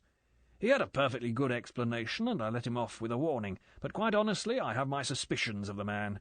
Of course he can't do any harm. He's part of the household staff, and none of them is allowed in here, but—" he looked candidly into Bond's eyes. "I would have said you ought to concentrate on him. Bright of you to have bowled him out so quickly," he added with respect. "What put you onto him?" "Oh, nothing much," said Bond. "He's got a shifty look, but what you say is interesting, and I'll certainly keep an eye on him." He turned to Gela Brand, who had remained silent ever since they had entered the room. "And what do you think of Krebs, Miss Brand?" he asked politely. The girl spoke to Drax. "I don't know much about these things, Sir Hugo," she said with a modesty and a touch of impulsiveness which Bond admired. "But I don't trust the man at all. I hadn't meant to tell you, but he's been poking around my room, opening letters and so forth. I know he has." Drax was shocked. "Has he indeed?" he said.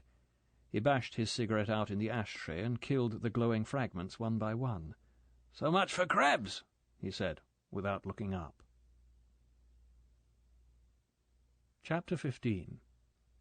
Rough Justice. There was a moment's silence in the room during which Bond reflected how odd it was that suspicions should have fallen so suddenly and so unanimously on one man. And did that automatically clear all the others? Might not Krebs be the inside man of a gang? Or was he working on his own, and if so, with what object? And what did his snooping have to do with the death of Talon and Barch? Drax broke the silence. "Well, that seems to settle it," he said, looking to Bond for confirmation. Bond gave a non-committal nod. "Just have to leave him to you. At all events, we must see he is kept well away from the site. As a matter of fact, I shall be taking him to London tomorrow. Last-minute details to be settled with the Ministry, and Walter can't be spared. Krebs is the only man I've got who can do the work of an ADC. That'll keep him out of trouble. We'll all have to keep an eye on him until then. Unless, of course, you want to put him under lock and key straight away." "I'd prefer not," he said candidly. "Don't want to upset the team any more." "It shouldn't be necessary," said Bond. "Has he got any particular friends among the other men?" "Never seen him speak to any of them except Walter and the household," said Drax. "Dare say he considers himself a cut above the others. Personally, I don't believe there's much harm in the chap, or I wouldn't have kept him. He's left alone in that house all day long, and I expect he's one of those people who like playing the detective and prying into other people's affairs. What do you say? Perhaps we could leave it like that." Bond nodded, keeping his thoughts to himself. "Well, then," said Drax, obviously glad to leave a distasteful subject and get back to business, "we've got other things to talk about.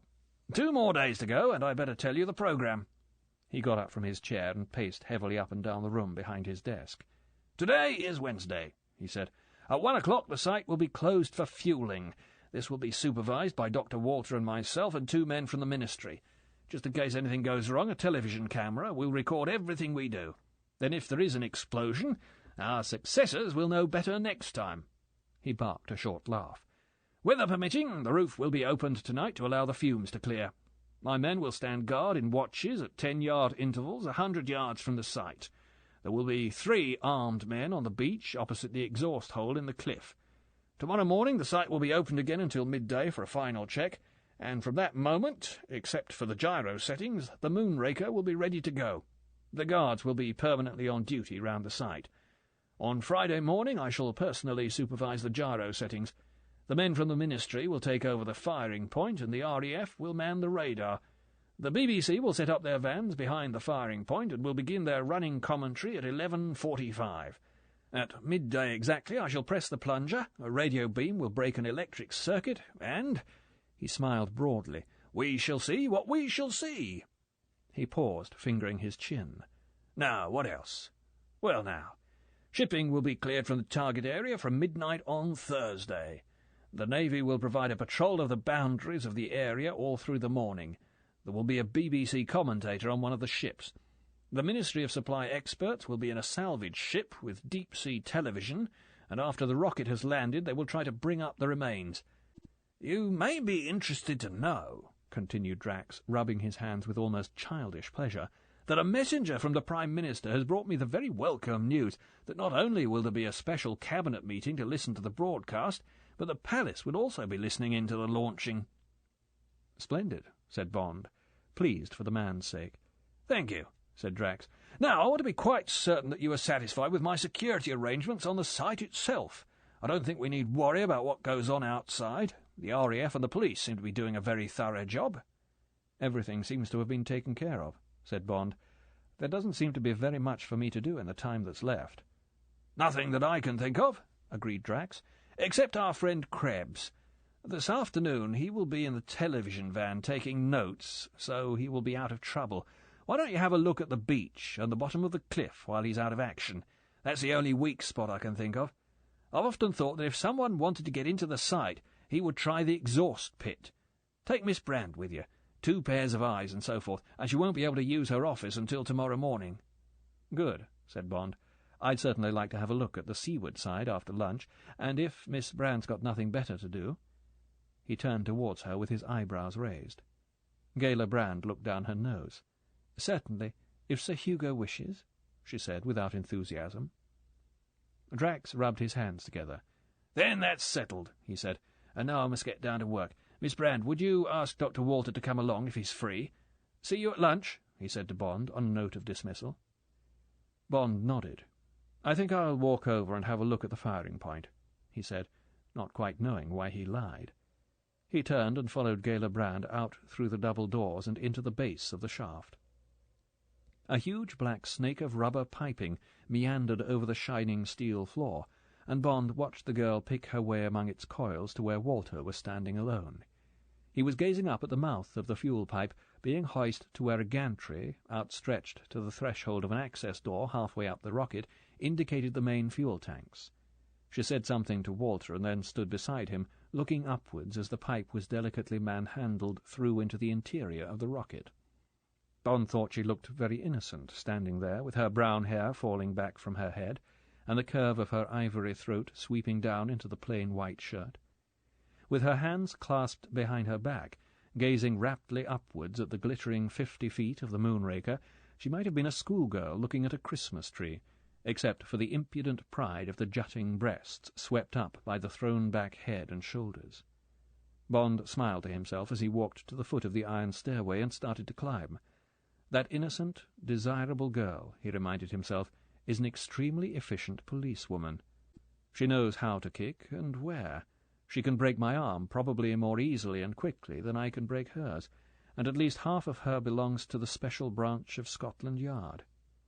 Of course, he reflected, looking down just in time to see her follow Dr. Walter into Drax's office, there is always the other half. Outside, the brilliant May sunshine seemed particularly golden after the blue-white of the arcs, and Bond could feel it hot on his back as he walked purposefully across the concrete towards the house.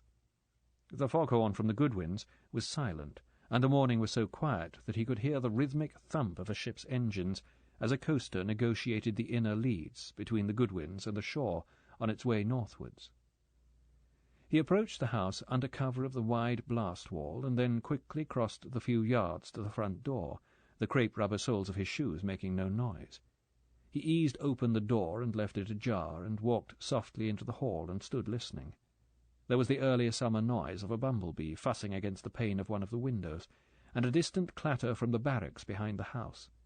Otherwise the silence was deep and warm and reassuring. Bond walked carefully across the hall and up the stairs, placing his feet flat on the ground and using the extreme edges of the steps where the boards would be less likely to creak. There was no noise in the corridor, but Bond saw that his door at the far end was wide open. He took his gun from under his armpit and walked swiftly down the carpeted passage. Krebs had his back to him. He was kneeling forward in the middle of the floor with his elbows on the ground.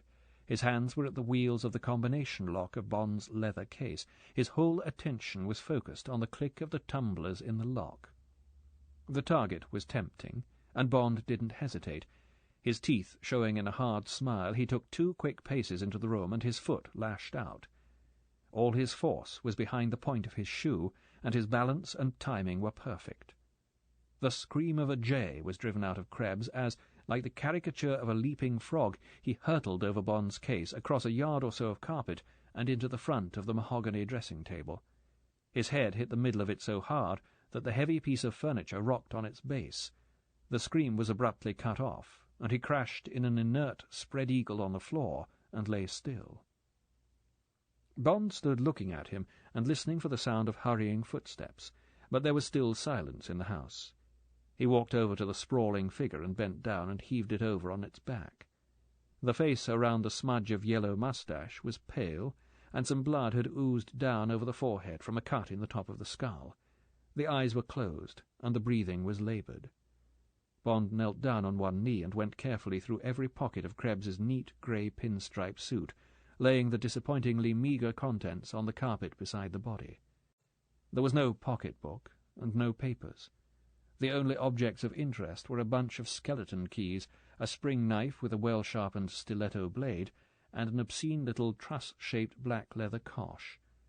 Bond pocketed these and then went to his bedside table and fetched the untouched bottle of Vichy water. It took 5 minutes to revive Krebs and get him into a sitting position with his back to the dressing-table, and another 5 for him to be capable of speaking. Gradually the colour came back to his face, and the craftiness to his eyes. "I answer no questions, except to Sir Hugo," he said, as Bond started the interrogation. "You have no right to question me. I was doing my duty." His voice was surly and assured. Bond took the empty Vichy bottle by the neck. "Think again," he said, "or I'll beat the daylights out of you until this breaks, and then use the neck for some plastic surgery. Who told you to go over my room?" "Lick me hammer ash." Krebs spat the obscene insult at him. Bond bent down and cracked him sharply across the shins. Krebs's body cringed, but as Bond raised his arm again, he suddenly shot up from the floor and dived under the descending bottle. The blow caught him hard on the shoulder, but it didn't check his momentum, and he was out of the door and halfway down the corridor before Bond started in pursuit. Bond stopped outside the door and watched the flying figure swerve down the stairs and out of sight.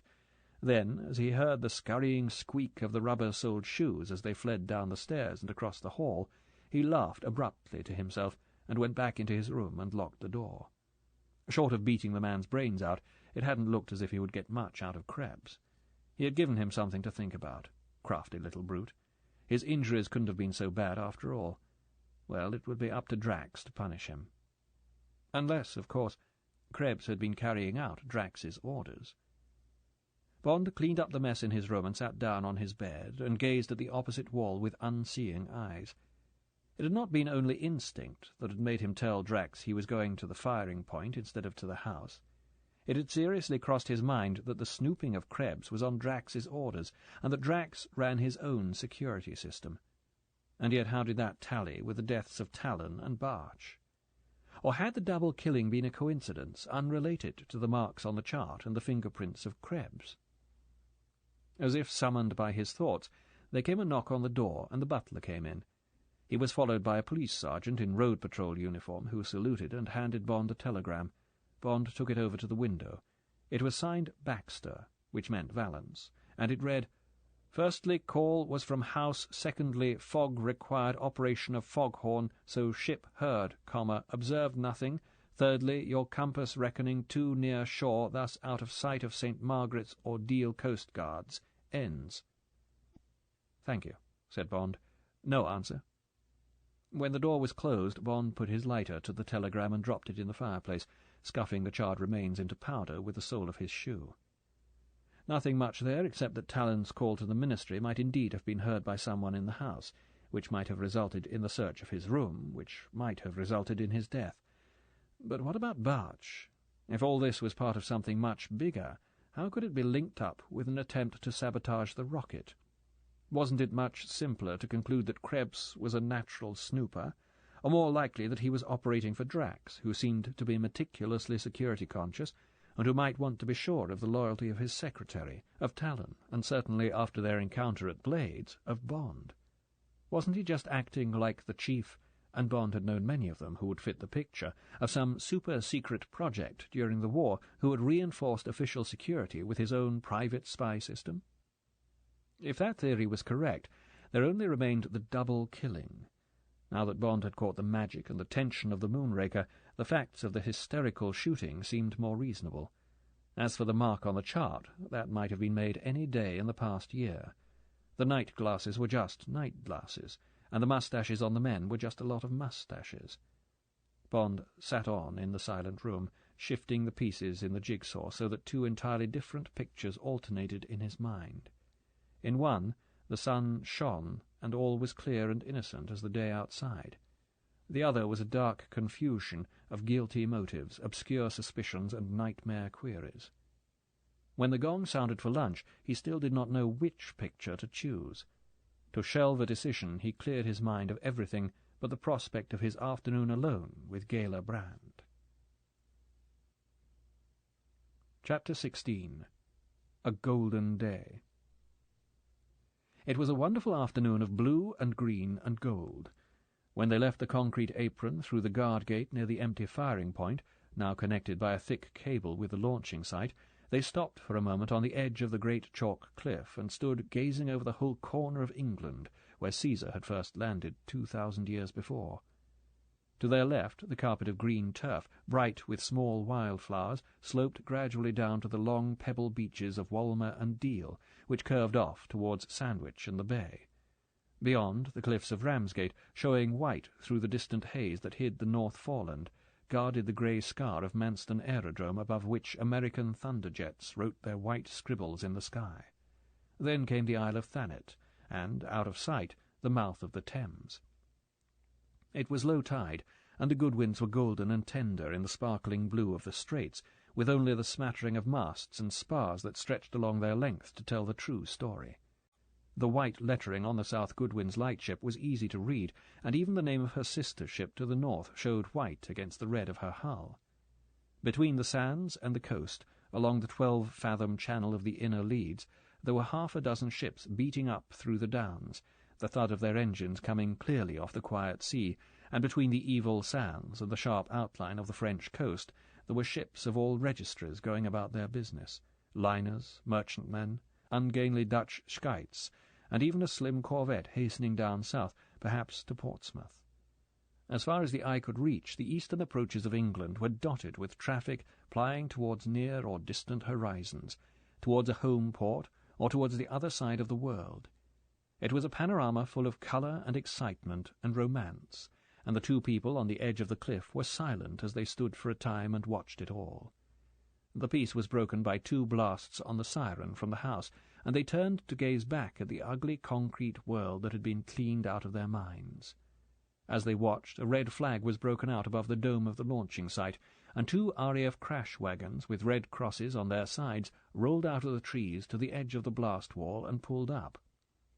"Fueling's going to begin," said Bond. "Let's get on with our walk. There'll be nothing to see, and if there happened to be something, we probably wouldn't survive it at this range." She smiled at him. "Yes," she said, "and I'm sick of the sight of all this concrete." They walked on down the gentle slope and were soon out of sight of the firing point and the high wire fence. The ice of Gala's reserve melted quickly in the sunshine. The exotic gaiety of her clothes, a black and white striped cotton shirt tucked into a wide, hand-stitched black leather belt above a medium-length skirt in shocking pink, seemed to have infected her, and it was impossible for Bond to recognize the chill woman of the night before in the girl who now walked beside him and laughed happily at his ignorance of the names of the wild flowers, the samphire, viper's bugloss, and fumitory round their feet. Triumphantly she found a bee orchis and picked it. "You wouldn't do that if you knew that flowers scream when they're picked," said Bond. Gala looked at him. "What do you mean?" she asked, suspecting a joke. "Didn't you know?" He smiled at her reaction. There's an Indian called Professor Bosey who has written a treatise on the nervous system of flowers. He measured their reaction to pain. He even recorded the scream of a rose being picked. It must be one of the most heart-rending sounds in the world. I heard something like it as you picked that flower." "I don't believe it," she said, looking suspiciously at the torn root. "Anyway," she said maliciously, "I wouldn't have thought you were a person to get sentimental. Don't people in your section of the service make a business of killing? And not just flowers, either. People." "Flowers can't shoot back," said Bond. She looked at the orchis. "Now you've made me feel like a murderer. It's very unkind of you. But," she admitted reluctantly, "I shall have to find out about this Indian, and if you're right, I shall never pick a flower again as long as I live. What am I going to do with this one? You make me feel it's bleeding all over my hands." "Give it to me," said Bond. "According to you, my hands are dripping with blood already. A little more won't hurt." She handed it to him, and their hands touched. "You can stick it in the muzzle of your revolver," she said, to cover the flash of contact. Bond laughed. "So the eyes aren't only for decoration," he said. "Anyway, it's an automatic, and I left it in my room." He drew the stalk of the flower through one of the buttonholes in his blue cotton shirt. "I thought a shoulder holster would look a bit conspicuous without a coat to cover it, and I don't think anyone will be going over my room this afternoon." By tacit agreement, they edged away from the moment of warmth. Bond told her of his discovery of Krebs and of the scene in his bedroom. "Serves him right," she said. "I've never trusted him. But what did Sir Hugo say?" "I had a word with him before lunch," said Bond. "Gave him Krebs's knife and keys as proof. He was furious and went straight off to see the man, muttering with rage. When he came back, he said that Krebs seemed to be in a pretty bad way, and was I satisfied that he'd been punished enough. All that business about not wanting to upset the team at the last moment and so forth. So I agreed that he'd be sent back to Germany next week, and that meanwhile he would consider himself under open arrest, only allowed out of his room under surveillance." They scrambled down a steep cliff path to the beach and turned to the right beside the deserted small-arms range of the Royal Marine garrison at Deal. They walked along in silence until they came to the 2-mile stretch of shingle that runs at low tide beneath the towering white cliffs to St. Margaret's Bay. As they trudged slowly through the deep, smooth pebbles, Bond told her of all that had gone through his mind since the previous day. He held nothing back, and he showed each false hair as it had been started and finally run to earth, leaving nothing but a thin scent of ill-founded suspicions and a muddle of clues that all ended in the same question mark. Where was a pattern? Where was a plan into which the clues would fit? And always the same answer, that nothing Bond knew or suspected seemed to have any conceivable bearing on the security from sabotage of the Moonraker, and that, when all was said and done, was the only matter with which he and the girl were concerned. Not with the death of Talon and Barch, not with the egregious Krebs, but only with the protection of the whole Moonraker project from its possible enemies. "Isn't that so?" Bond concluded. Gala stopped and stood for a moment, looking out across the tumbled rocks and seaweed towards the quiet, glimmering swell of the sea. She was hot and out of breath from the hard going through the shingle, and she thought how wonderful it would be to bathe, to step back for a moment into those childish days beside the sea, before her life had been caught up in this strange, cold profession with its tensions and hollow thrills. She glanced at the ruthless brown face of the man beside her. Did he have moments of longing for the peaceful, simple things of life? Of course not.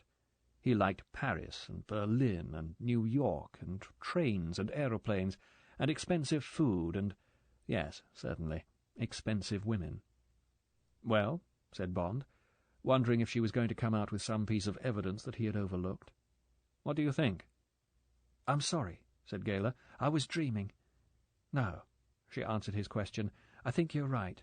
I've been down here since the beginning, and although there have been odd little things from time to time, and of course the shooting, I've seen absolutely nothing wrong. Every one of the team, from Sir Hugo down, is heart and soul behind the rocket. It's all they lived for, and it's been wonderful to see the whole thing grow. The Germans are terrific workers, and I can quite believe that Barch broke under the strain. And they love being driven by Sir Hugo, and he loves driving them. They worship him.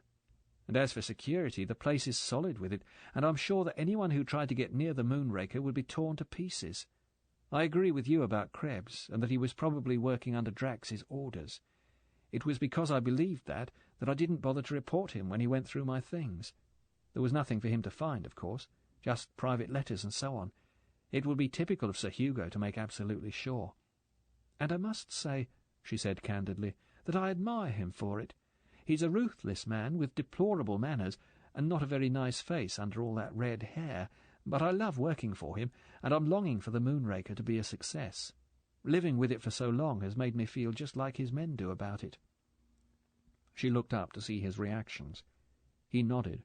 After only a day I can understand that, he said, and I suppose I agree with you. There's nothing to go on except my intuition, and that will have to look after itself. The main thing is that the Moonraker looks as safe as the crown jewels, and probably safer. He shrugged his shoulders impatiently, dissatisfied with himself for disowning the intuitions that were so much of his trade. "Come on," he said, almost roughly. "We're wasting time." Understanding, she smiled to herself and followed. Round the next bend of the cliff they came up with the base of the hoist, encrusted with seaweed and barnacles. 50 yards further on they reached the jetty, a strong tubular iron frame paved with latticed iron strips that ran out over the rocks and beyond. Between the two, and perhaps 20 feet up the cliff face, yawned the wide black mouth of the exhaust tunnel, which slanted up inside the cliff to the steel floor beneath the stern of the rocket.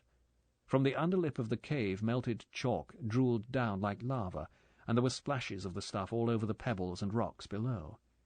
In his mind's eye, Bond could see the blazing white shaft of flame come howling out of the face of the cliff, and he could hear the sea hiss and bubble as the liquid chalk poured into the water.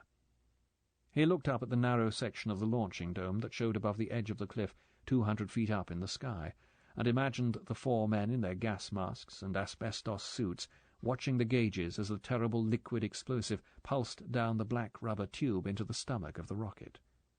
He suddenly realized that they were in range if anything went wrong with the fueling. "Let's get away from here," he said to the girl. When they had put 100 yards between themselves and the cave, Bond stopped and looked back. He imagined himself with 6 tough men and all the right gear, and he wondered how he would set about attacking the site from the sea. Kayaks to the jetty at low tide, a ladder to the lip of the cave. And then what? Impossible to climb the polished steel walls of the exhaust tunnel. It would be a question of firing an anti-tank weapon through the steel floor beneath the rocket, following up with some phosphorus shells and hoping that something would catch fire. Untidy business, but it might be effective. Getting away afterwards would be nasty, sitting targets from the top of the cliff, but that wouldn't worry a Russian suicide squad. It was all quite feasible. Gayla had been standing beside him, watching the eyes that measured and speculated. "It's not as easy as you might think," she said, seeing the frown on his face. "Even when it's high tide and very rough, they have guards along the top of the cliff at night, and they've got searchlights and brens and grenades. Their orders are to shoot and ask questions afterwards. Of course it would be better to floodlight the cliff at night, but that would only pinpoint the site. I really believe they've thought of everything." Bond was still frowning. If they had covering fire from a submarine or an X-craft, a good team could still do it, he said. "It'll be hell, but I'm going for a swim. The Admiralty chart says there's a 12-fathom channel out there, but I'd like to have a look. There must be plenty of water at the end of the jetty, but I'll be happier when I've seen for myself." He smiled at her. "Why don't you have a bathe too? It's going to be damn cold, but it would do you good after stewing inside that concrete dome all the morning." Gayla's eyes lit up. "Do you think I could?" she asked doubtfully. "I'm frightfully hot, but what are we going to wear?" She blushed at the thought of her brief and almost transparent nylon pants and brassiere. "To hell with that," said Bond airily. "You must have got some bits and pieces on underneath, and I've got pants on. We shall be perfectly respectable, and there's no one to see. And I promise not to look." He lied cheerfully, leading the way round the next bend in the cliff. "You undress behind that rock, and I'll use this one," he said. "Come on, don't be a goose. It's all in the line of duty." Without waiting for her to answer, he moved behind the tall rock, taking off his shirt as he did so. "Oh, well," said Gayla, relieved to have the decision taken out of her hands. She went behind her rock and slowly unbuttoned her skirt. When she peered nervously out, Bond was already halfway down the strip of coarse brown sand that led out among the pools to where the incoming tide eddied through the green and black moraine of the rocks. He looked lithe and brown. The blue pants were reassuring. Gingerly she followed him, and then suddenly she was in the water. At once nothing else mattered but the velvet ice of the sea and the beauty of the patches of sand between the waving hair of the seaweed that she could see in the clear green depths below her as she buried her head and swam along parallel with the shore in a fast crawl. When she was level with the jetty, she stopped for a moment to get her breath. There was no sign of Bond, whom she had last seen streaking along 100 yards ahead of her. She trod water hard to keep up her circulation, and then started back again, unwillingly thinking of him, thinking of the hard brown body that must be somewhere near her, among the rocks, perhaps, or diving to the sand to gauge the depth of water that would be available to an enemy. She turned back to look for him again, and it was then that he suddenly surged up from the sea beneath her. She felt the quick, tight clasp of his arms round her, and the swift, hard impact of his lips on hers. "Damn you!" she said furiously. But already he had dived again, and by the time she had spat out a mouthful of sea-water and got her bearings, he was swimming blithely 20 yards away. She turned and swam aloofly out to sea, feeling rather ridiculous, but determined to snub him. It was just as she had thought. These Secret Service people always seemed to have time for sex, however important their jobs might be. But her body obstinately tingled with the shock of the kiss, and the golden day seemed to have taken on a new beauty. As she swam further out to sea, and then turned back and looked along the snarling milk-white teeth of England to the distant arm of Dover, and at the black-and-white confetti of the ravens and gulls tossed against the vivid backcloth of green fields, she decided that anything was permissible on such a day, and that, just this once, she would forgive him. Half an hour later they were lying, waiting for the sun to dry them, separated by a respectable yard of sand at the foot of the cliff. The kiss had not been mentioned, but Gayler's efforts to preserve an atmosphere of aloofness had collapsed under the excitement of examining a lobster that Bond had dived for and caught with his hands. Reluctantly they put it back into one of the rock pools, and watched it scuttle backwards into the shelter of the seaweed. And now they lay, tired and exhilarated by their icy swim, and prayed that the sun would not slip behind the cliff-top, high above their heads, before they were warm and dry enough to get back into their clothes. But those were not Bond's only thoughts.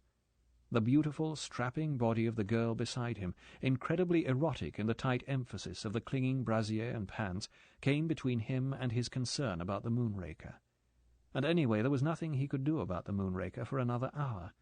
It was not yet 5 o'clock, and the fueling would not be finished until after 6.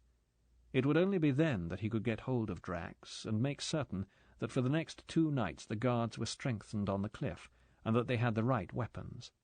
For he had seen for himself that there was plenty of water, even at low tide, for a submarine.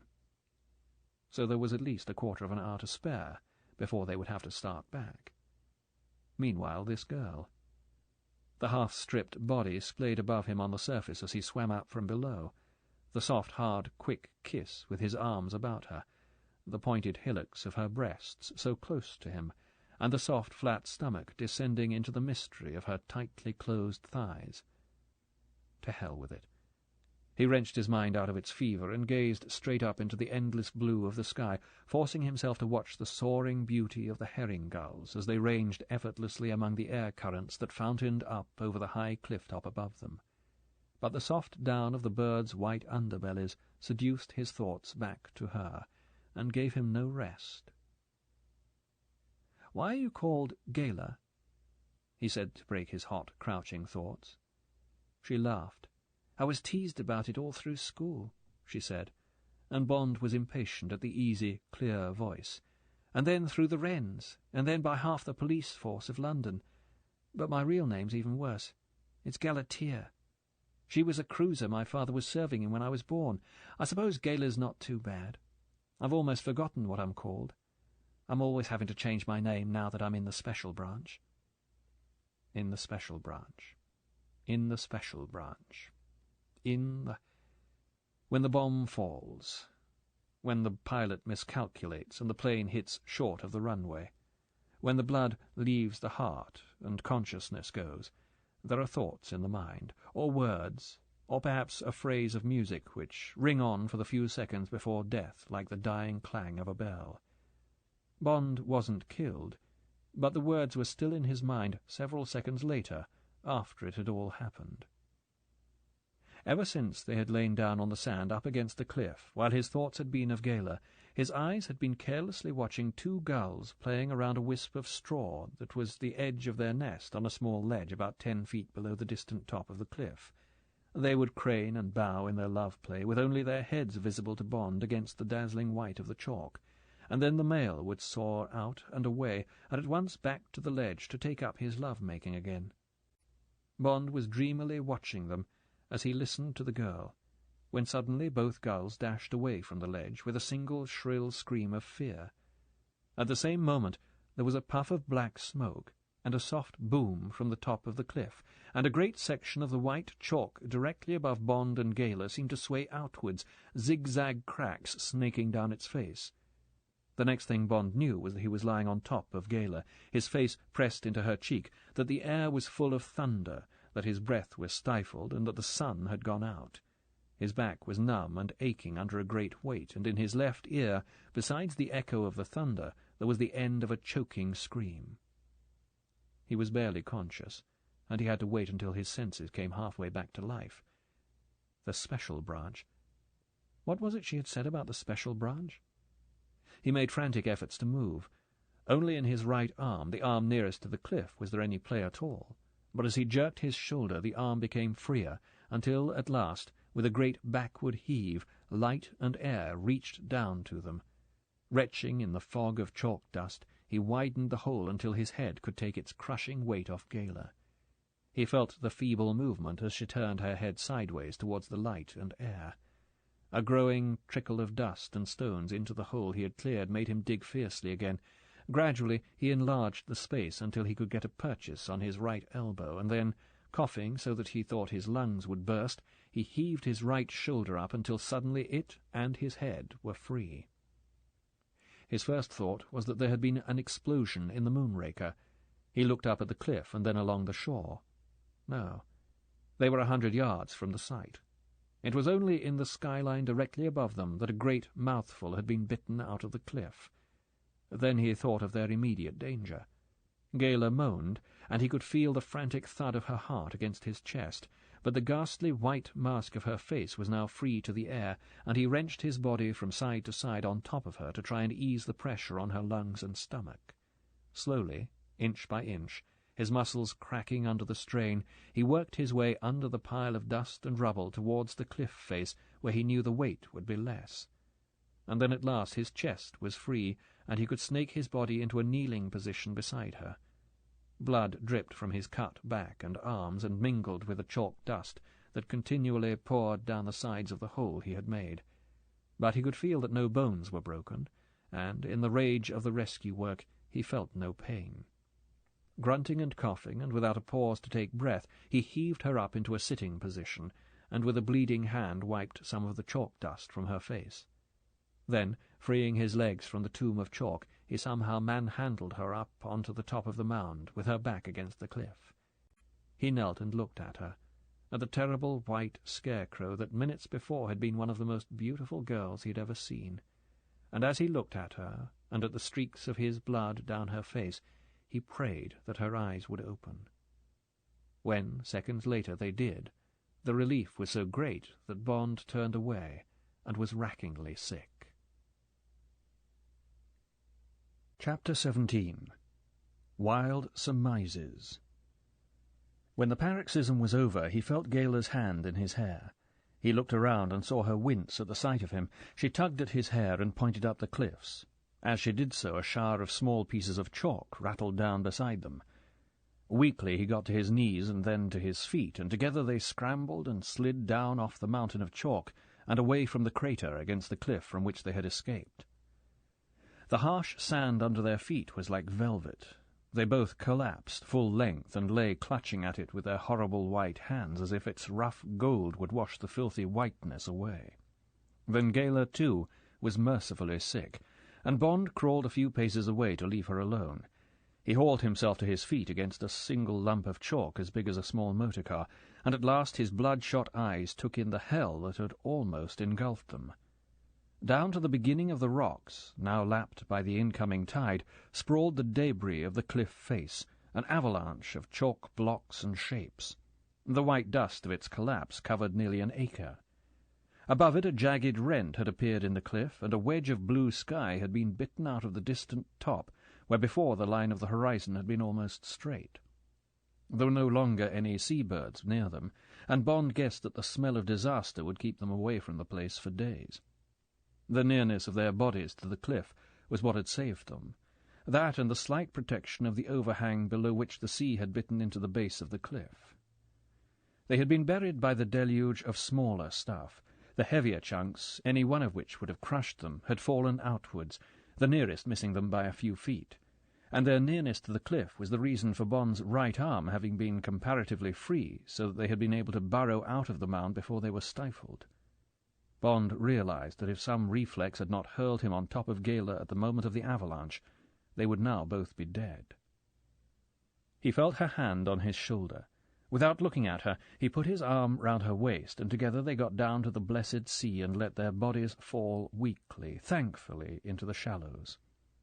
10 minutes later it was two comparatively human beings who walked back up the sand to the rocks, where their clothes lay, a few yards away from the cliff fall. They were both completely naked. The rags of their underclothing lay somewhere under the pile of chalk dust, torn off in their struggle to escape, but, like survivors from a shipwreck, their nakedness meant nothing. Washed clean of the cloying, gritty chalk dust, and with their hair and mouths scoured with the salt water, they felt weak and bedraggled, but by the time they had got their clothes on and had shared Gala's comb, there was little to show what they had been through. They sat with their backs to a rock, and Bond lit a first delicious cigarette, drinking the smoke deeply into his lungs and expelling it slowly through his nostrils. When Gala had done the best she could with her powder and lipstick, he lit a cigarette for her, and as he handed it to her, for the first time they looked into each other's eyes and smiled. Then they sat and looked silently out to sea at the golden panorama that was the same and yet entirely new. Bond broke the silence. "Well, by God," he said, "that was close." "I still don't know what happened," said Gala, "except that you saved my life." She put her hand on his and then took it away. "If you hadn't been there, I should be dead," said Bond. "If I'd stayed where I was." He shrugged his shoulders. Then he turned and looked at her. "I suppose you realize," he said flatly, "that someone pushed the cliff down on us?" She looked back at him with wide eyes. "If we searched around in all that," he gestured towards the avalanche of chalk, "we would find the marks of 2 or 3 drill holes and traces of dynamite. I saw the smoke and I heard the bang of the explosion a split second before the cliff came down, and so did the gulls," he added. "And what's more," continued Bond after a pause, "it can't have been only Krebs. It was done in full view of the sight, and it was done by several people, well organized, with spies on us from the moment we went down the cliff path to the beach." There was comprehension in Gala's eyes and a flash of fear. "What are we to do?" she asked anxiously. "What's it all about?" "They want us dead," said Bond calmly, "so we have to stay alive.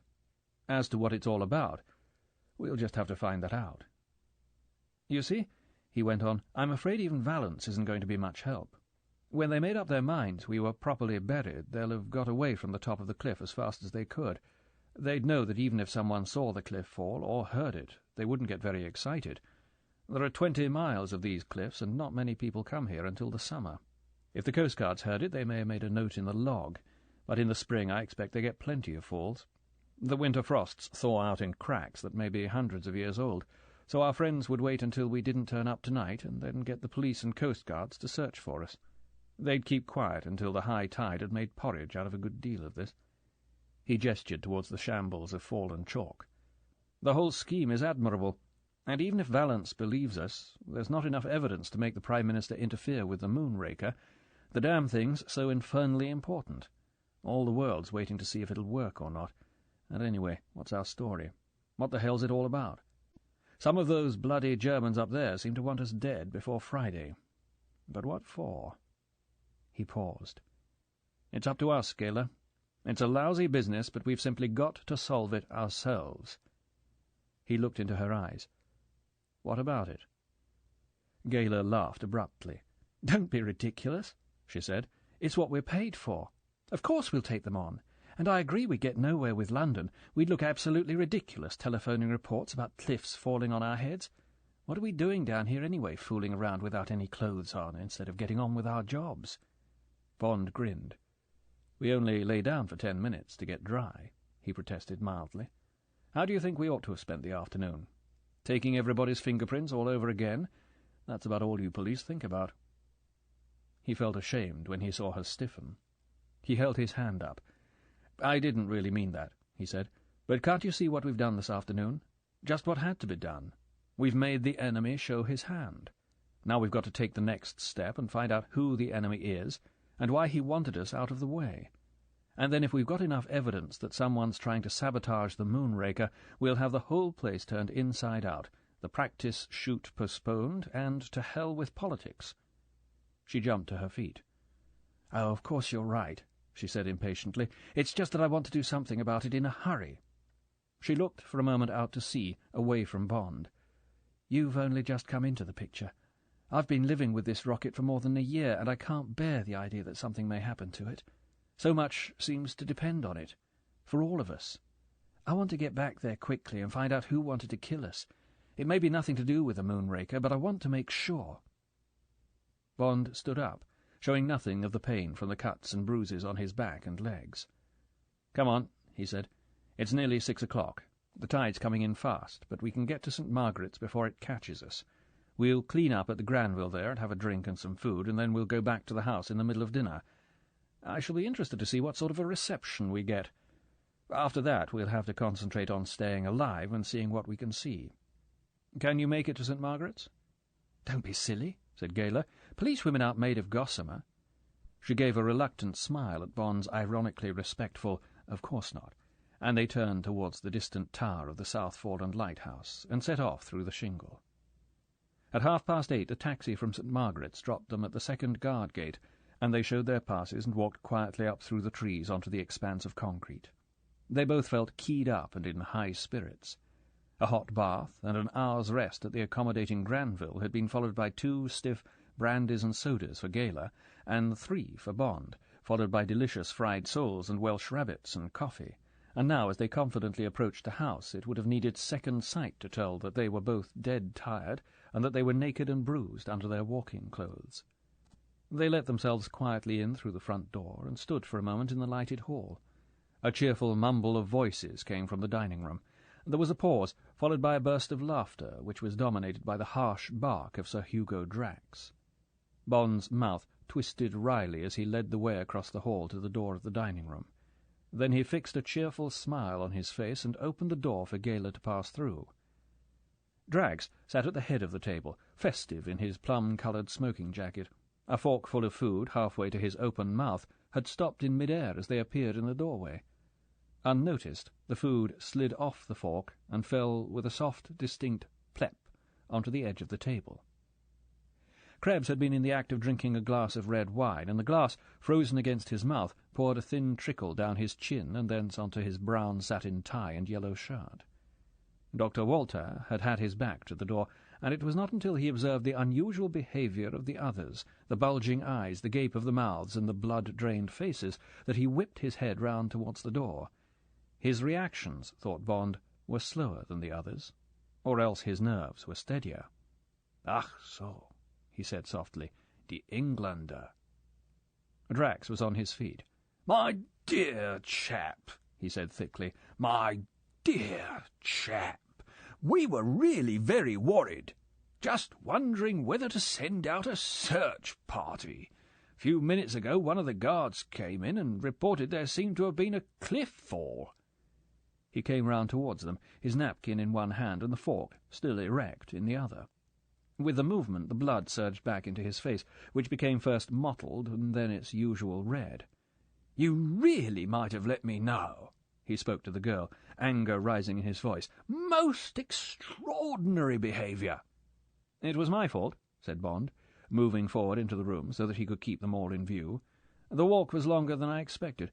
I thought we might get caught by the tide, so we went on to St. Margaret's and had something to eat there and took a taxi. Miss Brand wanted to telephone, but I thought we would be back before 8. You must put the blame on me. But please go ahead with your dinner. Perhaps I might join you for coffee and dessert. I expect Miss Brand would prefer to go to her room. She must be tired after her long day." Bond walked deliberately round the table and took the chair next to Krebs. Those pale eyes, he noticed, after the first shock, had been fixed firmly on his plate. As Bond came up behind him, he was delighted to see a large mound of elastoplast on the crown of Krebs's head. "Yes, go to bed, Miss Brand. I will talk to you in the morning," said Drax testily. Gala obediently left the room, and Drax went to his chair and sat heavily down. "Most remarkable, those cliffs," said Bond blithely. "Quite awe-inspiring walking along, wondering if they're going to choose just that moment to collapse on one. Reminded me of Russian roulette. And yet one never reads of people being killed by cliffs falling on them. The odds against getting hurt must be terrific." He paused. "By the way, what was that you were saying about a cliff fall just now?" There was a faint groan on Bond's right, followed by a crash of glass and china, as Krebs's head fell forward onto the table. Bond looked at him with polite curiosity. "Walter," said Drax sharply, "can't you see that Krebs is ill? Take the man out and put him to bed. And don't be too soft with him. The man drinks too much. Hurry up." Walter, his face crumpled and angry, strode round the table and jerked Krebs's head out of the debris. He took him by his coat collar and hauled him to his feet and away from his chair. "Du Scheißkerl," hissed Walter at the mottled, vacant face. "Marsch!" He turned him round and hustled him to the swing door into the pantry and rammed him through. There were muffled sounds of stumbling and cursing, and then a door banged, and there was silence. "He must have had a heavy day," said Bond, looking at Drax. The big man was sweating freely. He wiped his face with a circular sweep of his napkin. "Nonsense," he said shortly. "He drinks." The butler, erect and unperturbed by the apparition of Krebs and Walter in his pantry, brought in the coffee. Bond took some and sipped it. He waited for the pantry door to close again. Another German, he thought. He'll already have passed the news back to the barracks. Or perhaps all the team weren't involved. Perhaps there was a team within a team. And if so, did Drax know about it? His behaviour when Bond and Gala had come through the door had been inconclusive. Had part of his astonishment been affronted dignity, the shock of a vain man whose programme has been upset by a chit of a secretary? He had certainly covered up well, and all the afternoon he had been down the shaft supervising the fuelling. Bond decided to probe a little. "How did the fuelling go?" he asked, his eyes fixed on the other man. Drax was lighting a long cigar. He glanced up at Bond through the smoke and the flame of his match. "Excellently." He puffed at the cigar to get it going. "Everything is ready now. The guards are out. An hour or two clearing up down there in the morning, and then the site will be closed. By the way," he added, "I shall be taking Miss Brand up to London in the car tomorrow afternoon. I shall need a secretary as well as Krebs. Have you got any plans?" "I have to go to London too," said Bond on an impulse. "I have my final report to make to the Ministry." "Oh, really?" said Drax casually. "What about? I thought you were satisfied with the arrangements." "Yes," said Bond non-committally. "That's all right, then," said Drax breezily. "And now, if you don't mind—" He got up from the table. "I've got some papers waiting for me in my study, so I'll say good night." "Good night," said Bond, to the already retreating back. Bond finished his coffee and went out into the hall and up to his bedroom. It was obvious that it had been searched again. He shrugged his shoulders. There was only the leather case. Its contents would show nothing except that he had come equipped with the tools of his trade. His Beretta in its shoulder holster was still where he had hidden it, in the empty leather case that belonged to Talon's night-glasses. He took the gun out and slipped it under his pillow. He took a hot bath and used half a bottle of iodine on the cuts and bruises he could reach. Then he got into bed and turned out the light. His body hurt, and he was exhausted. For a moment he thought of Gala. He had told her to take a sleeping pill and lock her door, but otherwise not to worry about anything until the morning. Before he emptied his mind for sleep, he wondered uneasily about her trip with Drax the next day to London. Uneasily, but not desperately. In due course, many questions would have to be answered, and many mysteries probed, but the basic facts seemed solid and unanswerable. This extraordinary millionaire had built this great weapon. The Ministry of Supply were pleased with it, and considered it sound. The Prime Minister and Parliament thought so too. The rocket was to be fired in less than 36 hours, under full supervision, and the security arrangements were as strict as they could possibly be. Somebody, and probably several people, wanted him and the girl out of the way. Nerves were stretched down here. There was a lot of tension about. Perhaps there was jealousy. Perhaps some people actually suspected them of being saboteurs. But what would that matter so long as he and Gayler kept their eyes open? Not much more than a day to go. They were right out in the open here, in May, in England, in peacetime. It was crazy to worry about a few lunatics so long as the Moonraker was out of danger. And as for tomorrow, reflected Bond as sleep reached out for him, he would arrange to meet Gayler in London and bring her back with him. Or she could even stay up in London for the night. Either way, he would look after her until the Moonraker was safely fired, and then, before work began on the Mark II weapon, there would have to be a very thorough clean-up indeed. But these were treacherously comforting thoughts. There was danger about, and Bond knew it. He finally drifted into sleep, with one small scene firmly fixed in his mind. There had been something very disquieting about the dinner table downstairs. It had been laid for only 3 people. 3. Thursday, Friday. Chapter 18. Beneath the Flat Stone. The Mercedes was a beautiful thing. Bond pulled his battered grey Bentley up alongside it and inspected it. It was a Type 300S, the sports model with a disappearing hood, one of only half a dozen in England, he reflected. Left-hand drive, probably bought in Germany. He had seen a few of them over there. One had hissed by him on the Munich Autobahn the year before when he was doing a solid 90 in the Bentley. The body, too short and heavy to be graceful, was painted white with red leather upholstery. Garish for England, but Bond guessed that Drax had chosen white in honour of the famous Mercedes-Benz racing colours that had already swept the board again since the war at Le Mans and the Nürburgring. Typical of Drax to buy a Mercedes.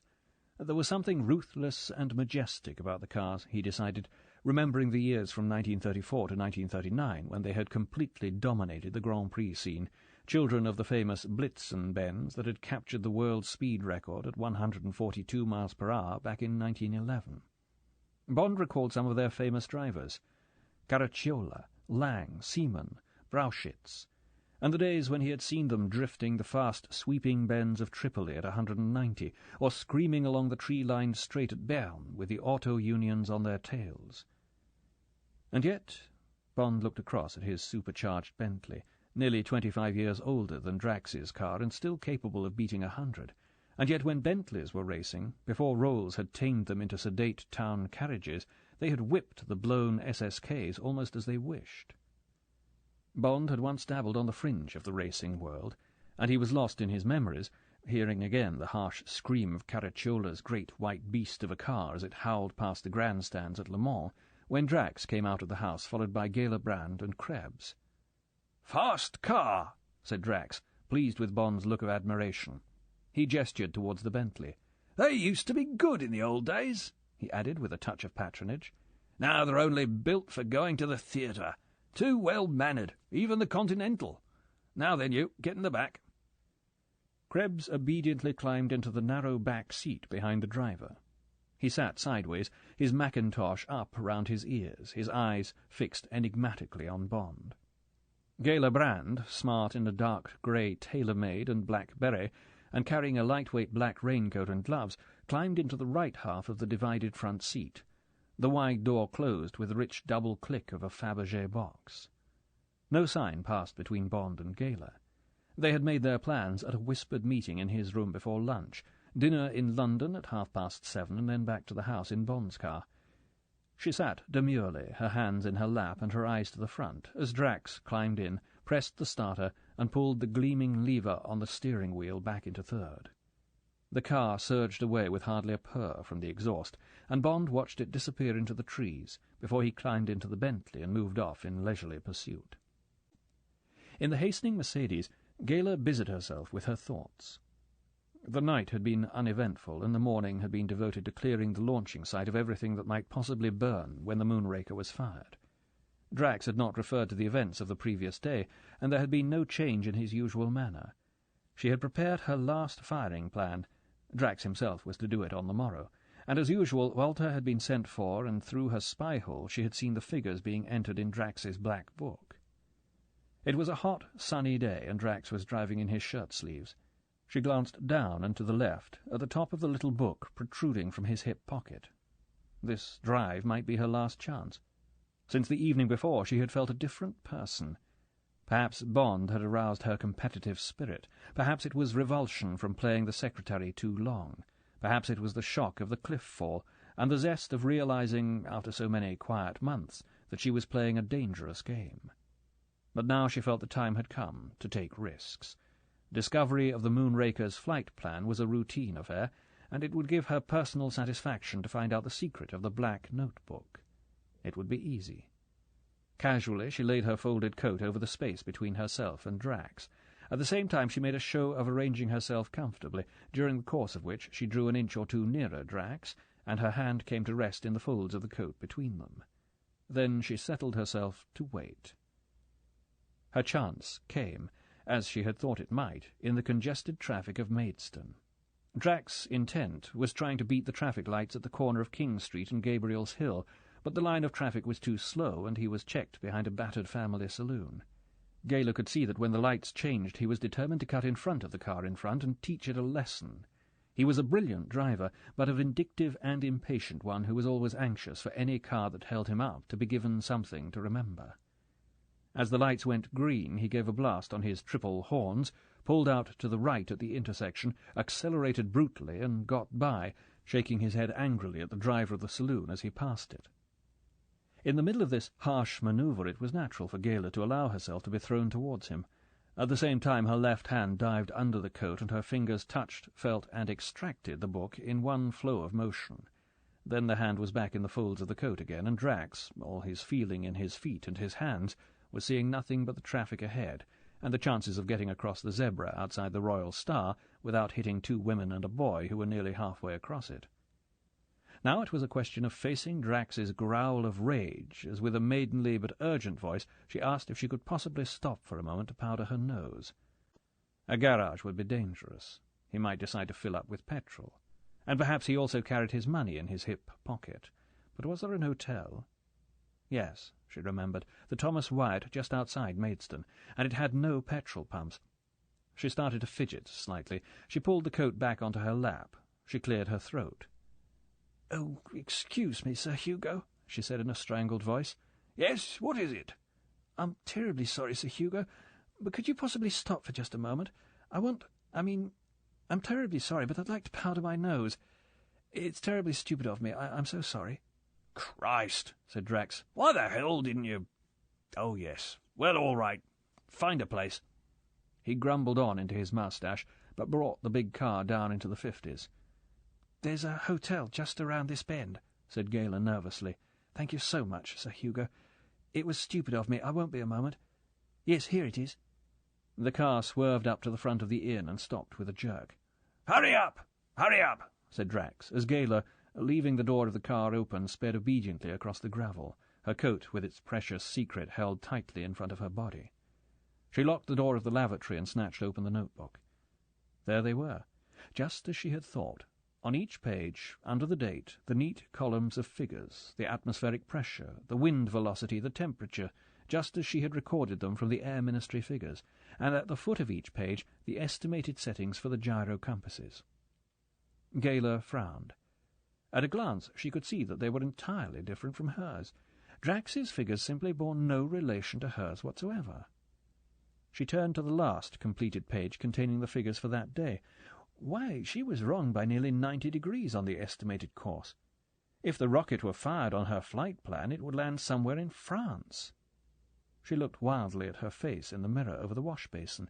How could she have gone so monstrously wrong? And why hadn't Drax ever told her? Why, she ran quickly through the book again. Every day she had been 90 degrees out, firing the Moonraker at right angles to its true course.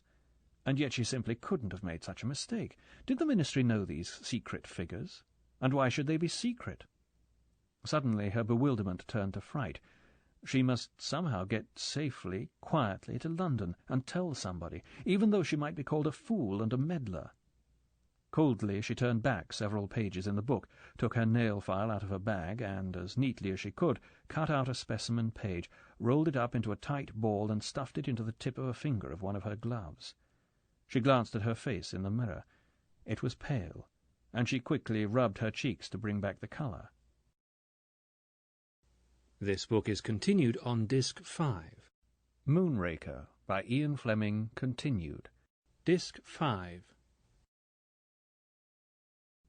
Coldly she turned back several pages in the book, took her nail file out of her bag, and, as neatly as she could, cut out a specimen page, rolled it up into a tight ball, and stuffed it into the tip of a finger of one of her gloves.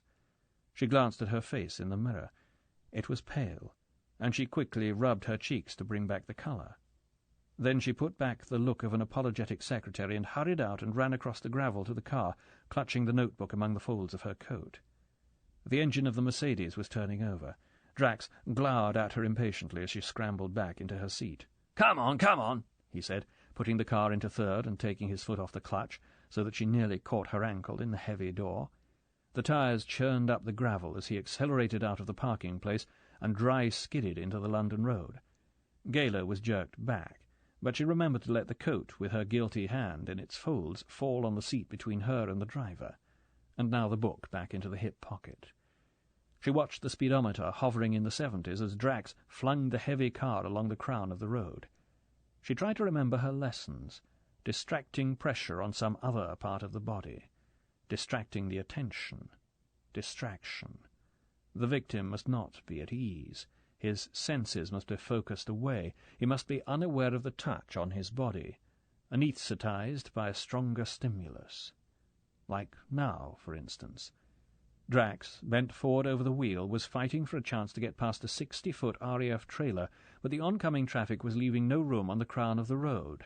There was a gap, and Drax rammed the lever into second and took it, his horns braying imperiously. Gayla's hand reached to the left under the coat, but another hand struck like a snake. "Got you!" Krebs was leaning half over the back of the driving seat. His hand was crushing hers into the slippery cover of the notebook under the folds of the coat. Gayla sat frozen into black ice. With all her strength she wrenched at her hand. It was no good. Krebs had all his weight on it now. Drax had got past the trailer, and the road was empty. Krebs said urgently in German, "Please, stop the car, mein Kapitän. Miss Brandt is a spy." Drax gave a startled glance to his right. What he saw was enough. He put his hand quickly down to his hip pocket and then, slowly, deliberately, put it back on the wheel. The sharp turning to Meerwith was just coming up on his left. "Hold her," said Drax. He braked so that the tyres screamed, chained down, and wrenched the car into the side road. A few hundred yards down it, he pulled the car into the side and stopped. Drax looked up and down the road. It was empty. He reached over one gloved hand and wrenched Gayla's face towards him. "What is this?" "I can explain it, Sir Hugo." Gayla tried to bluff against the horror and desperation she knew was in her face. "It's a mistake. I didn't mean—" Under cover of an angry shrug of the shoulders, her right hand moved softly behind her, and the guilty pair of gloves were thrust behind the leather cushion. "Sehen Sie her, mein Kapitän. I saw her edging up close to you. It seemed to me strange." With his other hand Krebs had whipped the coat away, and there were the bent white fingers of her left hand crushed into the cover of the notebook, still a foot away from Drax's hip pocket. "So." The word was deadly cold and with a shivering finality. Drax let go her chin, but her horrified eyes remained locked into his. A kind of frozen cruelty was showing through the jolly facade of red skin and whiskers. It was a different man, the man behind the mask, the creature beneath the flat stone that Gayla Brand had lifted. Drax glanced again up and down the empty road. Then, looking carefully into the suddenly aware blue eyes, he drew the leather driving gauntlet off his left hand and, with his right, whipped her as hard as he could across the face with it. Only a short cry was forced out of Gayla's constricted throat, but tears of pain ran down her cheeks. Suddenly she began to fight like a mad woman. With all her strength she heaved and fought against the two iron arms that held her. With her free right hand she tried to reach the face that leant over her and get at the eyes, but Krebs easily moved his head out of her reach and quietly increased the pressure across her throat, hissing murderously to himself as her nails tore strips of skin off the backs of his hands, but noting with a scientist's eye as her struggles became weaker. Drax watched carefully, with one eye on the road, as Krebs brought her under control, and then he started the car and drove cautiously on along the wooded road. He grunted with satisfaction as he came upon a cart track into the woods, and he turned up it and only stopped when he was well out of sight of the road. Gayla had just realized that there was no noise from the engine when she heard Drax say, "There." A finger touched her skull behind the left ear. Krebs's arm came away from her throat, and she slumped gratefully forward, gasping for air. Then something crashed into the back of her head where the finger had touched it, and there was a flash of wonderfully releasing pain and blackness. An hour later, passers-by saw a white Mercedes draw up outside a small house at the Buckingham Palace end of Ebury Street, and two kind gentlemen helped a sick girl out and through the front door. Those who were near could see that the poor girl's face was very pale, and that her eyes were shut, and that the kind gentleman almost had to carry her up the steps.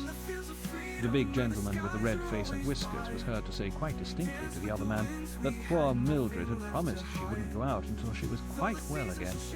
Very sad. Gayla came to herself in a large top-floor room that seemed to be full of machinery. She was tied very securely to a chair, and apart from the searing pain in her head, she could feel that her lips and cheek were bruised and swollen. Heavy curtains were drawn across the window, and there was a musty smell in the room as if it was rarely used. There was dust on the few pieces of conventional furniture, and only the chromium and ebonite dials on the machines looked clean and new. She thought she was probably in hospital. She closed her eyes and wondered. It was not long before she remembered. She spent several minutes controlling herself, and then she opened her eyes again. Drax, his back to her, was watching the dials on a machine that looked like a very large radio set. There were 3 more similar machines in her line of sight, and from one of them a thin steel aerial reached up to a rough hole that had been cut for it in the plaster of the ceiling. The room was brightly lit by several tall standard lamps, each of which held a naked high-wattage bulb. To her left there was a noise of tinkering, and by swivelling her half-closed eyes in their sockets, which made the pain in her head much worse, she saw the figure of Krebs bent over an electric generator on the floor. Beside it there was a small petrol engine, and it was this that was giving trouble. Every now and then Krebs would grasp the starting handle and crank it hard, and a feeble stutter would come from the engine before he went back to his tinkering. "You damn fool," said Drax in German. "Hurry up, I've got to go and see those bloody oafs at the ministry." "At once, mein Kapitän," said Krebs dutifully. He seized the handle again. This time, after 2 or 3 coughs, the engine started up and began to purr. "It won't make too much noise?" asked Drax. "No, mein Kapitän. The room has been soundproofed," answered Krebs. "Dr. Walter assures me that nothing will be heard outside." Gayla closed her eyes, and decided that her only hope was to feign unconsciousness for as long as possible. Did they intend to kill her, here in this room? And what was all this machinery? It looked like wireless, or perhaps radar. That curved glass screen above Drax's head that had given an occasional flicker as Drax fiddled with the knobs below the dials. Slowly her mind started to work again. Why, for instance, was Drax suddenly talking perfect German? And why did Krebs address him as Herr Kapitän? And the figures in the black book? Why did they nearly kill her because she had seen them? What did they mean? 90 degrees. 90 degrees. Lazily her mind turned the problem over. 90 degrees difference. Supposing her figures had been right all the time for the target 80 miles away in the North Sea, just supposing she had been right, then she wouldn't have been aiming the rocket into the middle of France after all. But Drax's figures? 90 degrees to the left of her North Sea target? Somewhere in England, presumably. 80 miles from Dover. Yes, of course. That was it. Drax's figures, the firing plan in the little black book, they would drop the Moonraker just about in the middle of London. But on London! On London! So one's heart really does go into one's throat. How extraordinary. Such a commonplace, and yet there it is, and it really does almost stop one breathing. And now, Let me see. So this is a radar homing device. How ingenious. The same as there would be on the raft in the North Sea. This would bring the rocket down within 100 yards of Buckingham Palace. But would that matter, with a warhead full of instruments? It was probably the cruelty of Drax's blow across her face that settled it, but suddenly she knew. She knew that somehow it would be a real warhead, an atomic warhead, and that Drax was an enemy of England, and that tomorrow at noon he was going to destroy London. Gayler made a last effort to understand. Through this ceiling, through this chair into the ground, the thin needle of the rocket, dropping fast as light out of a clear sky. The crowds in the streets, the palace, the nursemaids in the park, the birds in the trees, the great bloom of flame a mile wide, and then the mushroom cloud, and nothing left, nothing, nothing, nothing. "No! Oh, no!" But the scream was only in her mind, and Gayler, her body a twisted black potato crisp amongst a million others, had already fainted. Chapter 19. Missing Person. Bond sat at his favourite restaurant table in London, the right-hand corner table for two on the first floor, and watched the people and the traffic in Piccadilly and down the Haymarket. It was 7:45, and his second vodka dry martini with a large slice of lemon peel had just been brought to him by Baker, the head waiter. He sipped it, wondering idly why Gayler was late. It was not like her. She was the sort of girl who would telephone if she had been kept at the Yard. Vallance, whom he had visited at 5, had said that Gayler was due with him at 6. Vallance had been very anxious to see her. He was a worried man, and when Bond reported briefly on the security of the Moonraker, Vallance seemed to be listening with only half his mind. It appeared that all that day there had been heavy selling of sterling. It had started in Tangier and quickly spread to Zurich and New York. The pound had been fluctuating wildly in the money markets of the world, and the arbitrage dealers had made a killing. The net result was that the pound was a whole 3 cents down on the day, and the forward rates were still weaker.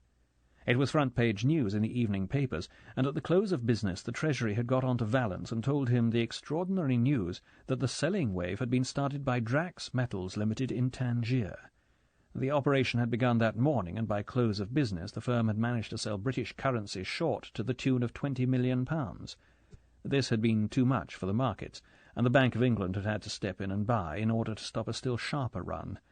It was then that Drax Metals had come to light as the seller. Now the Treasury wanted to know what it was all about, whether it was Drax himself selling or one of the big commodity interests who were clients of his firm. The first thing they did was to tackle Vallance. Vallance could only think that in some way the Moonraker was to be a failure, and that Drax knew it and wanted to profit by his knowledge. He at once spoke to the Ministry of Supply, but they pooh-poohed the idea. There was no reason to think the Moonraker would be a failure, and even if its practice flight was not successful, the fact would be covered up with talk of technical hitches and so forth. In any case, whether the rocket was a success or not, there could be no possible reaction on British financial credit. No, they certainly wouldn't think of mentioning the matter to the Prime Minister. Drax Metals was a big trading organisation. They were probably acting for some foreign government. The Argentine. Perhaps even Russia. Someone with big sterling balances. Anyway, it was nothing to do with the Ministry, or with the Moonraker, which would be launched punctually at noon the next day. This had made sense to Vallance, but he was still worried. He didn't like mysteries, and he was glad to share his concern with Bond. Above all, he wanted to ask Gayler if she had seen any Tangier cables, and if so, whether Drax had made any comment on them. Bond was sure Gayler would have mentioned anything of the sort to him, and he said so to Vallance. They had talked some more, and then Bond had left for his headquarters, where M was expecting him. M had been interested in everything, even the shaven heads and moustaches of the men.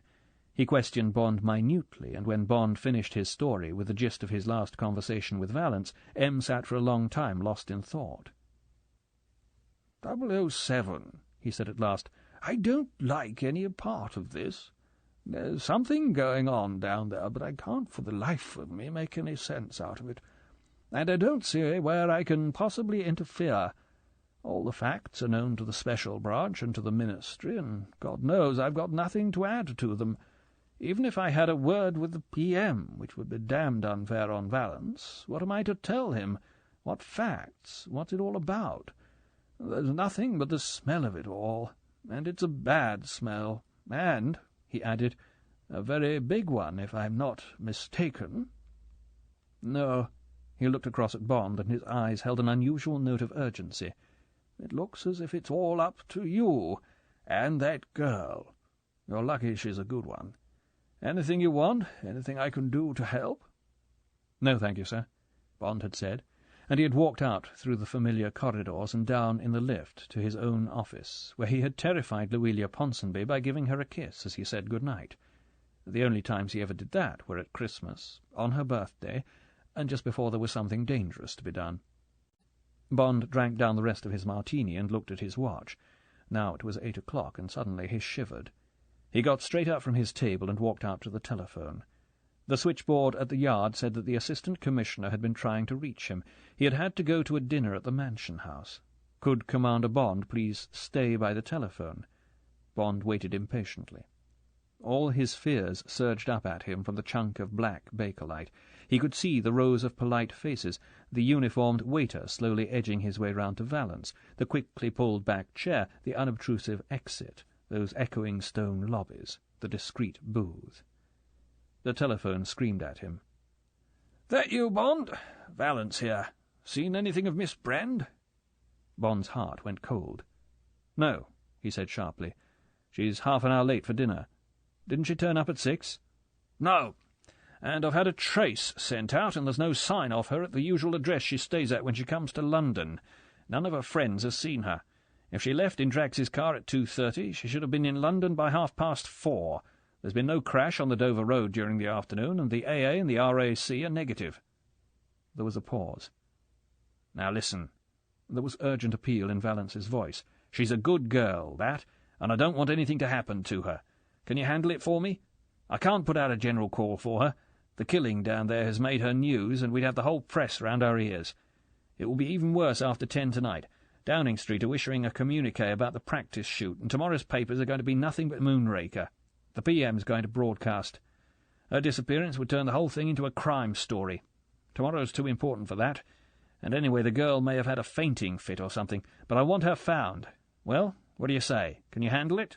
You can have all the help you want. I'll tell the duty officer that he's to accept your orders." "Don't worry," said Bond. "Of course I'll look after it." He paused, his mind racing. "Just tell me something. What do you know about Drax's movements?" "He wasn't expected at the Ministry until 7, said Valence. "I left word." There was a confused noise on the line, and Bond heard Valence say, "Thanks."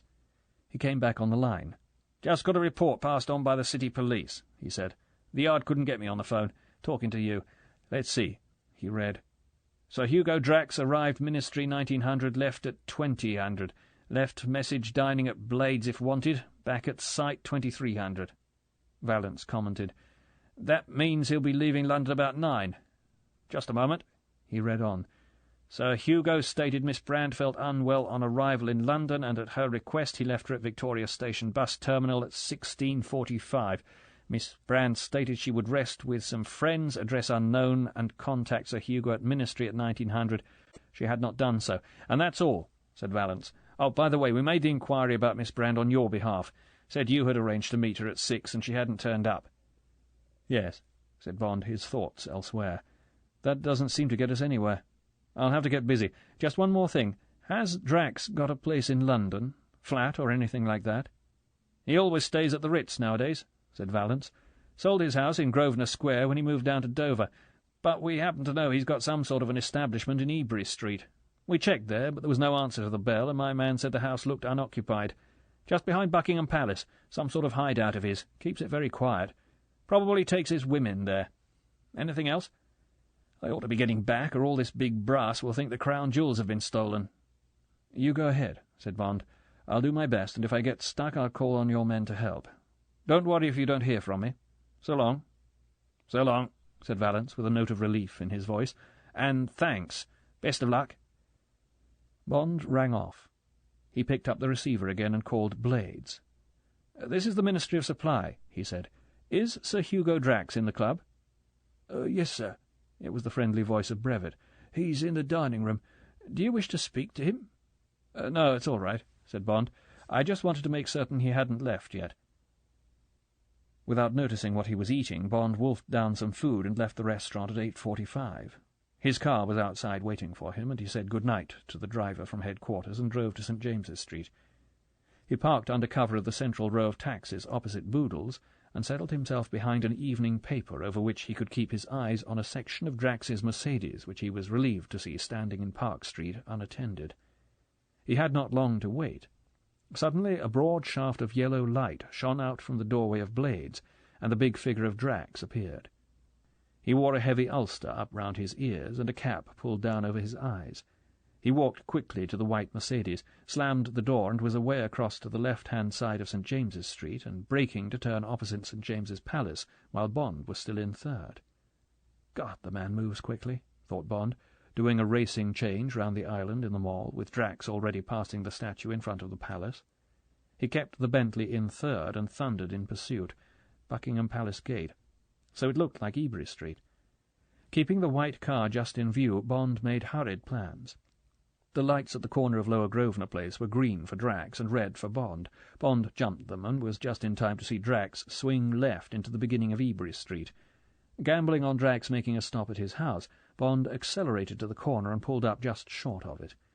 As he jumped out of the Bentley, leaving the engine ticking over, and took the few steps towards Ebury Street, he heard 2 short blasts on the Mercedes horn, and as he carefully edged round the corner he was in time to see Krebs helping the muffled figure of a girl across the pavement. Then the door of the Mercedes slammed and Drax was off again. Bond ran back to his car, whipped into third, and went after him. Thank God the Mercedes was white. There it went, its stop-lights blazing briefly at the intersections, the headlamps full on, and the horn blaring at any hint of a check in the sparse traffic. Bond set his teeth and rode his car as if she was a Lipizzaner at the Spanish riding school in Vienna. He could not use headlights or horn for fear of betraying his presence to the car in front. He just had to play on his brakes and gears and hope for the best. The deep note of his 2-inch exhaust thundered back at him from the houses on either side, and his tyres screamed on the tarmac. He thanked heavens for the new set of racing Michelins that were only a week old. If only the lights would be kind. He seemed to be getting nothing but amber and red, while Drax was always being swept on by the green. Chelsea Bridge. So it did look like the Dover Road by the South Circular. Could he hope to keep up with the Mercedes on A20? Drax had 2 passengers. His car might not be tuned, but with that independent springing he could corner better than Bond. The old Bentley was a bit high off the ground for this sort of work. Bond stamped on his brakes and risked a howl on his triple claxons as a homeward-bound taxi started to weave over to the right. It jerked back to the left, and Bond heard a 4-letter yell as he shot past. Clapham Common and the flicker of the white car through the trees. Bond ran the Bentley up to 80 along the safe bit of road and saw the lights go red just in time to stop Drax at the end of it. He put the Bentley into neutral and coasted up silently. 50 yards away. 40. 30. 20. The lights changed, and Drax was over the crossing and away again, but not before Bond had seen that Krebs was beside the driver, and that there was no sign of Gala except the hump of a rug over the narrow back seat. So there was no question. You don't take a sick girl for a drive like a sack of potatoes, nor at that speed, for the matter of that. So she was a prisoner. Why? What had she done? What had she discovered? What the hell, in fact, was all this about? Each dark conjecture came, and for a moment settled like a vulture on Bond's shoulder, and croaked into his ear that he had been a blind fool. Blind, blind, blind.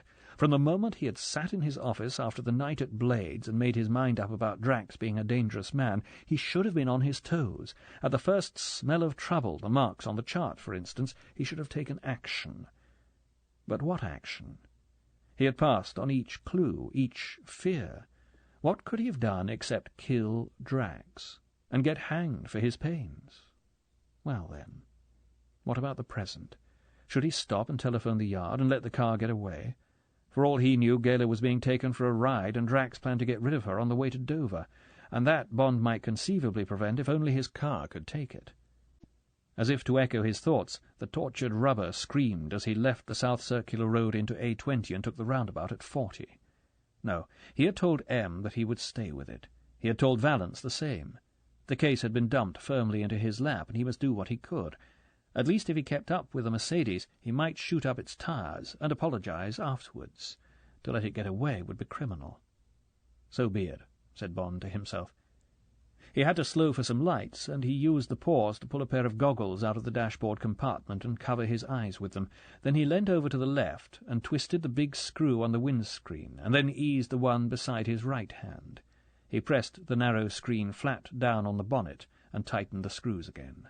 Then he accelerated away again from Swanley Junction, and was soon doing 90 astride the Cat's Eyes down the Farningham bypass, the wind howling past his ears and the shrill scream of his supercharger riding with him for company. A mile ahead, the great eyes of the Mercedes hooded themselves as they went over the crest of Rootham Hill and disappeared down into the moonlit panorama of the Weald of Kent. Chapter 20. Drax's Gambit. There were 3 separate sources of pain in Gala's body: the throbbing ache behind her left ear, the bite of the flex at her wrists, and the chafing of the strap round her ankles. Every bump in the road, every swerve, every sudden pressure of Drax's foot on the brakes or the accelerator awoke one or another of these pains and rasped at her nerves. If only she had been wedged into the back seat more tightly, but there was just room enough for her body to roll a few inches on the occasional seat, so that she was constantly having to twist her bruised face away from contact with the walls of shiny pigskin. The air she breathed was stuffy with the smell of new leather upholstery, exhaust fumes, and the occasional sharp stench of burning rubber, as Drax flayed the tires on a sharp corner.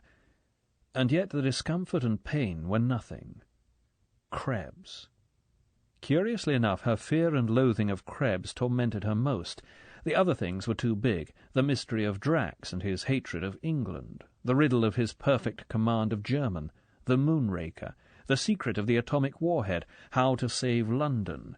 These were matters which she had long ago put away in the back of her mind as insoluble. But the afternoon alone with Krebs was present and dreadful, and her mind went back and back to the details of it like a tongue to an aching tooth. Long after Drax had gone, she had kept up her pretence of unconsciousness. At first Krebs had occupied himself with the machines, talking to them in German in a cooing baby talk. "There, my Liebchen, that's better now, isn't it? A drop of oil for you, my poor pearl? But certainly. Coming up at once. No, no, lazy bones. I said 1,000 revolutions, not 900. Come along now, we can do better than that, can't we? Yes, my shots, that's it. Round and round we go, up and down, round and round. Let me wipe your pretty face for you, so that we can see what the little dial is saying. Jesu Maria, bist du ein braves Kind." And so it had gone on, with intervals of standing in front of Gala, picking his nose and sucking at his teeth in a horribly ruminative way, until he stayed longer and longer in front of her, forgetting the machines, wondering, making up his mind. And then she had felt his hand undo the top button of her dress, and the automatic recoil of her body had had to be covered by a realistic groan, and a pantomime of consciousness returning. She had asked for water, and he had gone into a bathroom and fetched some for her in a tooth-glass. Then he had pulled a kitchen chair up in front of her, and had sat down astride it, his chin resting on the top rail of its back, and had gazed at her speculatively from under his pale, drooping lids. She had been the first to break the silence. "Why have I been brought here?" she asked. "What are all those machines?" He licked his lips, and the little pouting red mouth opened under the smudge of yellow moustache and formed itself slowly into a rhomboid-shaped smile.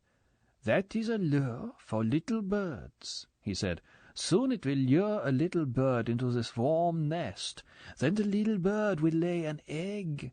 Oh, such a big round egg, such a beautiful fat egg." The lower half of his face giggled with delight while his eyes mooned.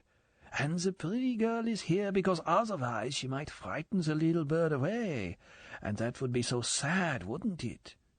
He spat out the next 3 words. "Filthy English bitch." His eyes became intent and purposeful. He hitched his chair nearer so that his face was only a foot away from hers, and she was enveloped in the miasma of his breath. "Now, English bitch, who are you working for?" He waited. "You must answer me, you know," he said softly. "We are all alone here. There is no one to hear you scream." "Don't be stupid," said Gayler desperately. "How could I be working for anyone except Sir Hugo?" Krebs smiled at the name. "I was just curious about the flight plan." She went into a rambling explanation about her figures and Drax's figures, and how she had wanted to share in the success of the Moonraker. "Try again," whispered Krebs when she had finished. "You must do better than that." And suddenly his eyes had turned hot with cruelty, and his hands had reached towards her from behind the back of his chair. In the rear of the hurtling Mercedes, Gayler ground her teeth together and whimpered at the memory of the soft, crawling fingers on her body, probing, pinching, pulling, while all the time the hot, vacant eyes gazed curiously into hers, until finally she gathered the saliva in her mouth and spat full in his face. He hadn't even paused to wipe his face, but suddenly he had really hurt her, and she had screamed once and then mercifully fainted. And then she had found herself being pushed into the back of the car. A rug was thrown over her, and they were hurtling through the streets of London, and she could hear other cars near them, the frantic ringing of a bicycle bell, an occasional shout, the animal growl of an old klaxon, the whirring putter of a motor scooter, a scream of brakes, and she had realized that she was back in the real world, that English people, friends, were all around her. She had struggled to get to her knees and scream, but Krebs must have felt her movement, because his hands were suddenly at her ankles, strapping them to the footrail along the floor, and she knew that she was lost. And suddenly the tears were pouring down her cheeks, and she was praying that somehow somebody would be in time. That had been less than an hour ago, and now she could tell from the slow pace of the car and the noise of other traffic that they had reached a large town, Maidstone, if she was being taken back to the site. In the comparative silence of their progress through the town, she suddenly heard Krebs's voice. There was a note of urgency in it. "Mein Captain," he said, "I have been watching a car for some time. It is certainly following us. It has seldom been using its lights. It is only 100 meters behind us now. I think it is the car of Commander Bond." Drax grunted with surprise, and she could hear his big body shift round to get a quick look. He swore sharply, and then there was silence, and she could feel the big car weaving and straining in the thin traffic. "Ja, sowas," said Drax finally. His voice was thoughtful. "So that old museum piece of his can still move. So much the better, my dear Krebs. He seems to be alone." He laughed harshly. "So we will give him a run for his money, and if he survives it, we will get him in the bag with the woman. Turn on the radio. Home service. We will soon find out if there is a hitch." There was a short crackle of static, and then Gayler could hear the voice of the Prime Minister, the voice of all the great occasions in her life, coming through in broken fragments, as Drax put the car into third and accelerated out of the town. "Weapon devised by the ingenuity of man, 1,000 miles into the firmament, area patrolled by Her Majesty's ships, designed exclusively for the defence of our beloved island. A long era of peace. Development for man's great journey away from the confines of this planet. Sir Hugo Drax, that great patriot and benefactor of our country." Gayler heard Drax's roar of laughter above the howling of the wind, a great scornful bray of triumph, and then the set was switched off. "James," whispered Gayler to herself, "there's only you left. Be careful, but make haste." Bond's face was a mask of dust and filthy with the blood of flies and moths that had smashed against it. Often he had to take a cramped hand off the wheel to clear his goggles, but the Bentley was going beautifully, and he felt sure of holding the Mercedes. He was touching 95 on the straight just before the entrance to Leeds Castle, when great lights were suddenly switched on behind him, and a four-tone wind horn sounded its impudent pom-pim, pom-pam almost in his ear. The apparition of a third car in the race was almost unbelievable. Bond had hardly troubled to look in his driving mirror since he left London. No one but a racing driver or a desperate man could have kept up with them, and his mind was in a turmoil as he automatically pulled over to the left and saw out of the corner of his eye a low, fire-engine-red car come up level with him and draw away with a good 10 miles an hour extra on its clock. He caught a glimpse of the famous Alpha radiator, and along the edge of the bonnet in bold white script the words "Attaboy 2." Then there was the grinning face of a youth in shirt-sleeves, who stuck 2 rude fingers in the air before he pulled away in the welter of sound which an Alpha at speed compounds from the whine of its supercharger, the gatling crackle of its exhaust, and the thunderous howl of its transmission. Bond grinned in admiration as he raised a hand to the driver. Alfa Romeo supercharged straight 8, he thought to himself, must be nearly as old as mine, 32 or 33 probably, and only half my CC, Targa Florio in 1931, and did well everywhere after that. Probably a hot rod type from one of the RAF stations round here, trying to get back from a party in time to sign in before he's put on the report. He watched affectionately as the Alpha wagged its tail in the S-bend abreast of Leeds Castle, and then howled off on the long wide road towards the distant Charing Fork. Bond could imagine the grin of delight as the boy came up with Drax. Oh, boy, it's a Merc! And the rage of Drax at the impudent music of the wind horn. Must be doing 105, reflected Bond. Hope the damn fool doesn't run out of road. He watched the 2 sets of tail lights closing up, the boy in the Alpha preparing for his trick of coming up behind and suddenly switching everything on when he could see a chance to get by. There, 400 yards away, the Mercedes showed white in the sudden twin shafts from the Alpha. There was a mile of clear road ahead, straight as a die. Bond could almost feel the boy's feet stamping the pedal still further into the floorboards. Attaboy! Up front in the Mercedes, Krebs had his mouth close to Drax's ear. "Another of them!" he shouted urgently. "Can't see his face. Coming up to pass now." Drax let out a harsh obscenity. His bared teeth showed white in the pale glimmer from the dashboard. "Teach the swine a lesson," he said, setting his shoulders and gripping the wheel tightly in the great leather gauntlets. Out of the corner of his eye he watched the nose of the Alpha creep up to starboard. "Pom-pim-pom-pam," chirped the wind horn. Softly, delicately, Drax inched the wheel of the Mercedes to the right, and at the horrible crash of metal whipped it back again to correct the slew of his tail. "Bravo! Bravo!" screamed Krebs, beside himself with excitement as he knelt on the seat and looked back. "Double somersault! Jumped the hedge upside down. I think he's burning already. Yes, there are flames." "That'll give our fine Mr. Bond something to think about," snarled Drax, breathing heavily. But Bond, his face a tight mask, had hardly checked his speed, and there was nothing but revenge in his mind as he hurtled on after the flying Mercedes. He had seen it all. The grotesque flight of the red car as it turned over and over, the flying figure of the driver, his arms and legs spread-eagled as he soared out of the driving seat, and the final thunder as the car hurdled the hedge upside down and crashed into the field. As he flashed by, noting the horrible graffiti of the black skid marks across the tarmac, his mind recorded one final macabre touch. Somehow undamaged in the Holocaust, the wind horn was still making contact, and its ululations were going on up to the sky, stridently clearing imaginary roads for the passage of Attaboy 2. Pom-pim-pom-pam! Pom-pim-pom-pam! So a murder had taken place in front of his eyes.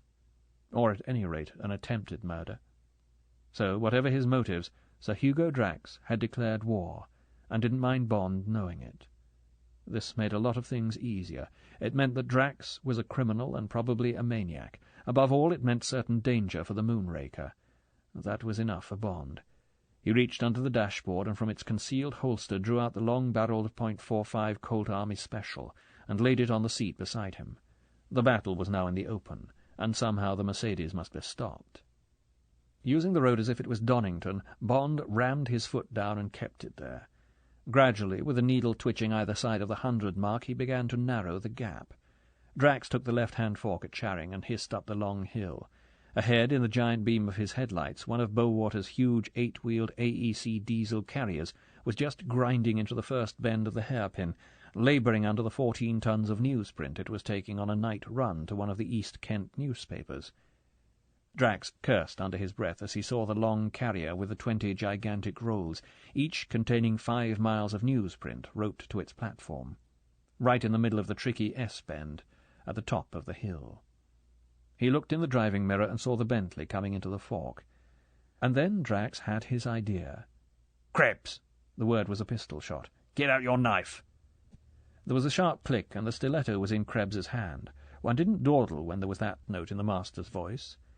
"I'm going to slow down behind this lorry," Take your shoes and socks off and climb out onto the bonnet, and when I come up behind the lorry, jump onto it.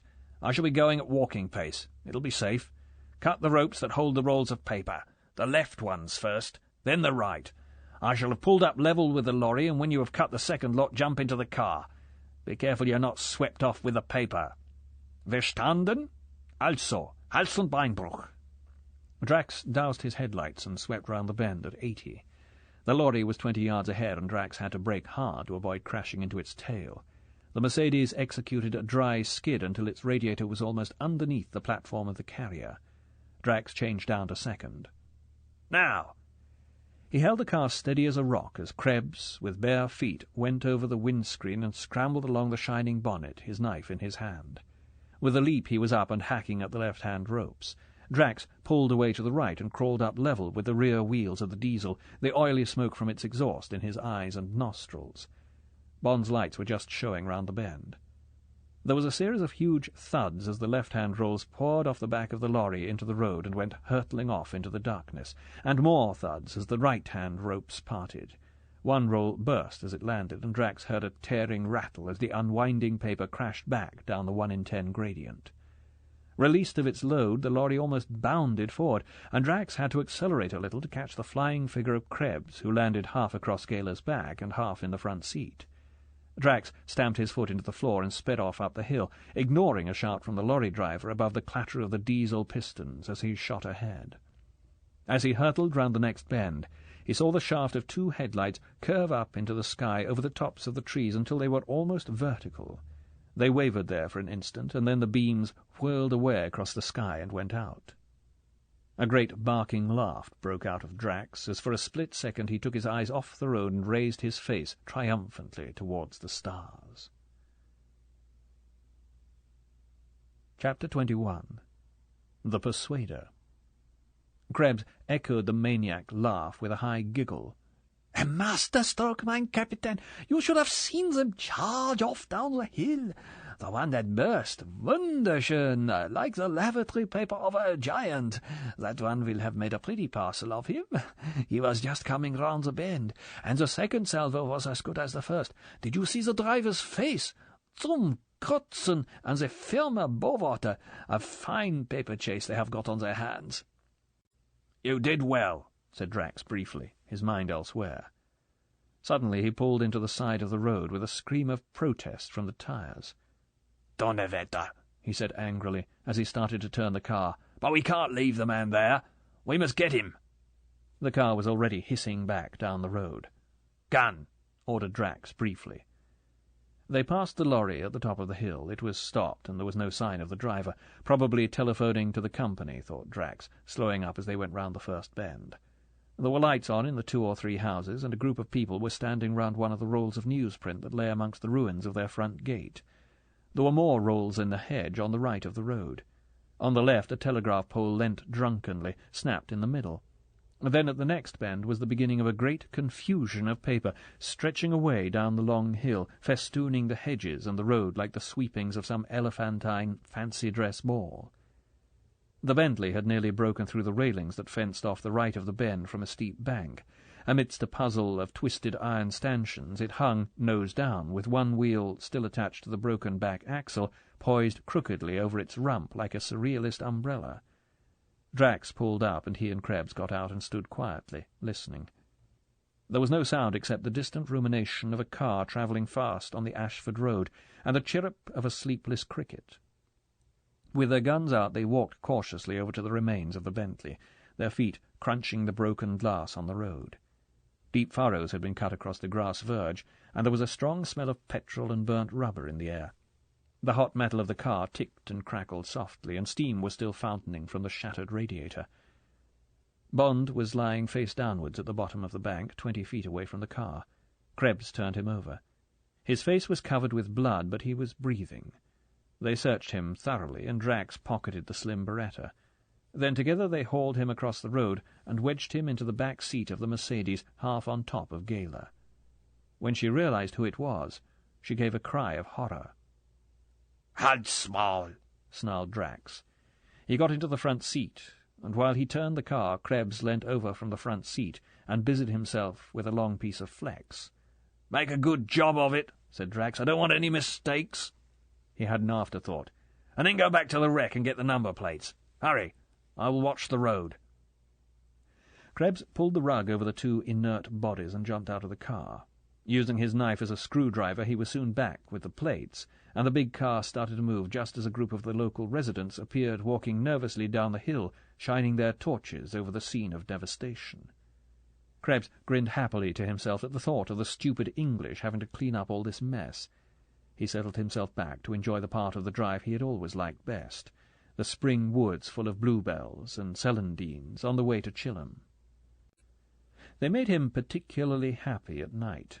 Lit up amongst the green torches of the young trees by the great headlamps of the Mercedes, they made him think of the beautiful forests of the Ardennes, and of the devoted little band with which he had served, and of driving along in a captured American jeep with, just like tonight, his adored leader at the wheel. Their Tag had been a long time coming, but now it was here, with young Krebs in the van. At last, the cheering crowds, the medals, the women, the flowers. He gazed out at the fleeting hosts of bluebells and felt warm and happy. Gaila could taste Bond's blood. His face was beside hers on the leather seat, and she shifted to give him more room. His breathing was heavy and irregular, and she wondered how badly he was hurt. Tentatively she whispered into his ear, and then louder. He groaned, and his breath came faster. "James," she whispered urgently, "James!" He mumbled something, and she pushed hard against him. He uttered a string of obscenities, and his body heaved. He lay still again, and she could almost feel him exploring his sensations. "It's me, Gaila." She felt him stiffen. "Christ," he said. "Hell of a mess." "Are you all right? Is anything broken?" She felt him tense his arms and legs. "Seems all right," he said. "Crack on the head. Am I talking sense?" "Of course," said Gaila. "Now listen." Hurriedly she told him all she knew, beginning with the notebook. His body was as rigid as a board against her, and he hardly breathed as he listened to the incredible story. Then they were running into Canterbury, and Bond put his mouth to her ear. "Going to try and chuck myself over the back," he whispered. "Get to a telephone. Only hope." He started to heave himself up on his knees, his weight almost grinding the breath out of the girl. There was a sharp crack, and he fell back on top of her. "Another move out of you, and you're dead," said the voice of Krebs, coming softly between the front seats. Only another 20 minutes to the site. Gaila gritted her teeth and set about bringing Bond back to consciousness again. She had only just succeeded when the car drew up at the door of the launching dome, and Krebs, a gun in his hand, was undoing the bonds round their ankles. They had a glimpse of the familiar moonlit cement and of the semicircle of guards some distance away before they were hustled through the door, and, when their shoes had been torn off by Krebs, out onto the iron catwalk inside the launching dome. There the gleaming rocket stood, beautiful, innocent, like a new toy for Cyclops. But there was a horrible smell of chemicals in the air, and to Bond the Moonraker was a giant hypodermic needle ready to be plunged into the heart of England. Despite a growl from Krebs, he paused on the stairway and looked up at its glittering nose. 1,000,000 deaths. 1,000,000. 1,000,000. 1,000,000. On his hands? For God's sake, on his hands! With Krebs's gun prodding him, he went slowly down the steps on the heels of Gaila. As he turned through the doors of Drax's office, he pulled himself together. Suddenly his mind was clear, and all the lethargy and pain had left his body. Something, anything, must be done. Somehow he would find a way. His whole body and mind became focused and sharp as a blade. His eyes were alive again, and defeat sloughed off him like the skin of a snake. Drax had gone ahead and was sitting at his desk. He had a Luger in his hand. It was pointing at a spot halfway between Bond and Gaila, and it was steady as a rock. Behind him, Bond heard the double doors thud shut. "I was one of the best shots in the Brandenburg division," said Drax conversationally. "Tire to that chair, Krebs." Then the man. Gaila looked desperately at Bond. "You won't shoot," said Bond. "You'd be afraid of touching off the fuel." He walked slowly towards the desk. Drax smiled cheerfully and looked along the barrel at Bond's stomach. "Your memory is bad, Englishman," he said flatly. I told you this room is cut off from the shaft by the double doors. Another step and you will have no stomach." Bond looked at the confident, narrowed eyes and stopped. "Go ahead, Krebs." When they were both tied securely and painfully to the arms and legs of two tubular steel chairs a few feet apart beneath the glass wall map, Krebs left the room. He came back in a moment with a mechanic's blowtorch.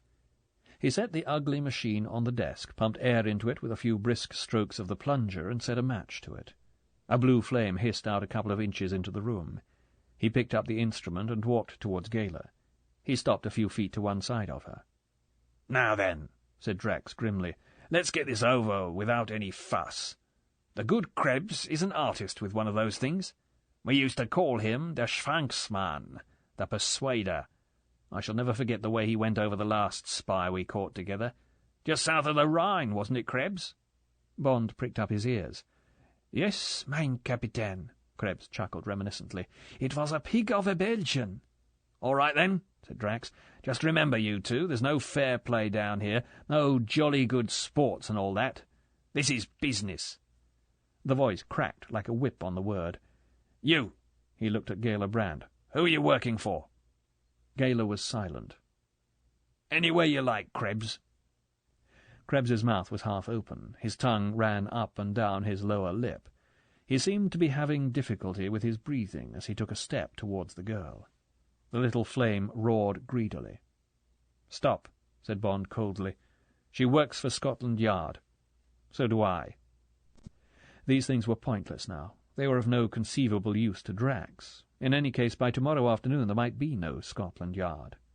"That's better," said Drax. "Now, does anybody know you're prisoners? Did you stop and telephone anyone?" If I say yes, thought Bond, he will shoot us both and get rid of the bodies, and the last chance of stopping the Moonraker will be gone. And if the Yard knows, why aren't they here already? No. Our chance may come. The Bentley will be found.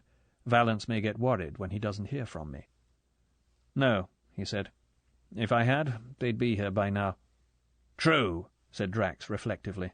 "In that case, I'm no longer interested in you, and I congratulate you on making the interview so harmonious.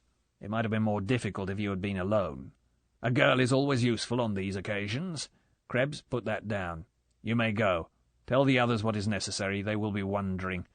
I shall entertain our guests for a while, and then I shall come up to the house, see the car gets properly washed down, the back seat, and get rid of the marks on the right-hand side.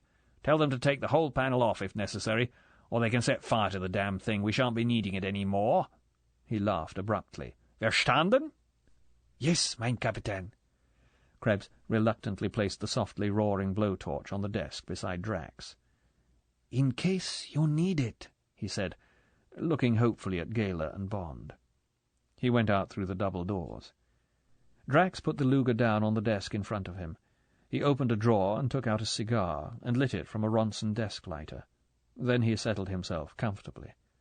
There was silence in the room for several minutes while Drax puffed contentedly at his cigar. Then he seemed to make up his mind. He looked benevolently at Bond. "You don't know how I have longed for an English audience," he said, as if he was addressing a press conference. "You don't know how I have longed to tell my story. As a matter of fact, a full account of my operation is now in the hands of a very respectable firm of Edinburgh solicitors. I beg their pardon, writers to the Signet. Well out of danger." He beamed from one to the other. "And these good folk have instructions to open the envelope on the completion of the first successful flight of the Moonraker. But you lucky people shall have a preview of what I have written, and then, when tomorrow at noon you see through those open doors," he gestured to his right, "the first wisp of steam from the turbines, and know that you are to be burnt alive in about half a second, you will have the momentary satisfaction of knowing what it is all in aid of, as," he grinned wolfishly, "we Englishmen say." "You can spare us the jokes," said Bond roughly. "Get on with your story, Kraut." Drax's eyes blazed momentarily. "A Kraut! Yes, I am indeed a Reichdeutscher." The mouth beneath the red moustache savoured the fine word. "And even England will soon agree that they have been licked by just one single German, and then perhaps they'll stop calling us Krauts. By order!" The words were yelled out. and the whole of Prussian militarism was in the parade ground below. Drax glowered across the desk at Bond, the great splayed teeth under the red moustache tearing nervously at one fingernail, then another. Then, with an effort, he crammed his right hand into his trouser pocket as if to put it out of temptation, and picked up his cigar with his left. He puffed at it for a moment, and then, his voice still taut, he began. Chapter 22. Pandora's Box. "My real name," said Drax, addressing himself to Bond, "is Graf Hugo von der Drache. My mother was English, and because of her I was educated in England until I was 12. Then I could stand this filthy country no longer, and I completed my education in Berlin and Leipzig." Bond could imagine that the hulking bully with the ogre's teeth had not been very welcome at an English private school, and being a foreign count with a mouthful of names would not have helped much. "When I was 20, Drax's eyes glowed reminiscently, "I went to work in the family business. It was a subsidiary of the great steel combine Rheinmetall-Borsig. Never heard of it, I suppose. Well, if you'd been hit by an 88mm shell during the war, it would probably have been one of theirs. Our subsidiary were experts in special steels, and I learned all about them, and a lot about the aircraft industry, our most exacting customers. That's when I first heard about columbite, worth diamonds in those days. Then I joined the party, and almost immediately we were at war. A wonderful time.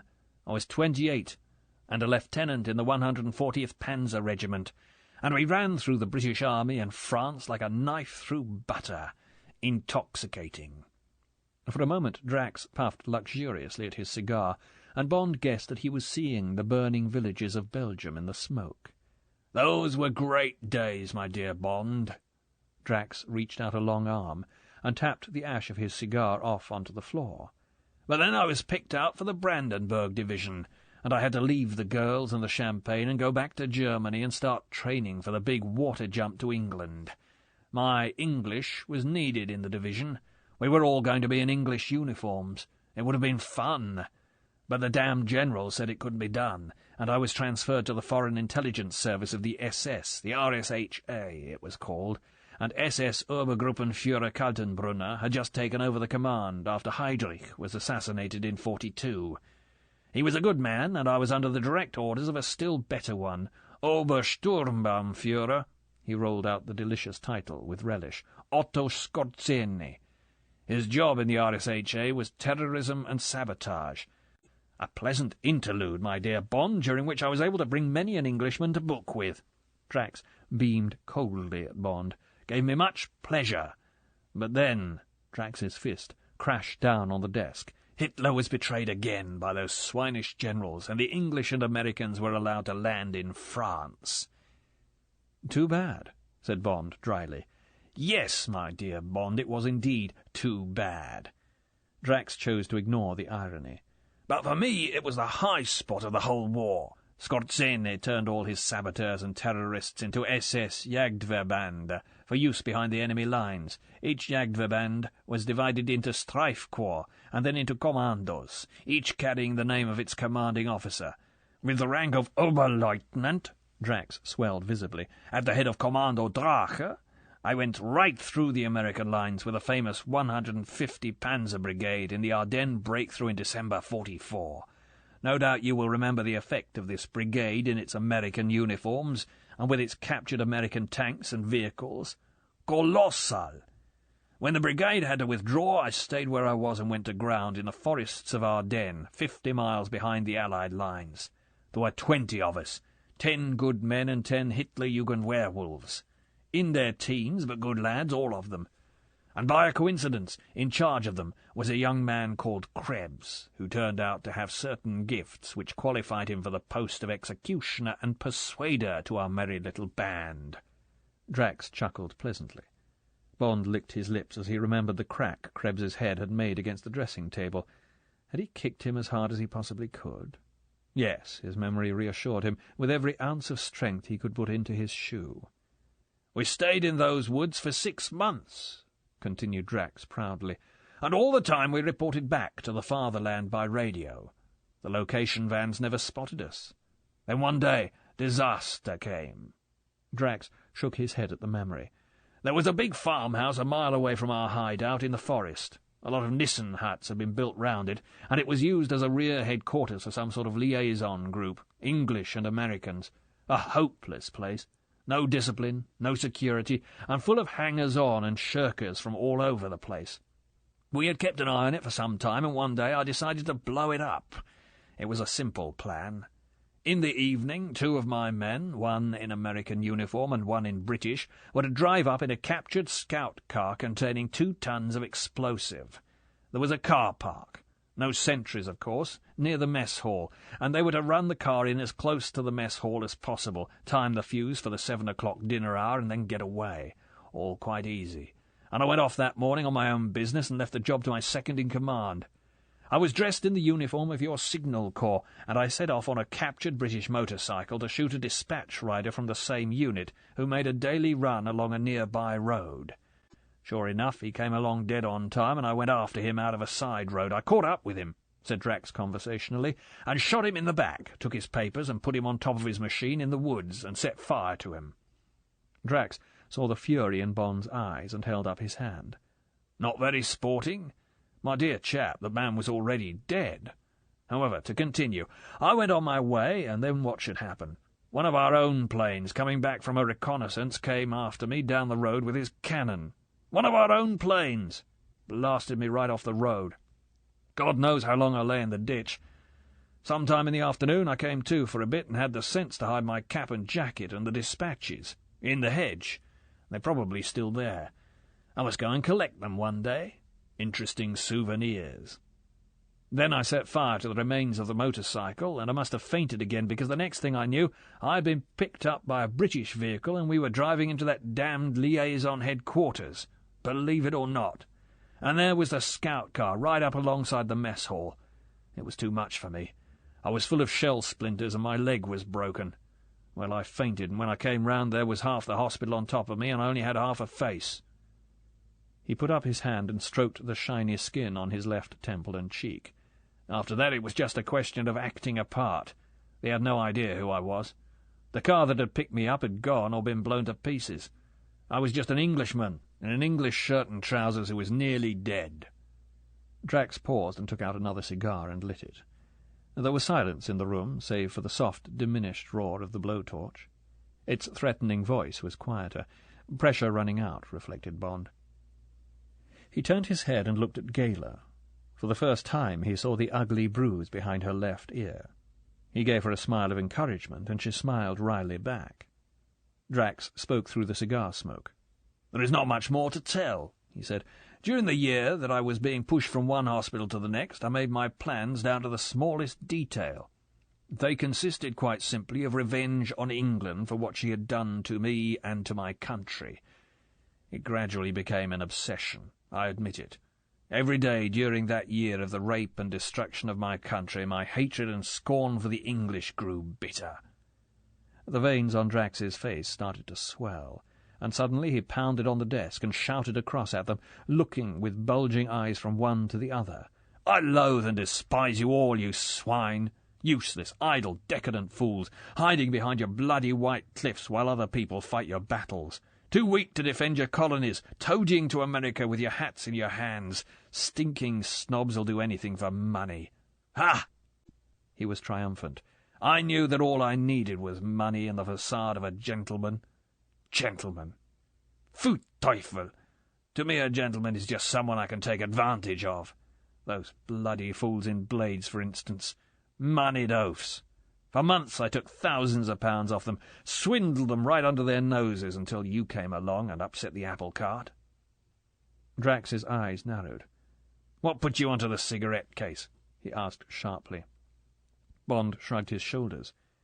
"My eyes," he said indifferently. "Ah, well," said Drax, "perhaps I was a bit careless that night. But where was I? Ah, yes, in hospital, and the good doctors were so anxious to help me find out who I really was." He let out a roar of laughter. "It was easy, so easy." His eyes became cunning. "From the identities they offered me so helpfully, I came upon the name of Hugo Drax. What a coincidence. From Drache to Drax.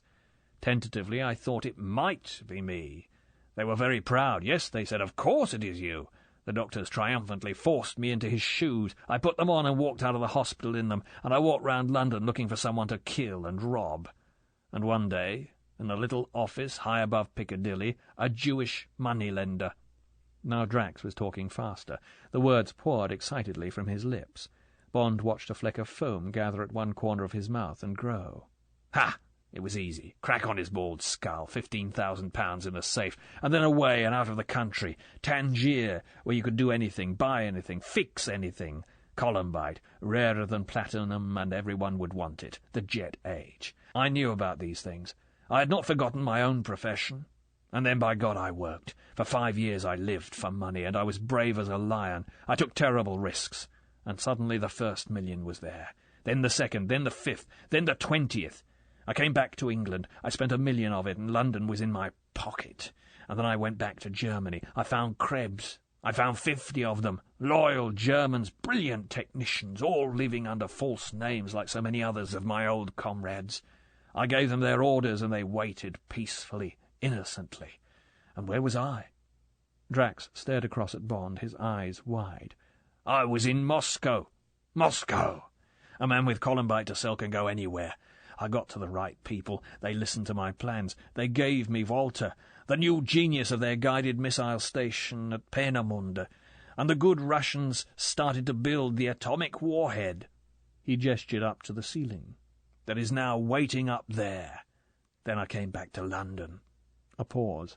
"The coronation, my letter to the palace. Triumph. Hooray for Drax!"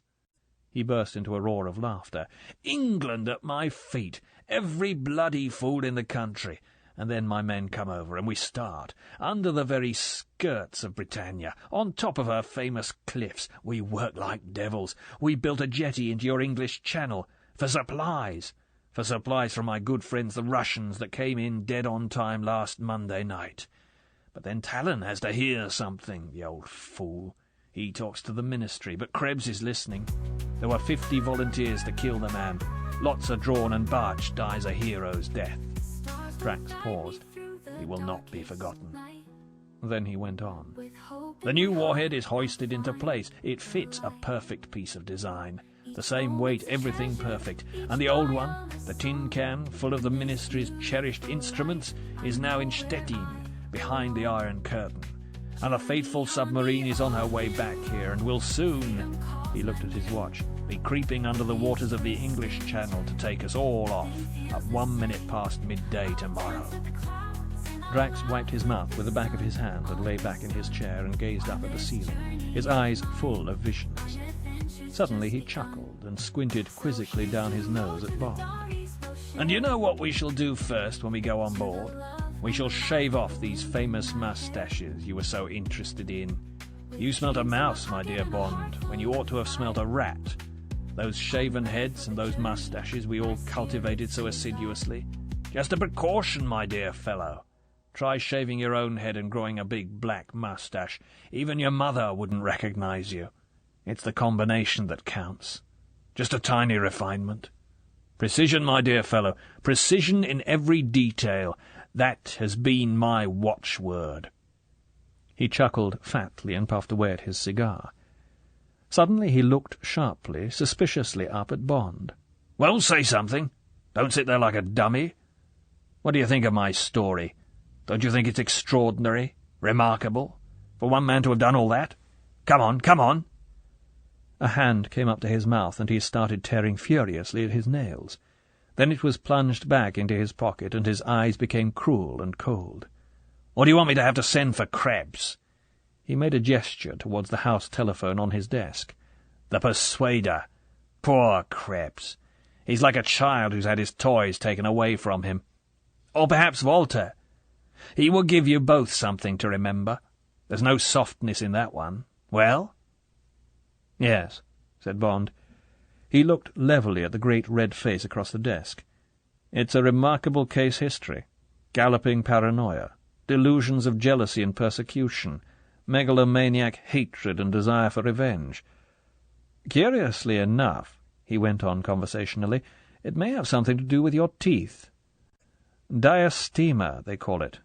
Comes from sucking your thumb when you're a child. Yes, I expect that's what the psychologists will say when they get you into the lunatic asylum. Ogre's teeth, being bullied at school, and so on. Extraordinary the effect it has on a child. Then Nazism helped to fan the flames, and then came the crack on your ugly head, the crack you engineered yourself. I expect that settled it. From then on you were really mad. Same sort of thing as people who think they're God. Extraordinary. What tenacity they have. Absolute fanatics. You're almost a genius. Lombroso would have been delighted with you. As it is, you're just a mad dog that'll have to be shot. Or else you'll commit suicide. Paranoiacs generally do. Too bad. Sad business. Bond paused and put all the scorn he could summon into his voice. And now let's get on with this farce, you great hairy-faced lunatic. It worked. With every word, Drax's face had become more contorted with rage. His eyes were red with it. The sweat of fury was dripping off his jowls onto his shirt. The lips were drawn back from the gaping teeth, and a string of saliva had crept out of his mouth and was hanging down from his chin. Now, at the last private school insult that must have awoken God knows what stinging memories, he leapt up from his chair and lunged round the desk at Bond, his hairy fists flailing. Bond gritted his teeth and took it. When Drax had twice had to pick the chair up with Bond in it, the tornado of rage suddenly passed. He took out his silk handkerchief and wiped his face and hands. Then he walked quietly to the door and spoke across the lolling head of Bond to the girl. "I don't think you two will give me any more trouble," he said, and his voice was quite calm and certain. "Krebs never makes a mistake with his knots." He gesticulated towards the bloody figure in the other chair. "When he wakes up," he said, "you can tell him that these doors will open once more just before noon tomorrow. A few minutes later there will be nothing left of either of you. Not even," he added as he wrenched open the inner door, "the stoppings in your teeth." The outer door slammed. Bond slowly raised his head and grinned painfully at the girl with his blood-stained lips. "Had to get him mad," he said with difficulty. "Didn't want to give him time to think. Had to work up a brainstorm." Gayla looked at him uncomprehendingly, her eyes wide at the terrible mask of his face. "It's all right," said Bond thickly. "Don't worry. London's okay. Got a plan." Over on the desk the blowtorch gave a quiet plop and went out. This book is continued on Disc 6. Moonraker by Ian Fleming, continued. Disc 6. The outer door slammed. Bond slowly raised his head and grinned painfully at the girl with his blood-stained lips. "Had to get him mad," he said with difficulty. "Didn't want to give him time to think. Had to work up a brainstorm." Gayla looked at him uncomprehendingly, her eyes wide at the terrible mask of his face. "It's all right," said Bond thickly. "Don't worry. London's okay. Got a plan." Over on the desk the blowtorch gave a quiet plop and went out. Chapter 23. 0 minus. Through half-closed eyes Bond looked intently at the torch, while for a few precious seconds he sat and let life creep back into his body. His head felt as if it had been used as a football, but there was nothing broken. Drax had hit him unscientifically, and with the welter of blows of a drunken man. Gayla watched him anxiously. The eyes in the bloody face were almost shut, but the line of the jaw was taut with concentration, and she could feel the effort of will he was making. He gave his head a shake, and when he turned towards her, she could see that his eyes were feverish with triumph. He nodded towards the desk. "The lighter," he said urgently. "I had to try and make him forget it. Follow me. I'll show you." He started to rock the light steel chair inch by inch towards the desk. "For God's sake, don't tip over, or we've had it. But make it fast, or the blow-lamp'll get cold." Uncomprehendingly, and feeling almost as if they were playing some ghastly children's game, Gayla carefully rocked her way across the floor in his wake. Seconds later Bond told her to stop beside the desk, while he went rocking on round to Drax's chair. Then he manoeuvred himself into position opposite his target, and with a sudden lurch heaved himself and the chair forward so that his head came down. There was a painful crack, as the Ronson desk lighter connected with his teeth, but his lips held it, and the top of it was in his mouth as he heaved the chair back with just enough force to prevent it spilling over. And then he started his patient journey back to where Gayler was sitting at the corner of the desk on which Krebs had left the blow-lamp. He rested until his breath was steady again. "Now we come to the difficult part," he said grimly. "While I try to get this torch going, you get your chair round so that your right arm is as close in front of me as possible." Obediently she edged herself round, while Bond swayed his chair so that it leant against the edge of the desk and allowed his mouth to reach forward and grip the handle of the blowtorch between his teeth. Then he eased the torch towards him, and after minutes of patient work he had the torch and the lighter arranged to his liking at the edge of the desk. After another rest he bent down, closed the valve of the torch with his teeth, and proceeded to get pressure back by slowly and repeatedly pulling up the plunger with his lips and pressing it back with his chin. His face could feel the warmth in the preheater, and he could smell the remnants of gas in it. If only it hadn't cooled off too much. He straightened up. "Last lap, Gayler," he said, smiling crookedly at her. "I may have to hurt you a bit, all right?" "Of course," said Gayler. "Then here goes," said Bond, and he bent forward and released the safety valve on the left of the canister. Then he quickly bent forward over the Ronson, which was standing at right angles and just below the neck of the torch, and with his two front teeth pressed down sharply on the ignition lever.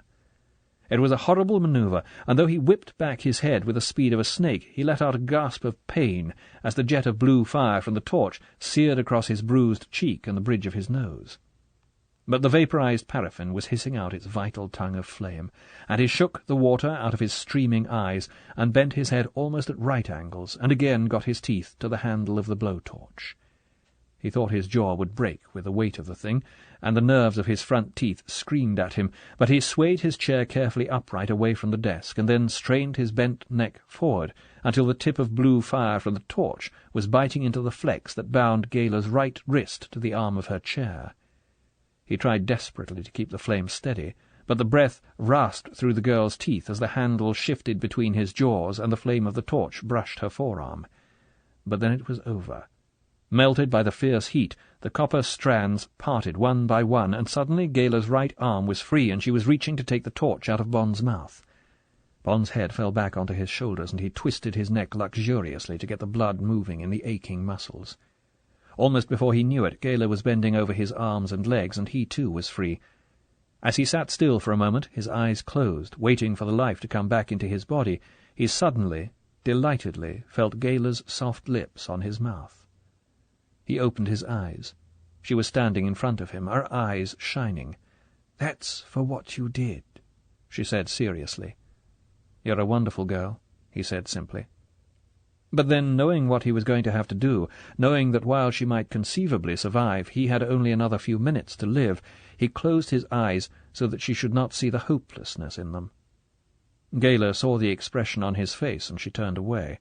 She thought it was only exhaustion and the cumulative effect of what his body had suffered, and she suddenly remembered the peroxide in the washroom next to her office. She went through the communicating door. How extraordinary it was to see her familiar things again. It must be someone else who had sat at that desk and typed letters and powdered her nose. She shrugged her shoulders and went into the little washroom. God, what a sight! And God, how tired she felt! But first she took a wet towel and some peroxide and went back and spent 10 minutes attending to the battlefield which was Bond's face. He sat silent, a hand resting on her waist, and watched her gratefully. Then, when she had gone back into her room and he heard her shut the door of the washroom behind her, he got up, turned off the still hissing blowtorch, and walked into Drax's shower, stripped, and stood for 5 minutes under the icy water. Preparing the corpse, he reflected ruefully as he surveyed his battered face in the mirror. He put on his clothes and went back to Drax's desk, which he searched methodically. It yielded only one prize, the office bottle, a half-full bottle of Haig and Haig. He fetched 2 glasses and some water and called to Gayler. He heard the door of the washroom open. "What is it?" "Whiskey." "You drink. I'll be ready in a minute." Bond looked at the bottle and poured himself 3/4 of a toothed glass and drank it straight down in 2 gulps. Then he gingerly lit a blessed cigarette and sat on the edge of the desk and felt the liquor burn down through his stomach into his legs. He picked up the bottle again and looked at it. Plenty for Gayler, and a whole full glass for himself before he walked out through the door. Better than nothing. It wouldn't be too bad with that inside him, so long as he walked quickly out and shut the doors behind him. No looking back. Gayler came in, a transformed Gayler, looking as beautiful as the night he had first seen her, except for the lines of exhaustion under the eyes that the powder could not quite conceal, and the angry welts at her wrists and ankles. Bond gave her a drink and took another one himself, and their eyes smiled at each other over the rims of their glasses. Then Bond stood up. "Listen, Gayler," he said in a matter-of-fact voice. "We've got to face it and get it over, so I'll make it short, and then we'll have another drink." He heard her catch her breath, but he went on. "In 10 minutes or so I'm going to shut you into Drax's bathroom and put you under the shower and turn it full on." "James!" she cried. She stepped close to him. "Don't go on. I know you're going to say something dreadful. Please stop, James." "Come on, Gayler," said Bond roughly. "What the hell does it matter? It's a bloody miracle we've got the chance." He moved away from her. He walked to the doors leading out into the shaft. "And then," he said, and he held up the precious lighter in his right hand, "I shall walk out of here and shut the doors and go and light a last cigarette under the tail of the Moonraker." "God," she whispered, "what are you saying? You're mad." She looked at him through eyes wide with horror. "Don't be ridiculous," said Bond impatiently. "What the hell else is there to do? The explosion will be so terrific that one won't feel anything. And it's bound to work with all that fuel vapour hanging around. It's me or 1,000,000 people in London. The warhead won't go off. Atom bombs don't explode like that. It'll be melted, probably. There's just a chance you may get away. Most of the explosion will take the line of least resistance through the roof, and down the exhaust pit, if I can work the machinery that opens up the floor." He smiled. "Cheer up," he said, walking over to her and taking one of her hands. "The boy stood on the burning deck. I've wanted to copy him since I was 5. Gayler pulled her hand away. "I don't care what you say," she said angrily. "We've got to think of something else. You don't trust me to have any ideas. You just tell me what you think we've got to do." She walked over to the wall map and pressed down the switch. "Of course, if we have to use the lighter, we have to." She gazed at the map of the false flight plan, barely seeing it. "But the idea of you walking in there alone and standing in the middle of all those ghastly fumes from the fuel and calmly flicking that thing and then being blown to dust. And anyway, if we have to do it, we'll do it together. I'd rather that than be burnt to death in here. And anyway," she paused, "I'd like to go with you. We're in this together." Bond's eyes were tender as he walked towards her and put an arm round her waist and hugged her to him. "Gayler, you're a darling," he said simply, "and if there's any other way, we'll take it. But," he looked at his watch, "it's past midnight and we've got to decide quickly. At any moment it may occur to Drax to send guards down to see that we're all right, and God knows what time he'll be coming down to set the gyros." Gayler twisted her body round like a cat. She gazed at him with her mouth open, her face taut with excitement. "The gyros," she whispered, "to set the gyros." She leant weakly back against the wall, her eyes searching Bond's face. "Don't you see?" Her voice was on the edge of hysteria. "After he's gone, we could alter the gyros back to the old flight plan. Then the rocket will simply fall into the North Sea where it's supposed to go." She stepped away from the wall and seized his shirt in both hands and looked imploringly at him. "Can't we?" she said. "Can't we?" "Do you know the other settings?" asked Bond sharply. "Of course I do," she said urgently. "I've been living with them for a year. We won't have a weather report, but we'll just have to chance that.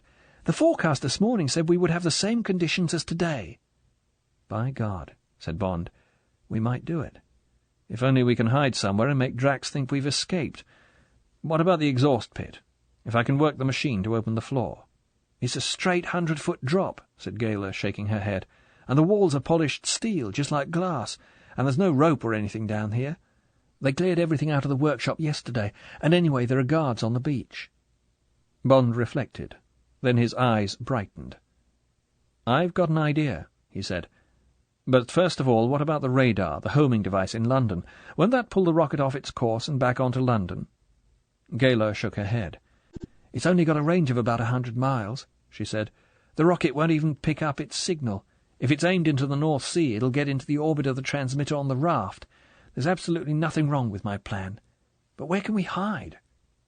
"One of the ventilator shafts," said Bond. "Come on." He gave a last look round the room. The lighter was in his pocket. That would still be the last resort. There was nothing else they would want. He followed Gayler out into the gleaming shaft and made for the instrument panel which controlled the steel cover to the exhaust pit. After a quick examination, he threw over a heavy lever from zu to auf.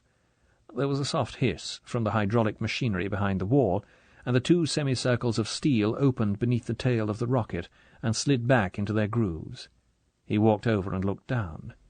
The arcs in the roof above glinted back at him from the polished walls of the wide steel funnel until they curved away out of sight towards the distant hollow boom of the sea. Bond went back into Drax's office and pulled down the shower curtain in the bathroom. Then Gayler and he tore it into strips and tied them together. He made a jagged rent at the end of the last strip so as to give an impression that the escape rope had broken. Then he tied the other end firmly round the pointed tip of one of the Moonraker's 3 fins and dropped the rest so that it hung down the shaft. It was not much of a false scent, but it might gain some time. The big round mouths of the ventilator shafts were spaced about 10 yards apart and about 4 feet off the floor. Bond counted. There were 50 of them. He carefully opened the hinged grating that covered one of them and looked up.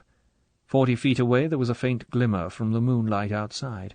He decided that they were tunnelled straight up inside the wall of the site until they turned at right angles towards the gratings in the outside walls.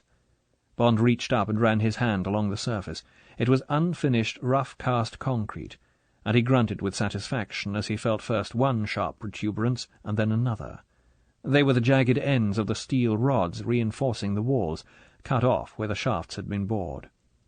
It was going to be a painful business, but there was no doubt they could inch their way up one of these shafts like mountaineers up a rock chimney, and, in the turn at the top, lie hidden from anything but the sort of painstaking search that would be difficult in the morning, with all the officials from London round the site. Bond knelt down, and the girl climbed onto his back and started up. An hour later, their feet and shoulders bruised and cut, they lay exhausted, squeezed tight in each other's arms, their heads inches away from the circular grating directly above the outside door, and listened to the guards restlessly shifting their feet in the darkness 100 yards away. 5 o'clock. 6. 7. Slowly the sun came up behind the dome, and the seagulls started to call in the cliffs, and then suddenly there were the 3 figures walking towards them in the distance, passed by a fresh platoon of guards doubling, chins up, knees up, to relieve the night watch. The figures came nearer, and the squinting, exhausted eyes of the hidden couple could see every detail of Drax's blood-orange face, the lean, pale foxiness of Dr. Volta, the suety, overslept puffiness of Krebs. The 3 men walked like executioners, saying nothing. Drax took out his key, and they silently filed through the door, a few feet below the taut bodies of Bond and Gayler. Then for 10 minutes there was silence, except for the occasional boom of voices up the ventilator shaft as the 3 men moved about down on the steel floor round the exhaust pit. Bond smiled to himself at the thought of the rage and consternation on Drax's tongue, the bitter accusation in Volta's eyes. Then the door burst open beneath him, and Krebs was calling urgently to the leader of the guards. A man detached himself from the semicircle and ran up. "The Englander!" Krebs's voice was almost hysterical. "Escaped! The Herr Captain thinks they may be in one of the ventilator shafts. We are going to take a chance. The dome will be opened again, and we will clear out the fumes from the fuel. And then the Herr Doctor will put the steam hose up each shaft. If they're there, it will finish them. Choose 4 men. The rubber gloves and fire suits are down there. We'll take the pressure off the heating. Tell the others to listen for the screams. Verstanden? Zu Befehl. The man doubled smartly back to his troop, and Krebs, the sweat of anxiety on his face, turned and disappeared back through the door. For a moment Bond lay motionless. There was a heavy rumble above their heads as the dome divided and swung open. The steam hose. He had heard of mutinies in ships being fought with it, rioters in factories. Would it reach 40 feet? Would the pressure last? How many boilers fed the heating? Among the 50 ventilator shafts, where would they choose to begin? Had Bond or Gayler left any clue to the one they had climbed? He felt that Gayler was waiting for him to explain, to do something, to protect them. 5 men came doubling from the semicircle of guards. They passed underneath and disappeared. Bond put his mouth to Gayler's ear. "This may hurt," he said. "Can't say how much. Can't be helped. Just have to take it. No noise." He felt the answering tentative pressure from her arms. "Bring your knees up. Don't be shy. This is no time to be maidenly." "Shut up," whispered Gayler angrily. He felt one knee creep up until it was locked between his thighs. His own knee followed suit until it would go no further. She squirmed furiously. "Don't be a bloody fool," whispered Bond, pulling her head in close to his chest so that it was half covered by his open shirt. He overlay her as much as possible. There was nothing to be done about their ankles or his hands. He pulled his shirt collar up as far over their heads as possible. They held tightly to each other. Hot, cramped, breathless. Waiting, it suddenly occurred to Bond, like 2 lovers in the undergrowth, waiting for the footsteps to go by so that they could start again. He smiled grimly to himself and listened. There was silence down the shaft. They must be in the engine room. Walter would be watching the hose being coupled to the outlet valve. Now there were distant noises. Where would they start? Somewhere, not far away, there was a soft, long-drawn-out whisper, like the inefficient whistle of a distant train. He drew his shirt-collar back and stole a look out through the grating at the guards. Those he could see were looking straight at the launching dome, somewhere to his left. Again the long, harsh whisper. And again. It was getting louder. He could see the heads of the guards pivoting towards the grating in the wall which hid him and Gayler. They must be watching, fascinated, as the thick white jets of steam shot out through the gratings high up in the cement wall, wondering if this one, or that one, or that one, would be accompanied by a double scream. He could feel Gayler's heart beating against his. She didn't know what was coming. She trusted him. "It may hurt," he whispered to her again. "It may burn. It won't kill us. Be brave. Don't make a sound." "I'm all right," she whispered angrily. But he could feel her body press closer in to his. Whoosh! It was getting closer. Whoosh! 2 away. Whoosh! Next door. A suspicion of the wet smell of steam came to him. "Hold tight," Bond said to himself. He smothered her in towards him and held his breath. "Now, quick, get it over, damn you." And suddenly there was a great pressure and heat, and a roaring in the ears, and a moment of blazing pain. Then dead silence, a mixture of sharp cold and fire on the ankles and hands, a feeling of soaking wet, and a desperate, choking effort to get pure air into the lungs. Their bodies automatically fought to withdraw from each other, to capture some inches of space and air for the areas of skin that were already blistering. The breath rattled in their throats, and the water poured off the cement into their open mouths until they bent sideways and choked the water out to join the trickle that was oozing under their soaking bodies, and along past their scalded ankles, and then down the vertical walls of the shaft up which they had come. And the howl of the steam pipe drew away from them until it became a whisper and finally stopped. And there was silence in their narrow cement prison, except for their stubborn breathing and the ticking of Bond's watch. And the 2 bodies lay and waited, nursing their pain. Half an hour, half a year later, Walter and Krebs and Drax filed out below them. But, as a precaution, the guards had been left behind in the launching dome. Chapter 24. 0. "Then we're all agreed?" Yes, Sir Hugo." It was the Minister of Supply speaking. Bond recognized the dapper, assured figure. "Those are the settings. My people have checked them independently with the Air Ministry this morning." "Then, if you'll allow me the privilege—" Drax held up the slip of paper and made to turn towards the launching dome. "Hold it, Sir Hugo. Just like that, please. Arm in the air." The bulbs flashed, and the bank of cameras whirred and clicked for the last time, and Drax turned and walked the few yards towards the dome, almost, it seemed to Bond, looking him straight in the eye through the grating above the door of the site. The small crowd of reporters and cameramen dissolved and straggled off across the concrete apron, leaving only a nervously chatting group of officials to wait for Drax to emerge. Bond looked at his watch. 11:45. "Hurry up, damn you," he thought. For the 100th time he repeated to himself the figures Gala had taught him during the hours of cramped pain that had followed their ordeal by steam, and for the 100th time he shifted his limbs to keep the circulation going. "Get ready," he whispered into Gala's ear. "Are you all right?" He could feel the girl smile. "Fine." She shut her mind to the thought of her blistered legs and the quick, rasping descent back down the ventilator shaft.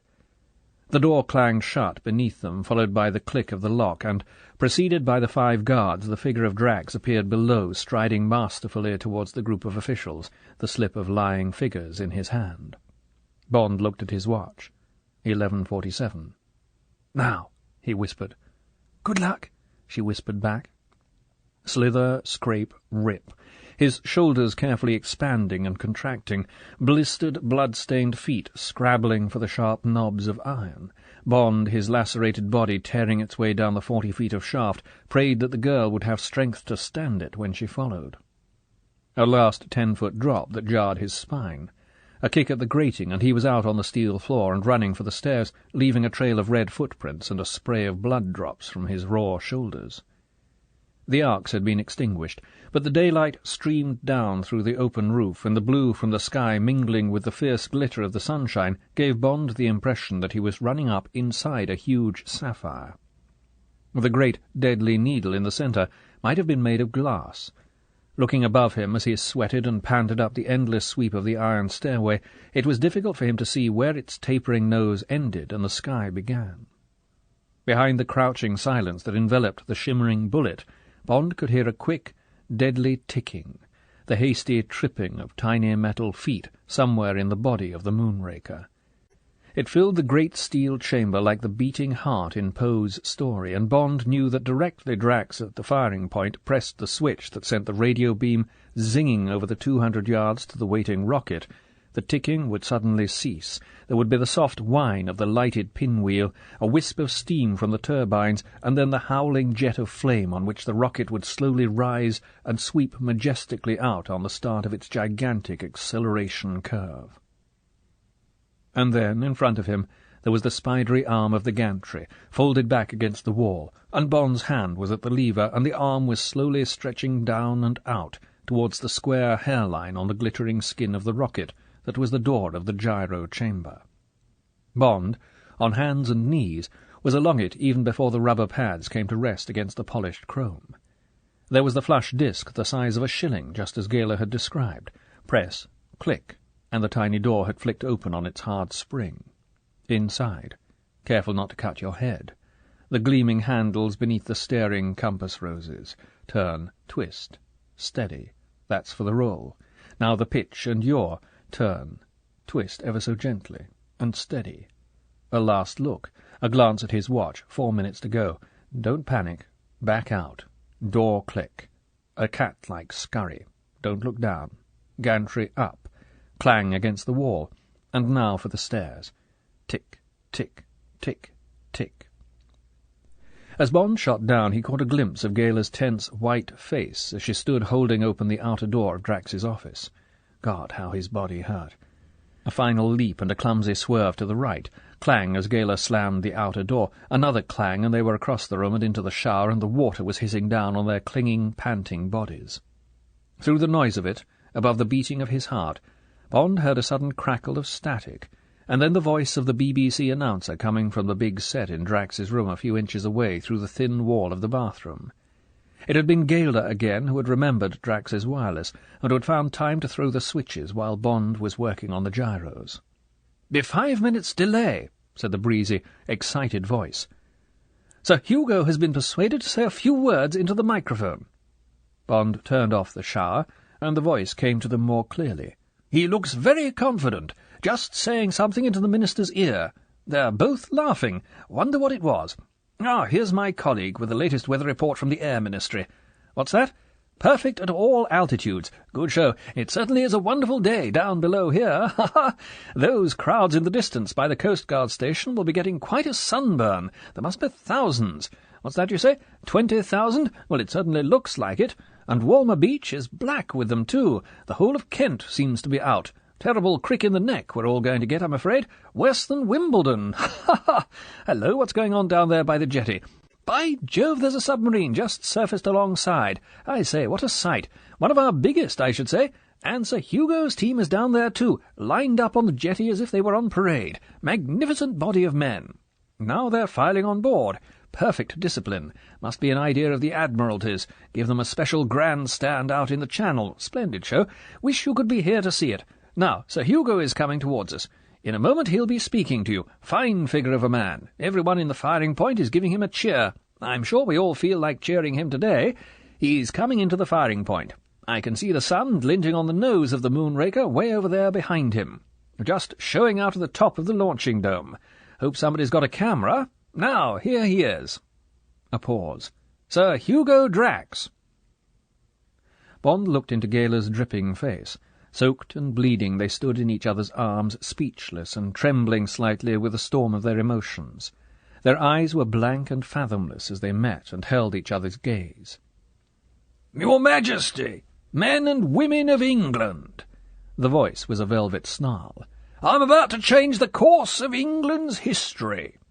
A pause. "In a few minutes' time the lives of all of you will be altered, in some cases, drastically, by the impact of the Moonraker. I am very proud and pleased that fate has singled me out from amongst all my fellow countrymen to fire this great arrow of vengeance into the skies, and thus to proclaim for all time and for all the world to witness the might of my fatherland.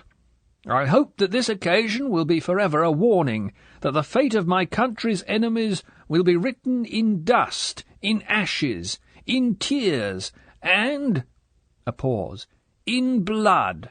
And now, thank you all for listening, and I sincerely hope that those of you who are able will repeat my words to your children, if you have any, tonight." A rattle of rather hesitant applause sounded out of the machine, and then came the breezy voice of the announcer. "And that was Sir Hugo Drax saying a few words to you before he walks across the floor of the firing point to the switch on the wall which will fire the Moonraker. The first time he has spoken in public. Very, forthright. Doesn't mince his words. However, a lot of us will say there's no harm in that. And now it's time for me to hand over to the expert, Group Captain Tandy of the Ministry of Supply, who will describe to you the actual firing of the Moonraker. After that you will hear Peter Trimble in one of the Naval Security Patrol, HMS Merganser, describe the scene in the target area. Group Captain Tandy." Bond glanced at his watch. "Only a minute more," he said to Gala. "God, I'd like to get my hands on Drax. Here." He reached for the cake of soap and gouged some pieces off it. "Stuff this in your ears when the time comes. The noise is going to be terrific. I don't know about the heat. It won't last long, and the steel walls may stand up to it." Gala looked at him. She smiled. "If you hold me, it won't be too bad," she said. "And now Sir Hugo has his hand on the switch, and he's watching the chronometer." 10, broke in another voice, heavy and sonorous as the toll of a bell. Bond turned on the shower, and the water hissed down on their clinging bodies. 9, told the voice of the timekeeper. "The radar operators are watching the screens, nothing but a mass of wavy lines." 8, all wearing earplugs. "Blockhouse should be indestructible.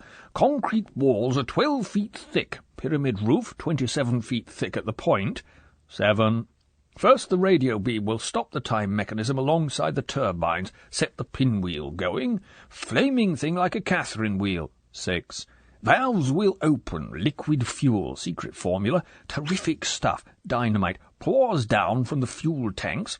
5, ignited by the pinwheel when the fuel gets to the rocket motor. 4, meanwhile the peroxide and permanganate have mixed, made steam, and the turbine pumps begin to turn. 3, pumping the flaming fuel through the motor, out of the stern of the rocket into the exhaust pit. Gigantic heat, 3,500 degrees. 2, Sir Hugo is about to press the switch. He's staring out through the slit, perspiration on his forehead. Absolute silence in here, terrific tension.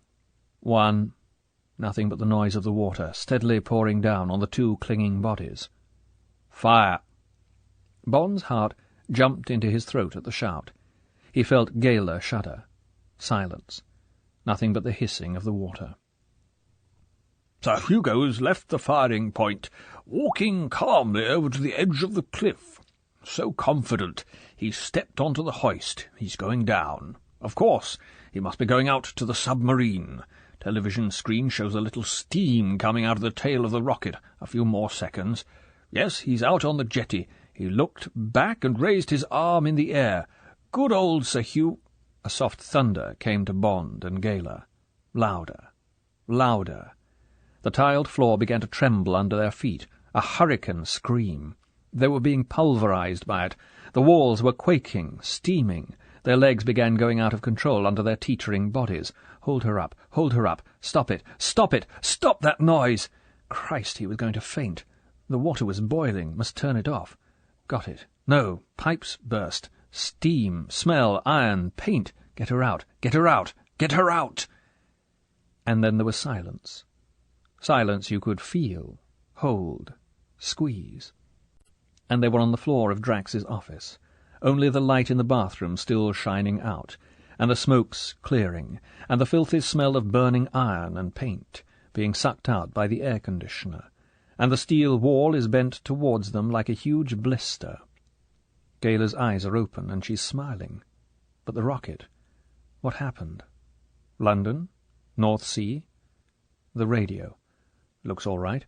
He shook his head, and the deafness slowly cleared. He remembered the soap, gouged it out. Through the time barrier, travelling perfectly right in the centre of the radar screen. A perfect launching. Afraid you couldn't hear anything because of the noise. Terrific.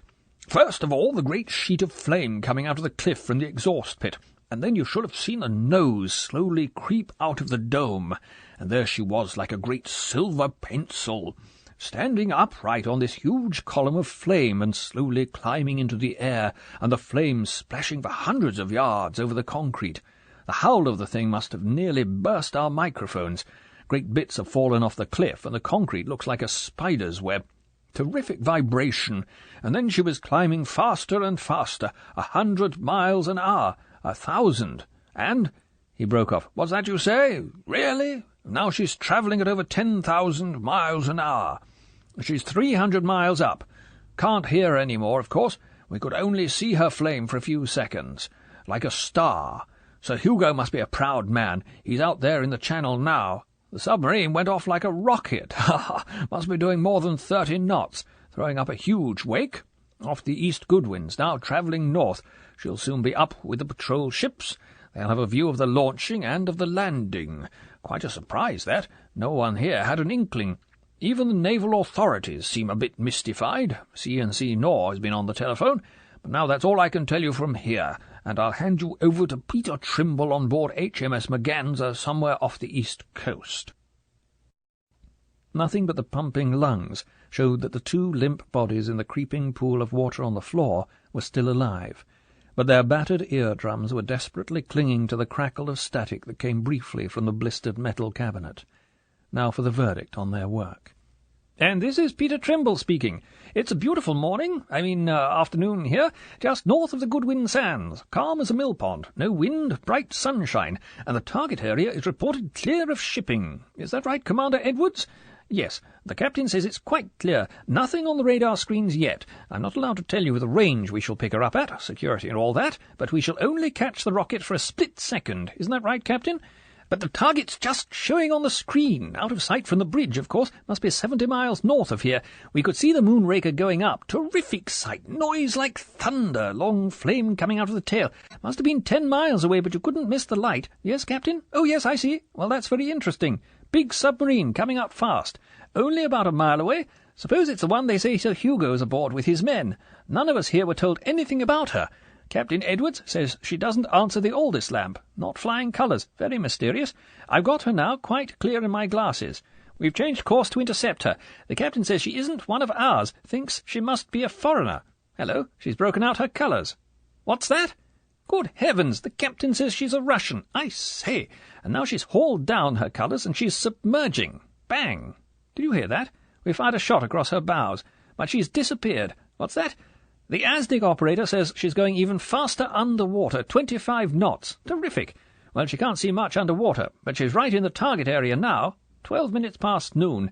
The Moonraker must have turned and be on her way down, 1,000 miles up, coming down at 10,000 miles an hour. She'll be here any second now. Hope there's not going to be a tragedy. The Russian's well inside the danger zone.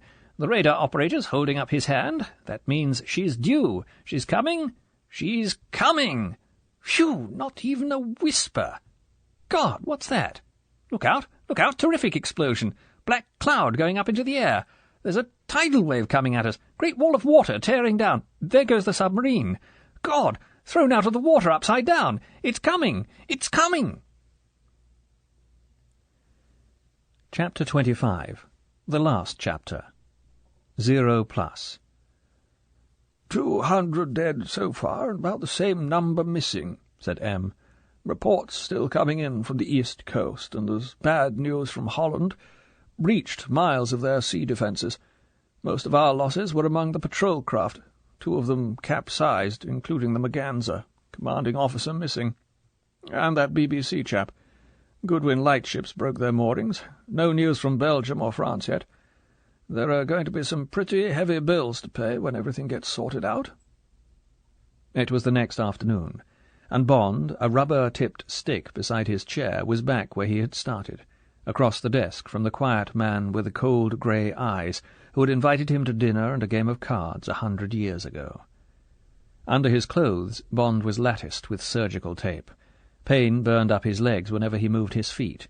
There was a vivid red streak across his left cheek and the bridge of his nose, and the tannic ointment dressing glinted in the light from the window. He held a cigarette clumsily in one gloved hand. Incredibly, M had invited him to smoke. "Any news of the submarine, sir?" he asked.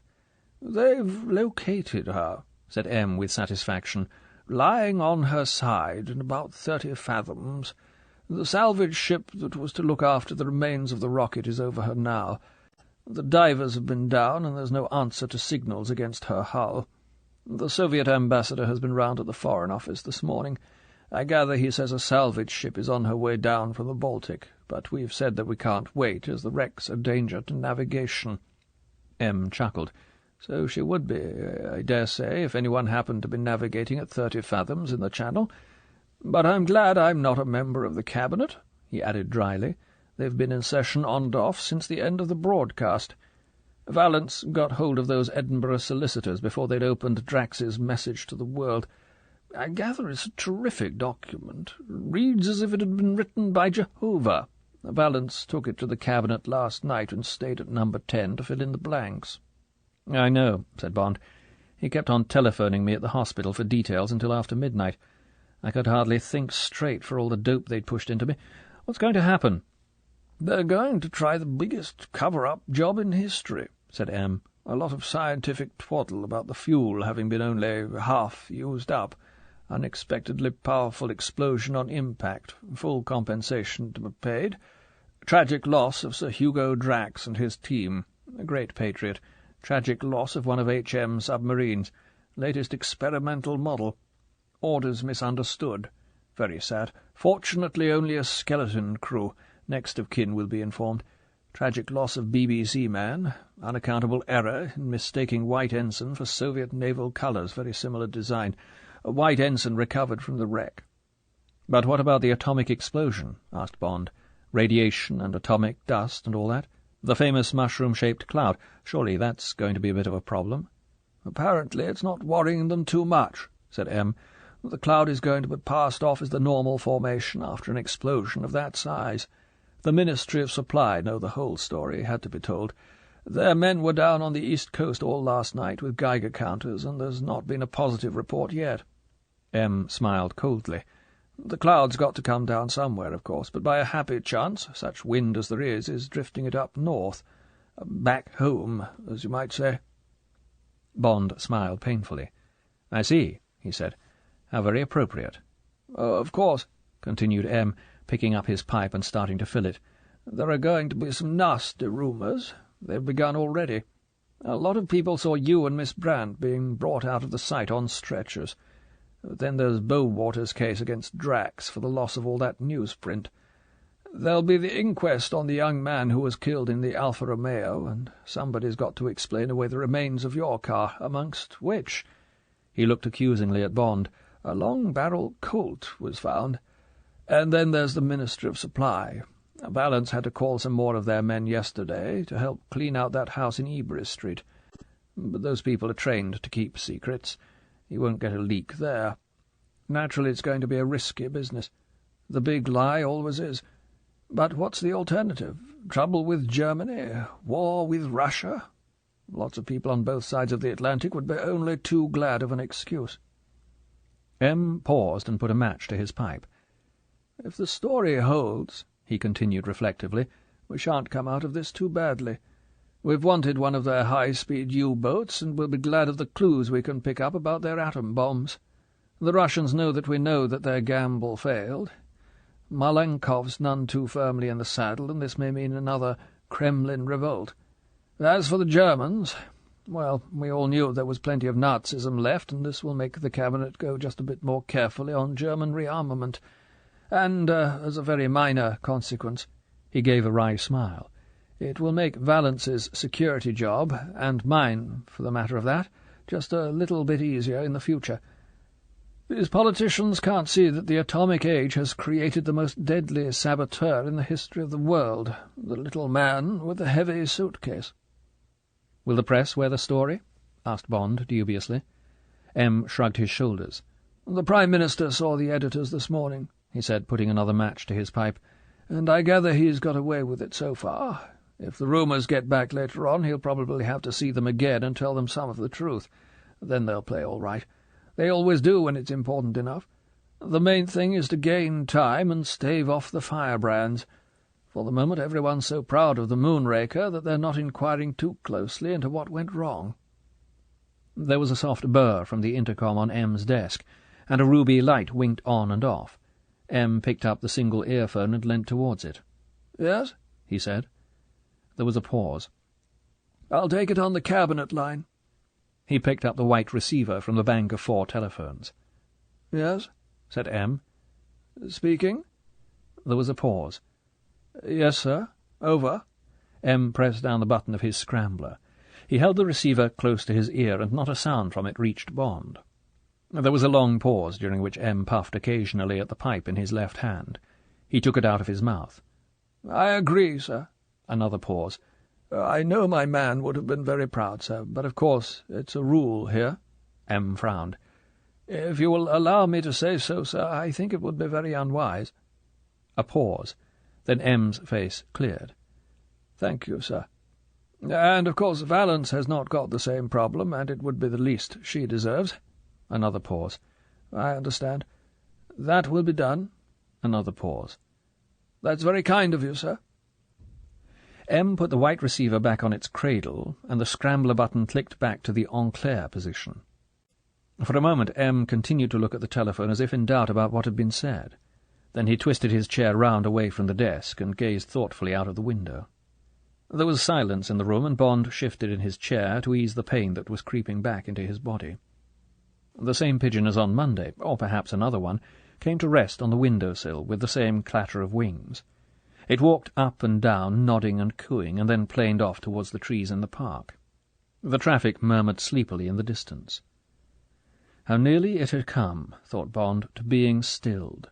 How nearly there might be nothing now but the distant clang of the ambulance bells underneath a lurid black and orange sky, the stench of burning, the screams of people still trapped in the buildings, the softly beating heart of London silenced for a generation, and a whole generation of her people dead in the streets amongst the ruins of a civilization that might not rise again for centuries.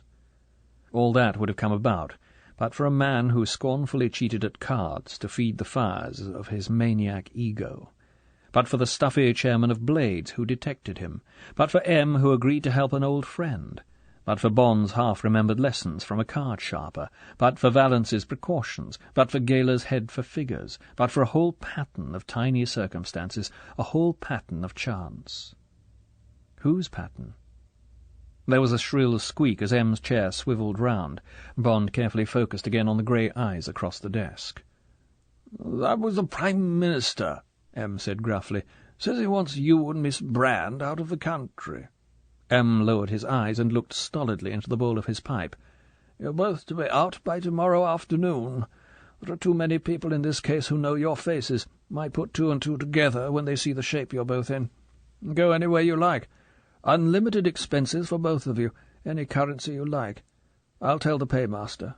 Stay away a month, but keep out of circulation.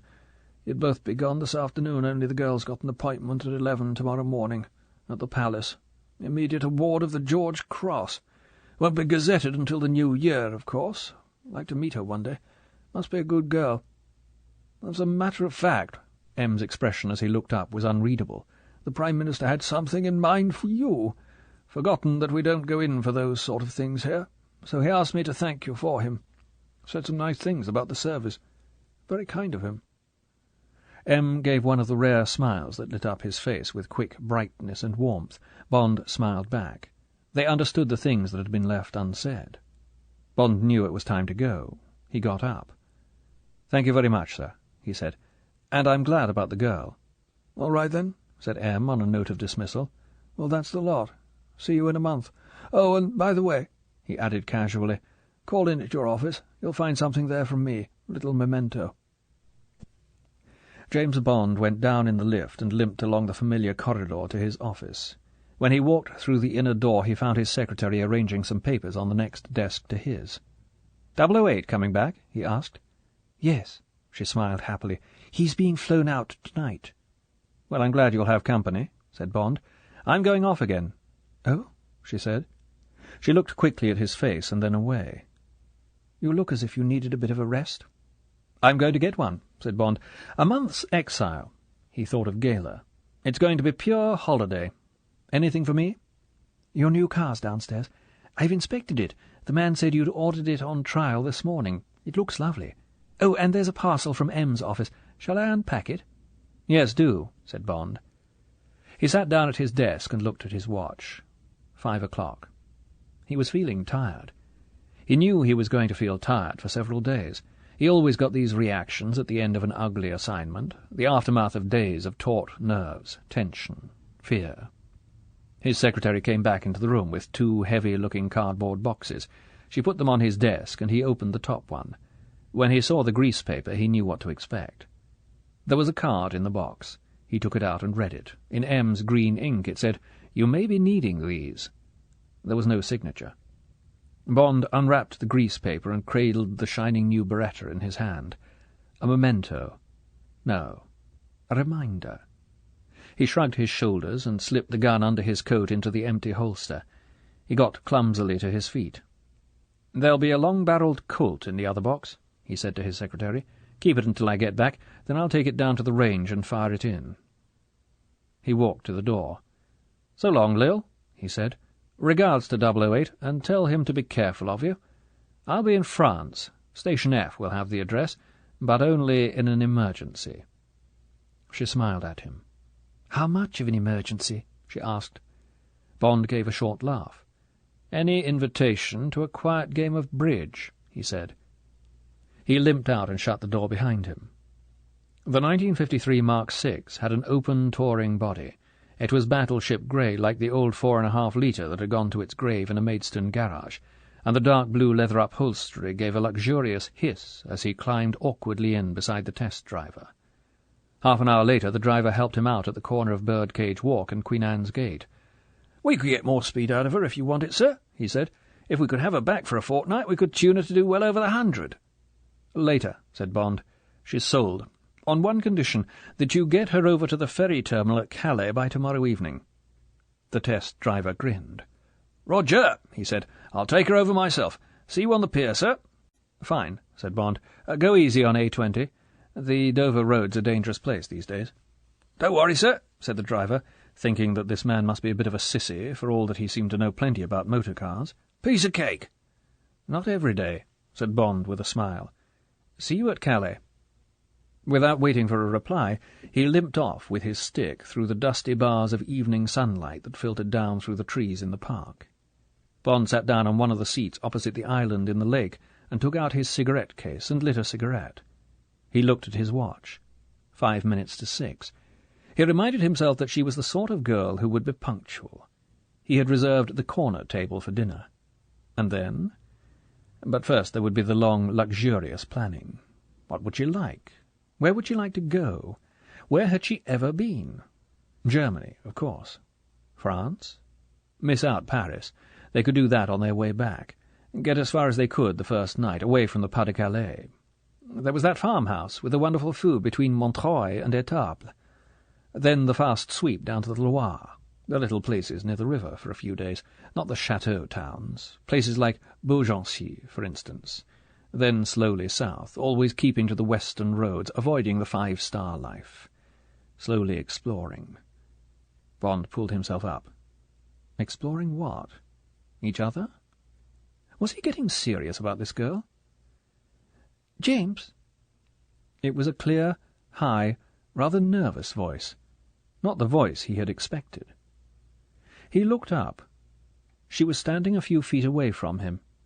He noticed that she was wearing a black beret at a rakish angle, and that she looked exciting and mysterious, like someone you see driving by abroad, alone in an open car, someone unattainable and more desirable than anyone you have ever known, someone who is on her way to make love to somebody else, someone who is not for you. He got up, and they took each other's hands. It was she who released herself. She didn't sit down. "I wish you were going to be there tomorrow, James." Her eyes were soft as she looked at him. Soft, but, he thought, somehow evasive. He smiled. "Tomorrow morning or tomorrow night?" "Don't be ridiculous." She laughed, blushing. "I meant at the palace." "What are you going to do afterwards?" asked Bond. She looked at him carefully. What did the look remind him of? The Morphia look? The look he had given Drax on that last hand at Blades? No, not quite. There was something else there. Tenderness? Regret? She looked over his shoulder. Bond turned round. 100 yards away there was the tall figure of a young man with fair hair trimmed short. His back was towards them, and he was idling along, killing time. Bond turned back, and Gala's eyes met his squarely. "I'm going to marry that man," she said quietly, "tomorrow afternoon." And then, as if no other explanation was needed, "His name's Detective Inspector Vivian." "Oh," said Bond. He smiled stiffly. "I see." There was a moment of silence during which their eyes slid away from each other. And yet, why should he have expected anything else? A kiss. The contact of two frightened bodies clinging together in the midst of danger. There had been nothing more, and there had been the engagement ring to tell him. Why had he automatically assumed that it had only been worn to keep Drax at bay? Why had he imagined that she shared his desires, his plans? And now what? Wondered Bond. He shrugged his shoulders to shift the pain of failure that is so much greater than the pleasure of success. An exit line. He must get out of these two young lives and take his cold heart elsewhere. There must be no regrets, no false sentiment. He must play the role which she expected of him, the tough man of the world, the secret agent, the man who was only a silhouette. She was looking at him rather nervously, waiting to be relieved of the stranger who had tried to get his foot in the door of her heart. Bond smiled warmly at her. "I'm jealous," he said. "I had other plans for you tomorrow night." She smiled back at him, grateful that the silence had been broken. "What were they?" she asked. "I was going to take you off to a farmhouse in France," he said, "and after a wonderful dinner I was going to see if it's true what they say about the scream of a rose." She laughed. "I'm sorry I can't oblige, but there are plenty of others waiting to be picked." "Yes, I suppose so," said Bond. "Well, goodbye, Gala." He held out his hand. "Goodbye, James." He touched her for the last time, and then they turned away from each other and walked off into their different lives. This concludes the reading of Moonraker by Ian Fleming. This book was read by Robert Whitfield.